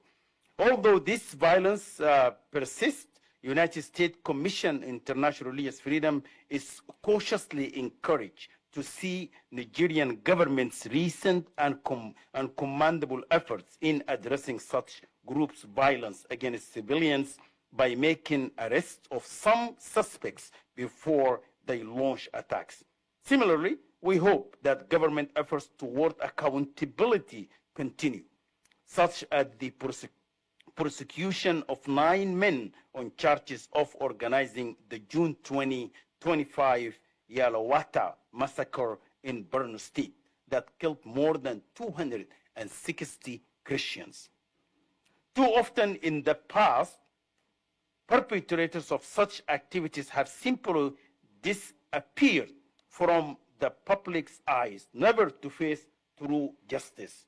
However, USERV has also been careful to maintain a spotlight on a frequently overlooked but crucial part of religious freedom challenges in Nigeria, namely systematic religious freedom abuses, though the country's written laws, particularly the presence and the enforcement of blasphemy laws in 12 states.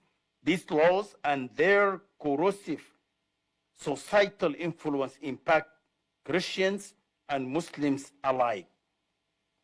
So, at present, 4 Nigerians, Muslims remain locked up in blasphemy accusations.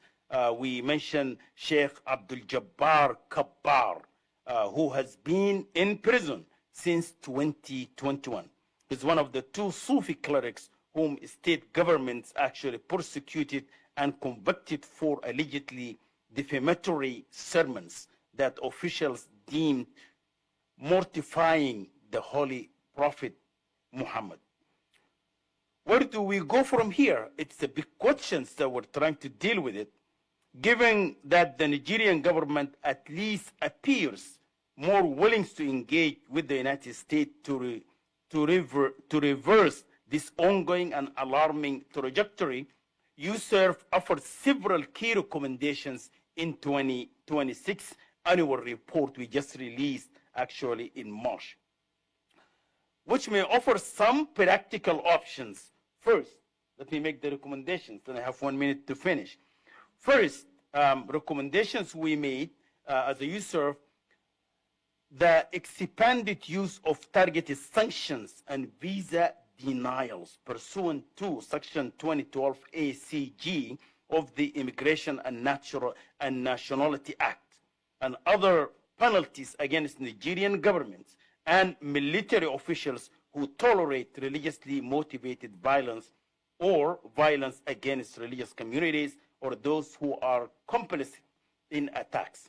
The U.S. administration did indeed issue new visa restrictions late last year, and we hope to see it continue to apply these accountability measures. Yusuf also recommends that the State Department enter into a binding agreement with the Nigerian government to encourage substantial steps to address violations of religious freedom or belief, including reporting on religious violence, returning displaced persons to their homes, and improving security and military training. We also recommend that the administration ties foreign assistance that we give as a country, as well as bilateral policies on trade, arms purchases, and visa reciprocation to benchmarks on religious freedom improvement.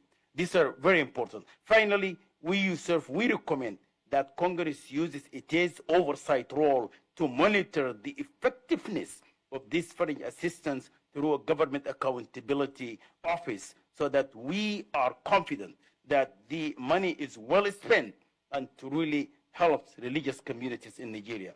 Yusuf realized that the comprehensive and meaningful success in stopping violence against religious communities across a country the size of Nigeria will take time, significant resources, and unfortunately will likely involve the sacrifice of some lives. Stopping this violence must also include government reform, political will, and continuous open and honest dialogue between not only the religious communities, but also between the people of Nigeria and their democratically elected representatives. So we need a whole of global approach, in fact, to address the problem in Nigeria. So thank you so much again for the opportunity to share these recommendations.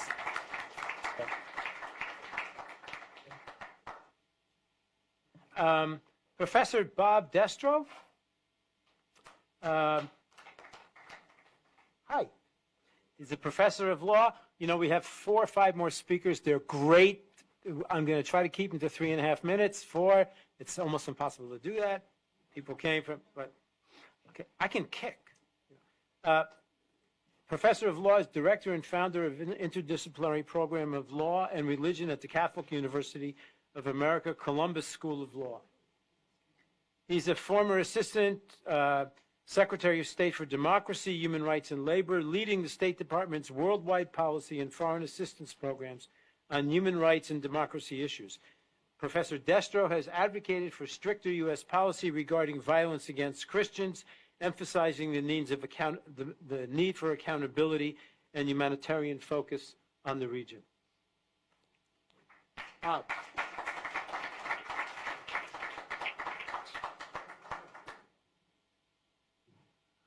Well, thanks for having me. Thanks for putting on the program, and I promise I'm going to keep it short. And I'm going to do that by picking up on some of the other comments that other people have made. Let me start with the one that I think resonates, and that is talk is cheap. All right? Not here in Washington. The Nigerian government has just paid $9 million to counter everything that has been said in this room. I mean, that's just the fact. And so, you know, what I see is that most of us, and for those of you who know me, I apologize for sounding like a broken record, but you have to follow the money. You know, the expenditure of $9 million is a domestic issue in Nigeria. There's a lot of journalists who would love to know what that money is getting spent on. There is, here in the United States, you have to understand that in foreign policy, money talks. And because the United States operationalizes its foreign policy by spending money. And so it's either done by sending troops, which is a very expensive way. It's done through regime change operations, like much of what USAID was doing, you know, and it's done through trying to encourage good things on the ground. So if we really want to take care of the people in Nigeria, spend some money on lights and fences. I mean, that's actually quite simple. I mean, when Toyota built a big factory in northern Mississippi, what the first thing they do after they got the deed signed? They put up a fence and put up some lights. You know, so when we think about this, how do we follow that money? Well, my office, you know, the Assistant Secretary for Democracy, Human Rights, and Labor, is charged by statute to follow the money. By statute, the DRL is the person who, and I quote the statute, shall maintain continuous oversight, unquote, of all humanitarian and human rights funding. Now, you can have a big fight over what that includes, you know, but the fact of the matter is it's not getting done. The biggest black eyes I got during my time was trying to follow that money. Okay, so so we need our journalists many of whom are in this room, to help us follow that money. We need people here on the Hill, which has the power of the purse, to follow that money. Okay, and then secondly, and this is where I'm going to wind up, if you actually look at NATO military doctrine, there are 3 phases in a battlefield. One is the physical dimension, the other one is the human dimension, and the third is the information dimension.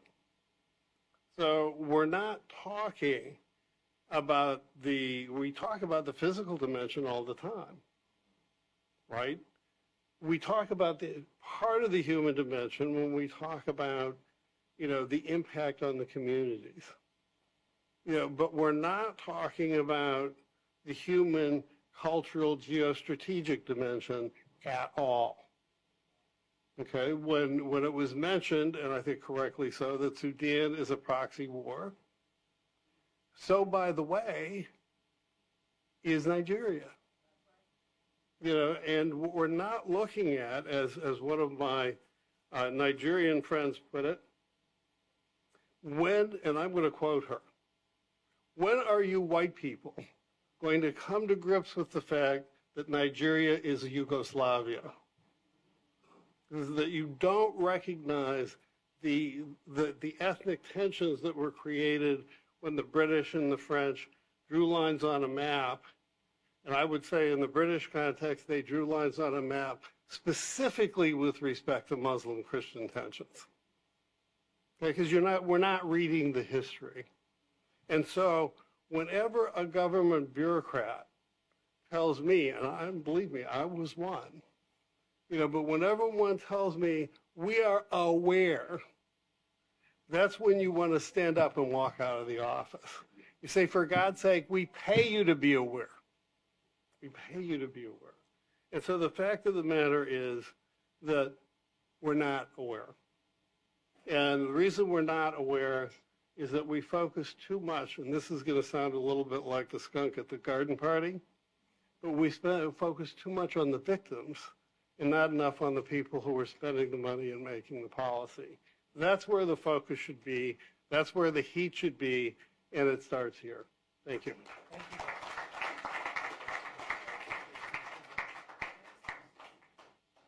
Thank you. Wow. Yuval David is an Emmy Award-winning journalist and international news commentator specializing in U.S., Israeli, Middle Eastern affairs with a special focus on topics pertaining to Jewish, Zionist, human rights, and battles against anti-Semitism and Islamic terror.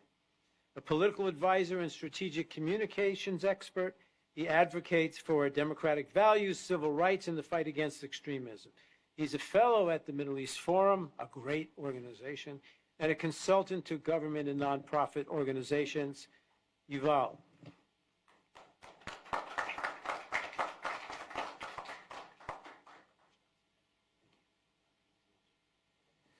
Good afternoon. It's an absolute honor to be here amongst great leaders, people who've inspired me to push harder, to be louder, and to take greater action, whether people like it or not. Also the policymakers, the advocates who are here, who understand that human rights are not abstract ideals, they are lived realities, and for far too many, those lived realities are under siege. I'm most honored to stand here in front of Mercy, who proves what leadership is, who proves what happens when you don't live as a victim, but you live as a resilient, determined survivor, who takes what happened to you and drives forward into leadership, to inspire other victims to live beautifully, to live openly when you can, and to force other people who are not taking action to take greater action. You are one of the greatest heroes in this room, and I'm honored to speak in front of you. Today's discussion is not about some distant crisis. There are Nigerians in this room who understand that that crisis is at home.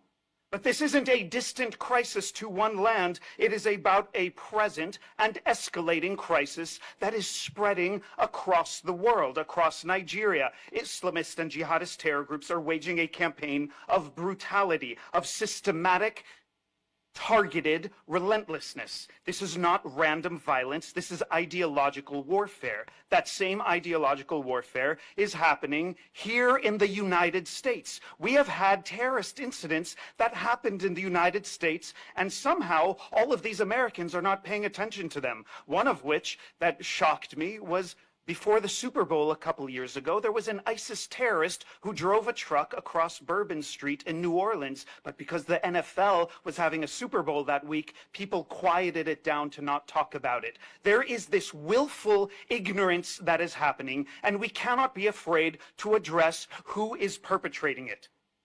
But now we speak about Nigeria, finally.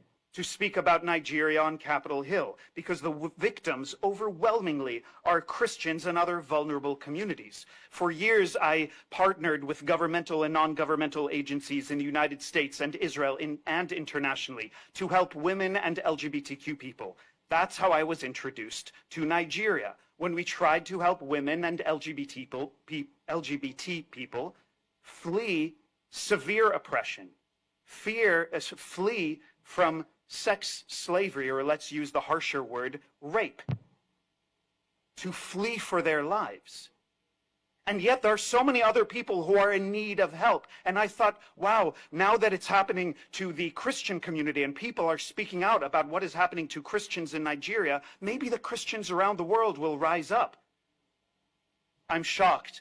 As a Jew, as a Jewish activist, when I rise up whenever a Jew is being persecuted anywhere in the world, why am I not seeing more Christians rising up? There are 2.4 billion Christians in the world. If every one of those 2.4 billion Christians would rise up in support of your own Christian sisters and brothers, this would not be a continuing problem. The facts are stark. Churches are being burned during worship services in Nigeria. Entire Christian villages are erased overnight. Women and girls are abducted, raped, and forced into sex slavery. Children are kidnapped and indoctrinated into Islamist extremist militias. Clergy are executed in front of their congregations for refusing to renounce their faith. The violence is not only brutal, it is strategic, and it is designed to do exactly what Islamism and jihadism aim to do: to terrorize, to displace, and to erase. In region after region, this pattern is consistent. Christian communities are driven from ancestral lands. Farmlands are seized, livelihoods destroyed, entire populations are displaced. Survivors are forced to flee or face death. Families are torn apart. Men are killed. Women are enslaved. Children are indoctrinated. Forced conversions are carried out under threat of violence or death. This is not a random chaos. This is targeted eradication. And when communities are wiped out, when churches are reduced to ash, when generations are erased, that is not just violence. That is dismantling a civilization. So wake up, because Judeo-Christian civilization of democracy, is being dismantled in front of our eyes. Those of us who came to this room, those of us who take action and are considered brave or courageous, which is something I hate when somebody says, "Thank you, Yuval, for what you do, you're so brave." I don't want to be thanked. I say, don't thank me, join me. Join us in action. But there's a deeper failure here, and it's not one of policy, but it's one of moral clarity. In the West, there is no shortage of voices who are so eager to protest, to post on social media, or to perform outrage. Because when it comes to genocides, to real genocides, not the made-up ones, real human rights atrocities, we're facing silence. Selective outrage has become some sort of social currency.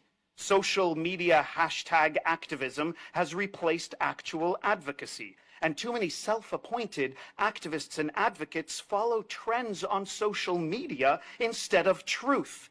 Why are they following somebody who only posts on social media, who has 2 million followers, instead of following Mercy in every step that she takes? So there's a difference between standing for justice and performing for attention, because the cost of that confusion is measured in human lives. And even more troubling is this: there are those in the West who benefit from the freedoms of democracy, ability to protest against government, ability to wear whatever clothes we want or love whomever we want. And then those same people are supporting the regimes and the movements that would strip those very rights away. It's why I am no longer a Democrat. It is why I'm no longer progressive, and it's why I'm no longer woke. But my values never changed. Silence is not neutrality. Silence is complicity, because there is a cancer that has been spreading and we've been aware of it. And those of you who know about cancer understand that a cancer untreated spreads. We cannot be afraid to use specific words. The vast majority of terrorism that we see around the world in all of our lifetimes are committed by Islamists and by jihadists. We need to address it. And you know what? It's not only the Christian world, the 2.4 Christian people in the world who need to rise up as the leaders this world needs. It's the 2.2 billion Muslims around the world. If Muslims are not jihadist and if they're not Islamist, then speak out against members of the Muslim faith who are committing horrific crimes. The Christian world also needs to rise, because recognizing that while Christians are being persecuted, targeted, in places eradicated, like we're seeing in Nigeria, this is not only a Christian issue. Hindus, Buddhists, Jews, Druze, Baha'i, Zoroastrians, Jains, across continents, across cultures, across communities, they're facing the same threats. Different identities, different cultures, same enemy. An extremist ideology that does not tolerate difference, religious, cultural, or ideological. It seeks to dominate through fear, through violence, and through control. So my work as a political advisor, as a news commentator on air, as a human rights advocate, as a Jewish advocate, has made me understand, just as the Jewish principle says, "V'havta le'ra'acha kamocha," love your neighbor as you love yourself. If I want to help my people, I must help other people. And as I also try to awaken Jews around the world, we cannot only help others, we must also help ourselves. We need to be bold to say what we are fighting for. It's not just our lives, it's our values. As my grandfather said, the best thing you can do, and he would say this after surviving the atrocities of the Holocaust and helping others constantly throughout his life, the best thing you can do is to plant a tree under which's shade you will never sit. That is what we are doing here today. That is what these leaders are doing here today. That is what you are doing every day you wake up and speak your truth. You're planting a tree that will grow and flourish and help somebody in the future. So, we need to recognize the global pattern. Christians massacred across sub-Saharan Africa, Yazidis enslaved and nearly annihilated by ISIS in Iraq, Israelis of all faiths, Jews, Christians, and Muslims, targeted in mass casualty terror attacks, rocket fire stabbings, and kidnappings by jihadi groups, Jews targeted in synagogues across the United States and Europe, Hindus attacked in India and Bangladesh, Buddhists targeted in Sri Lanka, religious minorities persecuted under the Iranian regime, LGBT individuals executed, tortured, and persecuted under extremist regimes, women stripped of rights or actually never even allowed to have them at all. Different communities, same ideology, same violence. This moment right now as we gather requires more than awareness, it requires resolve. If you truly have faith, you have faith for a reason. It's like I say, I'm short-term pessimistic, but long-term optimistic. It is faith that allows me to be optimistic. And if you have that faith, it means you're fighting for the future. You're doing something for tomorrow because you can believe that something can be greater than what we have. Not in fear, not in retreat, but in strength, in solidarity, and in shared purpose, to protect communities, to stand alongside other faiths, Jews, Hindus, Buddhists, and others who are facing the same violence, the same persecution, and the same threat. because this is not a series of random isolated attacks. It is a sustained assault on religious freedom itself. It's a sustained assault on freedom itself. And no community can withstand it if it stands alone. This is the time not just for interfaith courage, not just interfaith dialogue, but for moral clarity, not moral confusion, for action, not performance. Because when one faith community is targeted and others remain silent, that threat does not disappear. It expands. A cancer untreated grows. An attack on one faith is a warning to all, and a test of whether we stand divided or rise together. So the question is not whether the world is aware. The question is whether the world is willing to act.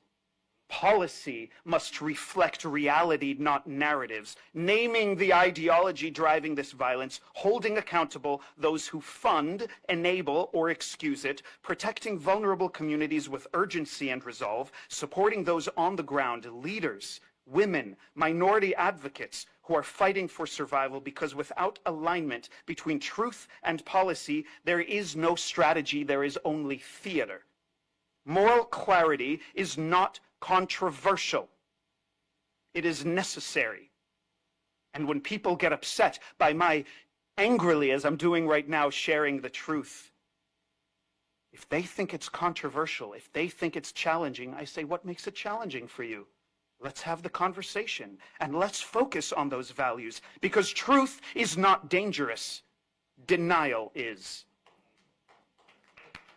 And silence does not create peace. It creates permission. So when I wake up and when I'm blessed to meet people like you, I remember why I have my own mantra. I don't fight back. I fight forward. And I need all of you to fight with me, and I want to fight with you to support everything you do. And for those who are still so silent, the silent majority that plagues many Western democracies, we need to make sure that they're not silent anymore.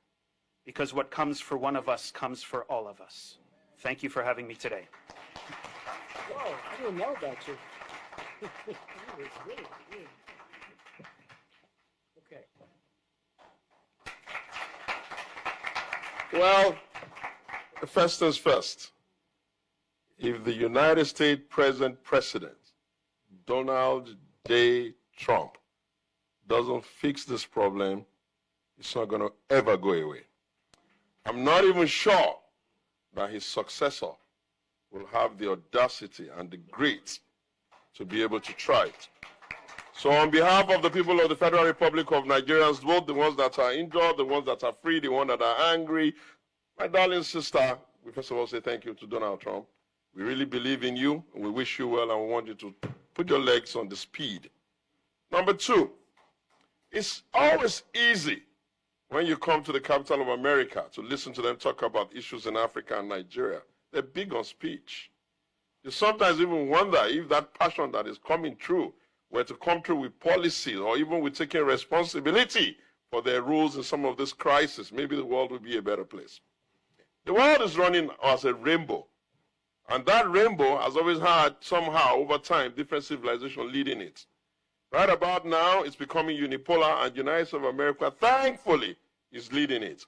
What then is what are the issues in Nigeria, and what do they need to know? One, there is always a conflict in trying to determine whether the conversation is the message of the Lord Jesus Christ, which you all believe so much, in conflict with the message of Muhammad, the preacher of the Muslim, and as such, you almost tend to get the impression that the terrorist will always be Muslim and the victim will always be Christian. Why is that? Well, that's a very big topic. We'll talk about it another day. But in Nigeria, we don't have a Christian-Muslim quarrel. We have a weaponization of belief. And that weaponization, frankly, didn't start from us. Ordinarily, Nigerians are not interested in quarrels. They're not interested in fights. They're not interested in guns. The destabilization of the Middle Belt, or if you like the Sahel region, has produced a big crisis. Some of those people are even looking for where to run to. And they have created a war economy where these types of nonsense they do, unfortunately, we're the victims here. Our country is the victim. Why? We're the largest black population in Africa, and we have a very large border, and we have a lot of Muslims living there. And when they come in there, what do? They behave the way they've always behaved and act irresponsibly. The bigger danger before us now is that democracy, which seems to be holding us up, is about to fail. The first time I was here, if you remember well, I told you it was going to it's failing in Africa, and it failed in Niger and failed in all of those areas. I'm not a preacher of doom. I just know my onions so well, and I'm so vested in the Nigerian issue that I tell you what we need to pay attention to. If democracy fails in Africa, most populous black nation, I will now ask you what then would be the rescue for it, and what's making democracy fail? The biggest gift of the United States of America to the world is multi-party democracy. It gives people the opportunity to have contestations of ideas, and people have an opportunity to decide and pick what path they want. So that if one party is not doing well, another party can easily come in. But if you sit and watch and see that Nigeria is now having a situation where we're not even sure whether we even have democracy anymore, or we have the rule of one man and his party determining that every other political party in the country will legally be unviable. That's difficult. You need to pay attention to that. The second thing I want to put on the table is this. What exactly should be the action that the United States of America under Donald Trump, what should they really do? When you designate a whole country CPC, what does that even really mean to us in Africa? Nothing. Because the consequences of that is shared by everybody, and since everybody is not guilty at the same time, everybody ignores it. What you need to do is you need to be designating people. They feel it more. You have enough intelligence, and if you don't have them, maybe you should yield leadership of the world to another country that is willing to do something much more practical. You need to find those people who are putting the money there. You need to know those people who are running the logistics. You need to know those ones who are using angry rhetoric to incite their people and tolerate these kinds of insurgency. You need to designate them. You know why? Because when you designate human beings, you cut off the oxygen. And then the next person who is planning to do such nonsense also know that he's going to take responsibility in his name. The other thing I want you to understand and understand very clearly is that, you see, when Europeans sat down and did the scramble and partition, they didn't pay enough attention to the cultures of that environment. And therefore, we're constantly seemingly quarreling with ourselves. We have had the longest reign of democracy now, and amazingly, we're now particularly divided and particularly mistrusting of each other. To resolve that, I think that the best thing the United States of America can do is truly designate a special envoy. I know ambassadors are good, but the special envoy has bigger responsibility. He responds directly to the White House. He frames the conversation on the ground. He listens deeply and makes it difficult for people to come to capitals to come and manipulate them. Ladies and gentlemen, the Nigerian government is not exactly willing to kill its people. Sometimes it's incompetence. Incompetence that is masked because of the rhetoric of democracy. No government in Nigeria, not even the ones that were Fulani, wanted people killed, because most of the people that get killed are, after all, Nigerians, and the headlines in our country too does not support people killing. But hey, if they don't know what to do, they don't know how to do it, they have no heart to do it, they don't have the knowledge of how to do it, they can't read what's going on with the global new order, what exactly are they going to do? Shoot and shoot and shoot? You clear them in Borno, they show up in Kwara. You clear them in Kwara, they show up in Nigeria. Are we going to kill everybody in Nigeria just because we're trying to fight terrorism? So I say to you very clearly, my name is Anthony Oluwasegun Adeyemi Showomi, and for some time now I have been preaching that there's a need for the United States of America to help us find more competent people to be the new leadership class in our country. And as such, I created something called the Alternative. And by the grace of God Almighty, what I have come to tell you here today is that our country is bleeding. And we'll be tied to the international community if Nigeria should fail. If we fail, the south of Limpopo will fail. And if the south of Limpopo fails, even South Africa will fail. It's just as simple as that. The earlier you all understand this, the better. And let me tell you what the consequences are for your country. Every time you have one refugee in here, it costs the United States government about $1 million to keep them in here. You're better off leaving them in our country. You know why? Because they're the kinds of people that come in here and make babies. And in a very short time, the coloration of your country will become so gray you begin to wonder, is this a black country or is this an African, European country? So what you need to be doing, and doing quickly too, is speak to your leaders. Take off the gloves. Put the pedal on. You have assets in that place. Why is this thing still going on? You did one small little activity, and yet the whole thing is just getting more messed up. You're not holding their leaders accountable. You're not holding even the ones that are in charge of the security infrastructure of the country, what they're doing with the intel you're giving them, and you expect us to come here every time, fly from all over Nigeria, so that we can come and listen to you talk to yourself, what you should be saying to yourself behind our back, so that people like Mary will not have to deal with these kinds of nonsense ever again. We are very sure that the Christian faith does not encourage anybody to kill anybody. I cannot say the same of the other faith. It is the responsibility of the world to ensure that Nigeria is a secular country. It remains a secular country, so help us God. Thank you very much. It was nice talking to you. Excellent. Excellent. Thank you. Okay. Wow. Okay. I'm about to.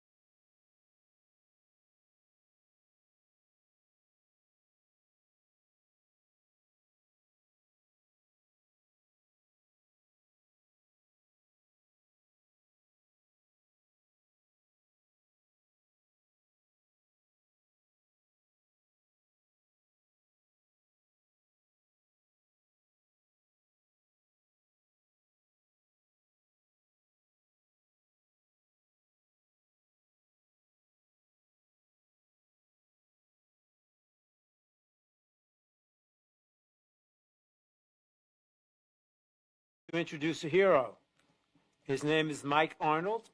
He's made 16 trips to Nigeria, some under level 4 do not travel warnings. He founded the Africa Arise International, which today runs schools for more than 600 displaced children in the camps that the Nigerian government says doesn't exist. He's a former mayor of Blanco, Texas. And he is the author of Epicenter, Nigeria, Radical Islam and the War for Global Order, a #1 bestseller on Amazon. Mike.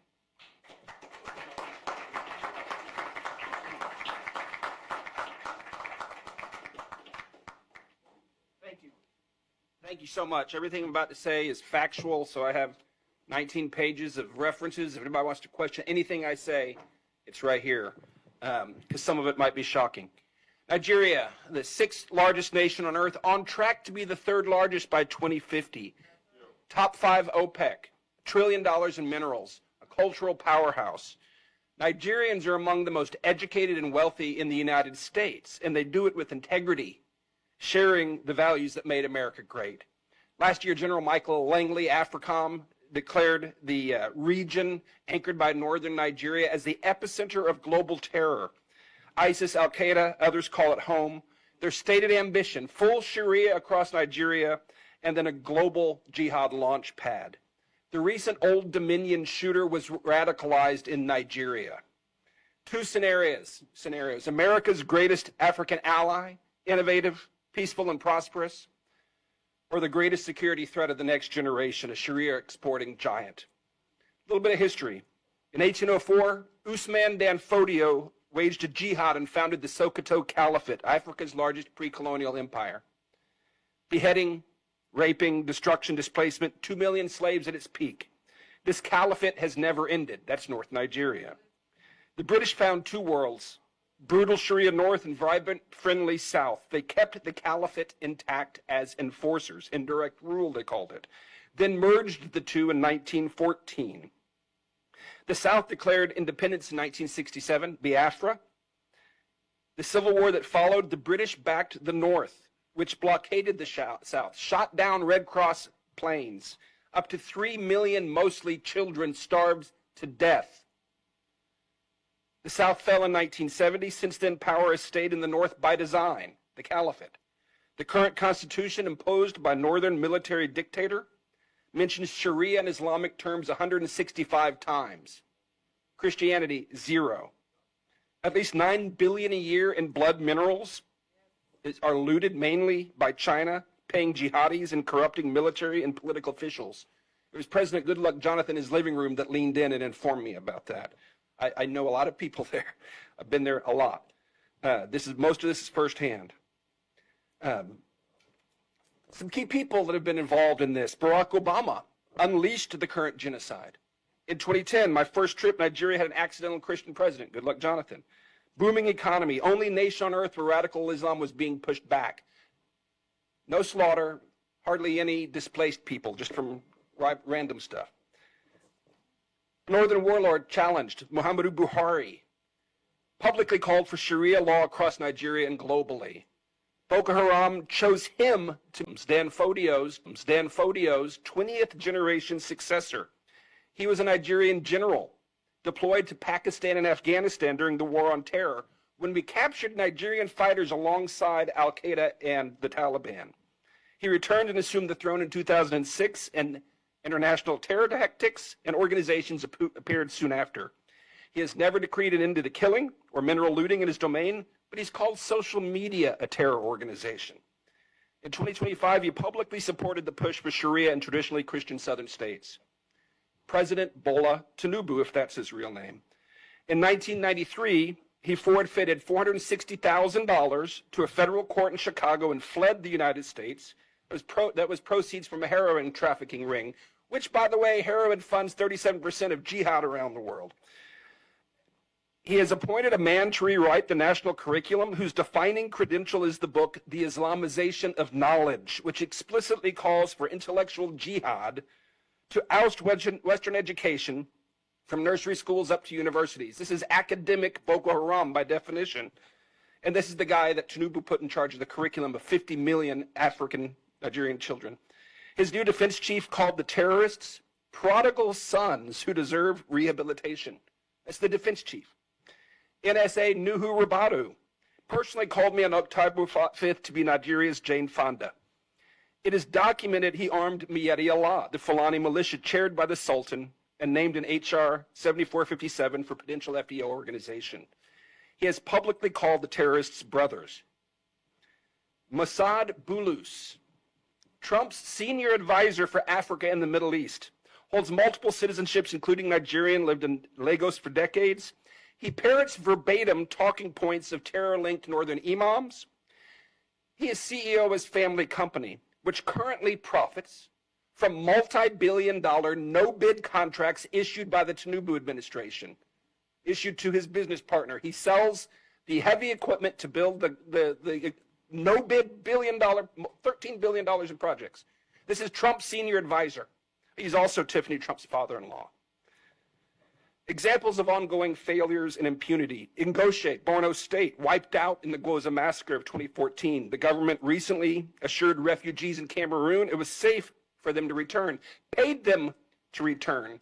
Within weeks, on March 3rd, Boko Haram slaughtered dozens, more than 300 abducted into slavery, including the wife and daughter of a friend of mine. The military was largely AWOL. The attacks continue there. Deborah Samuel Yakubu, 2022, college student. After finals, she posted on WhatsApp, "Jesus is the greatest. He helped me pass my exams." The next day on campus, as professors and police watched, she was beaten, stoned, tires heaped on her, and burned alive, while students filmed selfies in front of the flames celebrating. The deputy imam of the National Mosque, who performed President Buhari's daughter's wedding, publicly justified the killing within 24 hours on his own Twitter account. No one was punished. Nnamdi Kanu, British Nigerian broadcaster from London, illegally abducted from Kenya, tried under a defunct law, now serving life in Sokoto prison for words spoken in Great Britain. Meanwhile, the northern imam just recently offered a 1 million naira bounty for the head of a pastor, then doubled it to taunt his critics. No charges, no condemnation from officials. I've been corresponding with the guy. He helped him get to a safe house, but he and his family are in danger and they need help. The Nigerian government goes to great expense to rehabilitate the killers, while millions of innocent displaced victims are denied, neglected, and dying. The narrative war.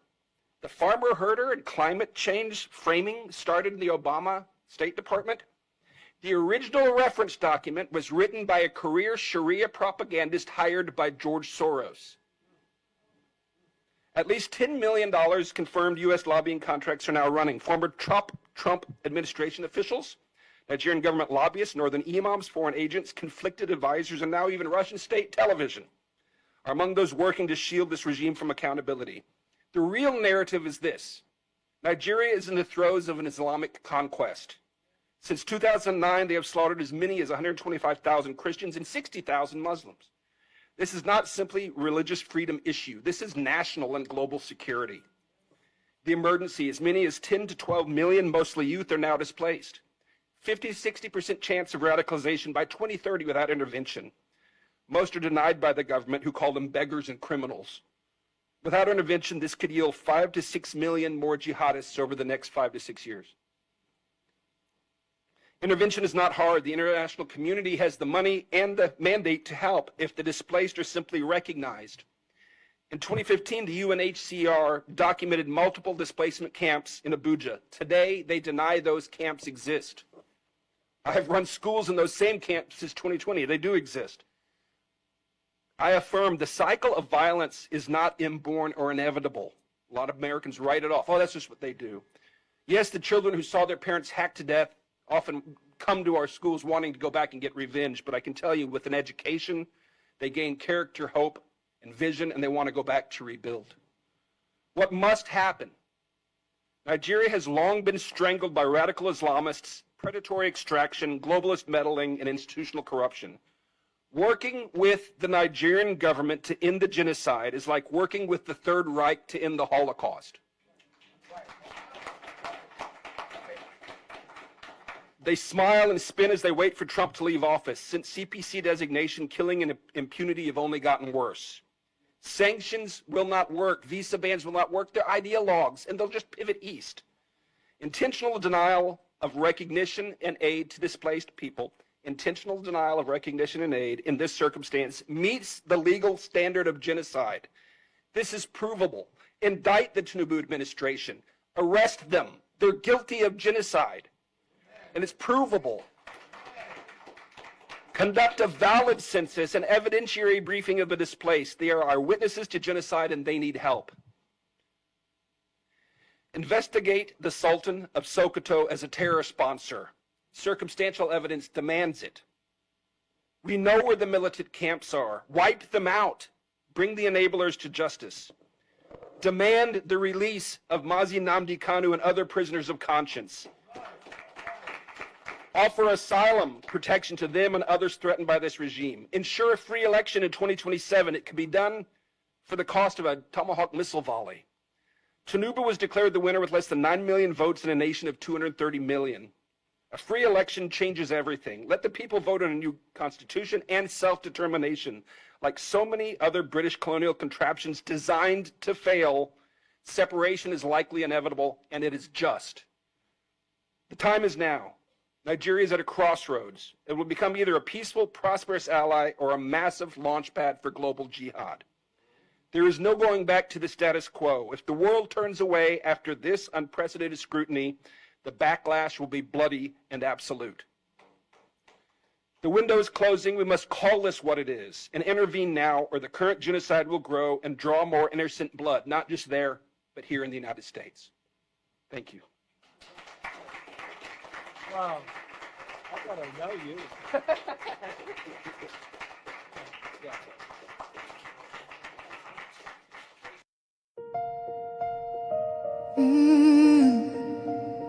Can you hear the cry from the broken land, from the wounded hearts? Nigeria, they bleed, people they cry, tears for the ground. Nobody asks why. Over 7,000 souls don't fall every single day. We still there call. Churches burning, hope fading fast. Since 2009, the pain don't last. 50,000, maybe more. Heaven they count every single soul. Children without home tonight, mothers praying through the night. Fathers lost no strength to fight. Who go stand for what is right? Oh, stand for love, stand for life. Be the answer in this time. You can have to wipe their tears. You can calm their fears. Give a hand, don't turn away. Be the light in darkest day. Every little you provide keeps a soul alive.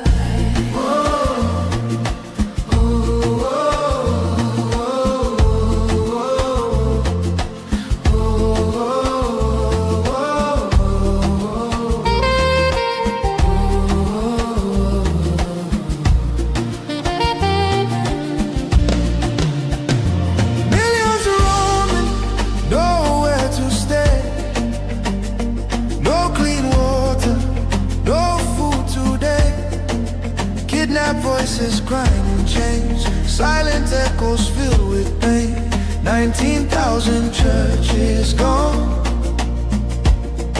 but faith still rising, holding on. In the ashes, hope remains. Love can heal the deepest pains. Shelter broken, dreams erased. Hungry hearts we can embrace. Let compassion take its place. Now's the time to show His grace.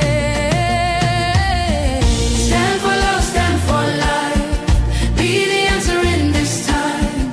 You can help to wipe their tears. You can calm their fears. Give a hand, don't turn away. Be the light in darkest day. Every little you provide. More Christians are killed for their faith in Nigeria than anywhere else in the world. Since 2009, Islamic jihadists have murdered more than 50,000 Christians in Nigeria, and more than 20,000 churches, schools, and religious institutions have been destroyed, most burned to the ground. Scores of Christians and several others were kidnapped over Holy Week.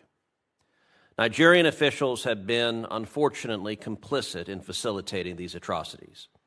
At the state level, a dozen Nigerian states implement Islamist blasphemy and Sharia laws. At the federal level, the government looks the other way at Islamist violence.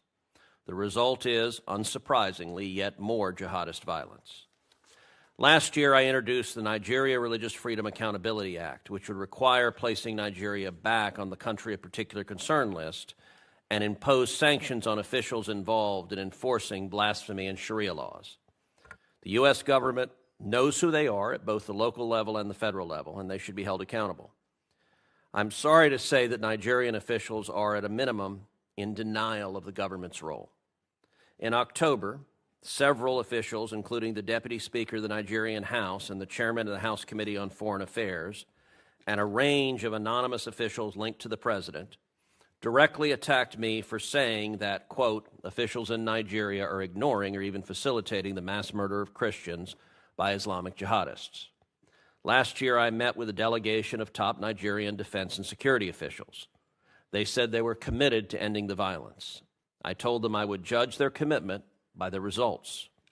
Those results have yet to materialize. President Trump has established that the United States will use all tools of statecraft to counter the violence. He ordered that Nigeria be added to the CPC list, and in December he ordered the Department of War to target ISIS terrorists in response to their massacre of Christians. I'll note that the Nigerian government said at the time that it welcomed and indeed requested the actions. I find their statements to be somewhere between hypocritical and infuriating. In December, the president said that jihadists have been targeting Christians in Nigeria, quote, at levels not seen for many years and even centuries. What does the situation look like now, several months later, and what can and should the United States do to stop the mass murder of Christians? Good afternoon, my fellow citizens, Biafrans, and all of us of freedom worldwide. We have a question to ask, especially those that identify themselves as Nigerian. If you identify yourself as a Nigerian, are you better off in Nigeria? Do you love the current situation in Nigeria? Is Nigeria working for you? And for my fellow citizens, Biafrans, it's time we exit, of which we don't identify ourselves as Nigeria anymore. We are fighting to exit Nigeria. We'll do everything within our reach. We are Biafrans, we are not Nigeria. And for those that still be campaigning as Nigeria, ask yourself this question again. Is Nigeria working for you? Nigeria is not a country. Nigeria is built on faulty foundation by the British government, and it's not working. Millions of people have been massacred from 1967 to 1970. The genocidal war, the Nigerian terrorist state killed Biafrans in millions, while the North that have been killed today, and also the Middle Belt and the Southwest part of Nigeria, they all colluded. They fought the Biafran people and asked them today, is Nigeria working for them? The northern part of Nigeria is crying, while the Middle Belt crying. That means Nigeria is not working. We encourage the people of the Middle Belt to rise up, fight for their freedom. Southwest, Oduduwa, Yoruba people, rise up, fight for your freedom. Nigeria is not a country and will never be a country. A former presidential candidate, a terrorist called Peter Obi, he acknowledged that Nigeria breeds criminals. And he is also a criminal. Nigeria breed him. a former president and a vice president in the name of Goodluck Jonathan, also acknowledged that Nigeria is not a country. The British people are trying to make it work, but it's not working because the people are different. People speak different language, different religion, different culture, different ideology. Why the Biafrans from the east are practicing live and let live, and the northern part are using jihadists to Islamize them, to terrorize them. We are different people. Please, let's ask Nigeria this question. Where is the next place that we attack? Nigerian government, where is next place you will deploy your military terrorists that have colluded with the terrorist state, Islamic terrorists, to kill the innocent Biafran Christians, Nigerian Christians? Nigerian government, where is the next place to target? Where is Dangote? Dangote sponsor these terrorists. Shetima sponsor these terrorists. Kwankwaso, Gumi, Sanusi, Sultan of Sokoto, and also Tinubu. These people are all terrorists. They sponsor terrorists. They sponsor the insecurity. A former president named Obasanjo made it clear that insecurity in Nigeria can never stop. This is a former president.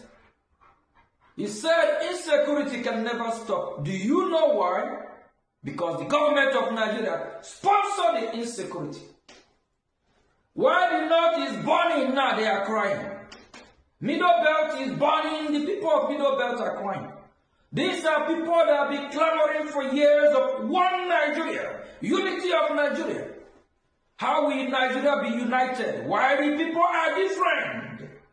If Nigeria is such a great country, wonderful country, why do you think United States of America will issue a statement warning her citizens not to travel to some part of Nigeria, if not all Nigeria? Why do you think United States of America will close the embassy in Abuja? Because Nigeria is collapsing. Nigeria is at brink of war. Nigeria is going down. Please, Biafrans, our freedom is in our hand. Our freedom is now. And for the people of Middle Belt, rise up. Fight for your own country. Stop this, your one Nigerianist. It's not working. The more you call on one Nigeria, the more they kill you. The more you believe in Nigeria, the more you die. Let it target. When so-called patriots of Nigeria once protest against the injustice, the same Nigerian terrorist state unleashed her military to kill innocent protesters. Nigeria is a disgraced country. It's not working. Please, citizens of that contraption, ask the federal government, ask Nigeria, the next place they will attack. Because they know all the terrorists by name.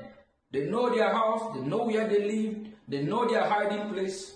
And for all the terrorists in Biafra land, both those so-called former governors and the present illegitimate governors and senators that are bringing these terrorists to our land, all be brought down. Without that, we will not achieve or get our freedom. You can't bring terrorists, you believe. Nothing will separate you and them. Fight for your freedom. Thank you from here. God bless United States of America. God bless Biafra Republic. Thank you.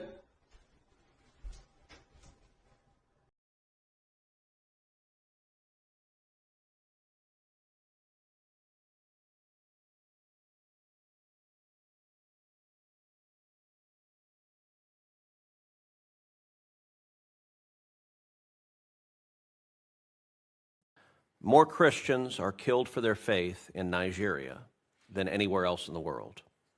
Since 2009, Islamic jihadists have murdered more than 50,000 Christians in Nigeria, and more than 20,000 churches, schools, and religious institutions have been destroyed, most burned to the ground. Scores of Christians and several others were kidnapped over Holy Week. Nigerian officials have been, unfortunately, complicit in facilitating these atrocities. At the state level, a dozen Nigerians, including the Deputy Speaker of the Nigerian House and the Chairman of the House Committee on Foreign Affairs, and a range of anonymous officials linked to the President, directly attacked me for saying that, quote, officials in Nigeria are ignoring or even facilitating the mass murder of Christians by Islamic jihadists. Last year, I met with a delegation of top Nigerian defense and security officials.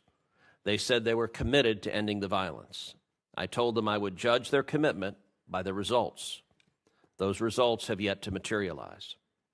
President Trump has established that the United States will use all tools of statecraft to counter the violence. He ordered that Nigeria be added to the CPC list, and in December he ordered the Department of War to target ISIS terrorists in response to their massacre of Christians. I'll note that the Nigerian government said at the time that it welcomed and indeed requested the actions. I find their statements to be somewhere between hypocritical and infuriating. In December, the president said that jihadists have been targeting Christians in Nigeria, quote, at levels not seen for many years and even centuries.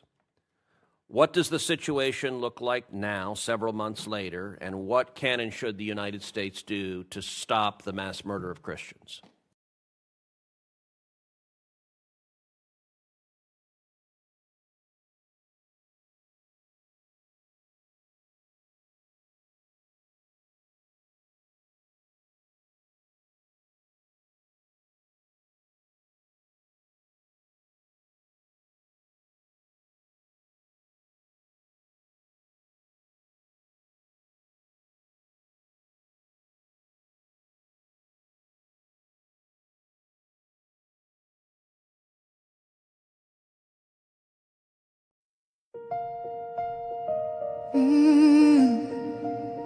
Can you hear the cry from the broken land, from the wounded hearts? Nigeria, they bleed, people they cry, tears for the ground. Nobody asks why. Over 7,000 souls don't fall every single day. We still there call. Churches burning, hope fading fast. Since 2009, the pain don't last. 50,000, maybe more. Heaven they count every single soul. Children without home tonight, mothers praying through the night, fathers lost no strength to fight. Who go stand for what is right? Oh, stand for love, stand for life. Be the answer in this time. You can have to wipe their tears. You can calm their fears. Give a hand, don't turn away. Be the light in darkest day. Every little you provide keeps a soul alive.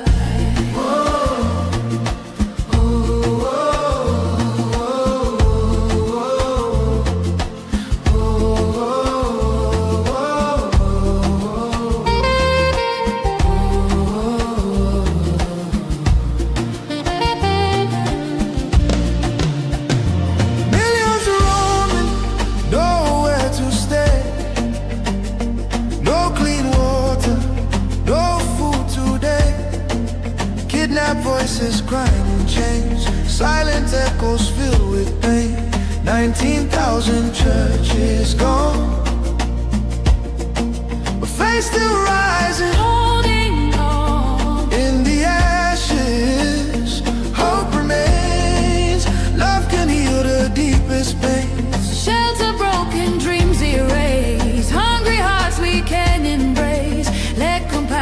take its place. Now's the time to show his grace. Stand for love, stand for life. Be the answer in this time. You can help to wipe their tears. You can calm their fears. Give a hand, don't turn away. Be the light in darkest day. Every little you provide keeps a soul alive. Food, water, shelter, hope. You can be the miracle they pray for. You can change a life today. No matter how small it seems, your love can rebuild their dreams. Together we can make a way. Keeps us all alive. Thus Solomon finished the house of the Lord and the king's house, and all that came into Solomon's heart to make in the house of the Lord, and in his own house he prosperously effected.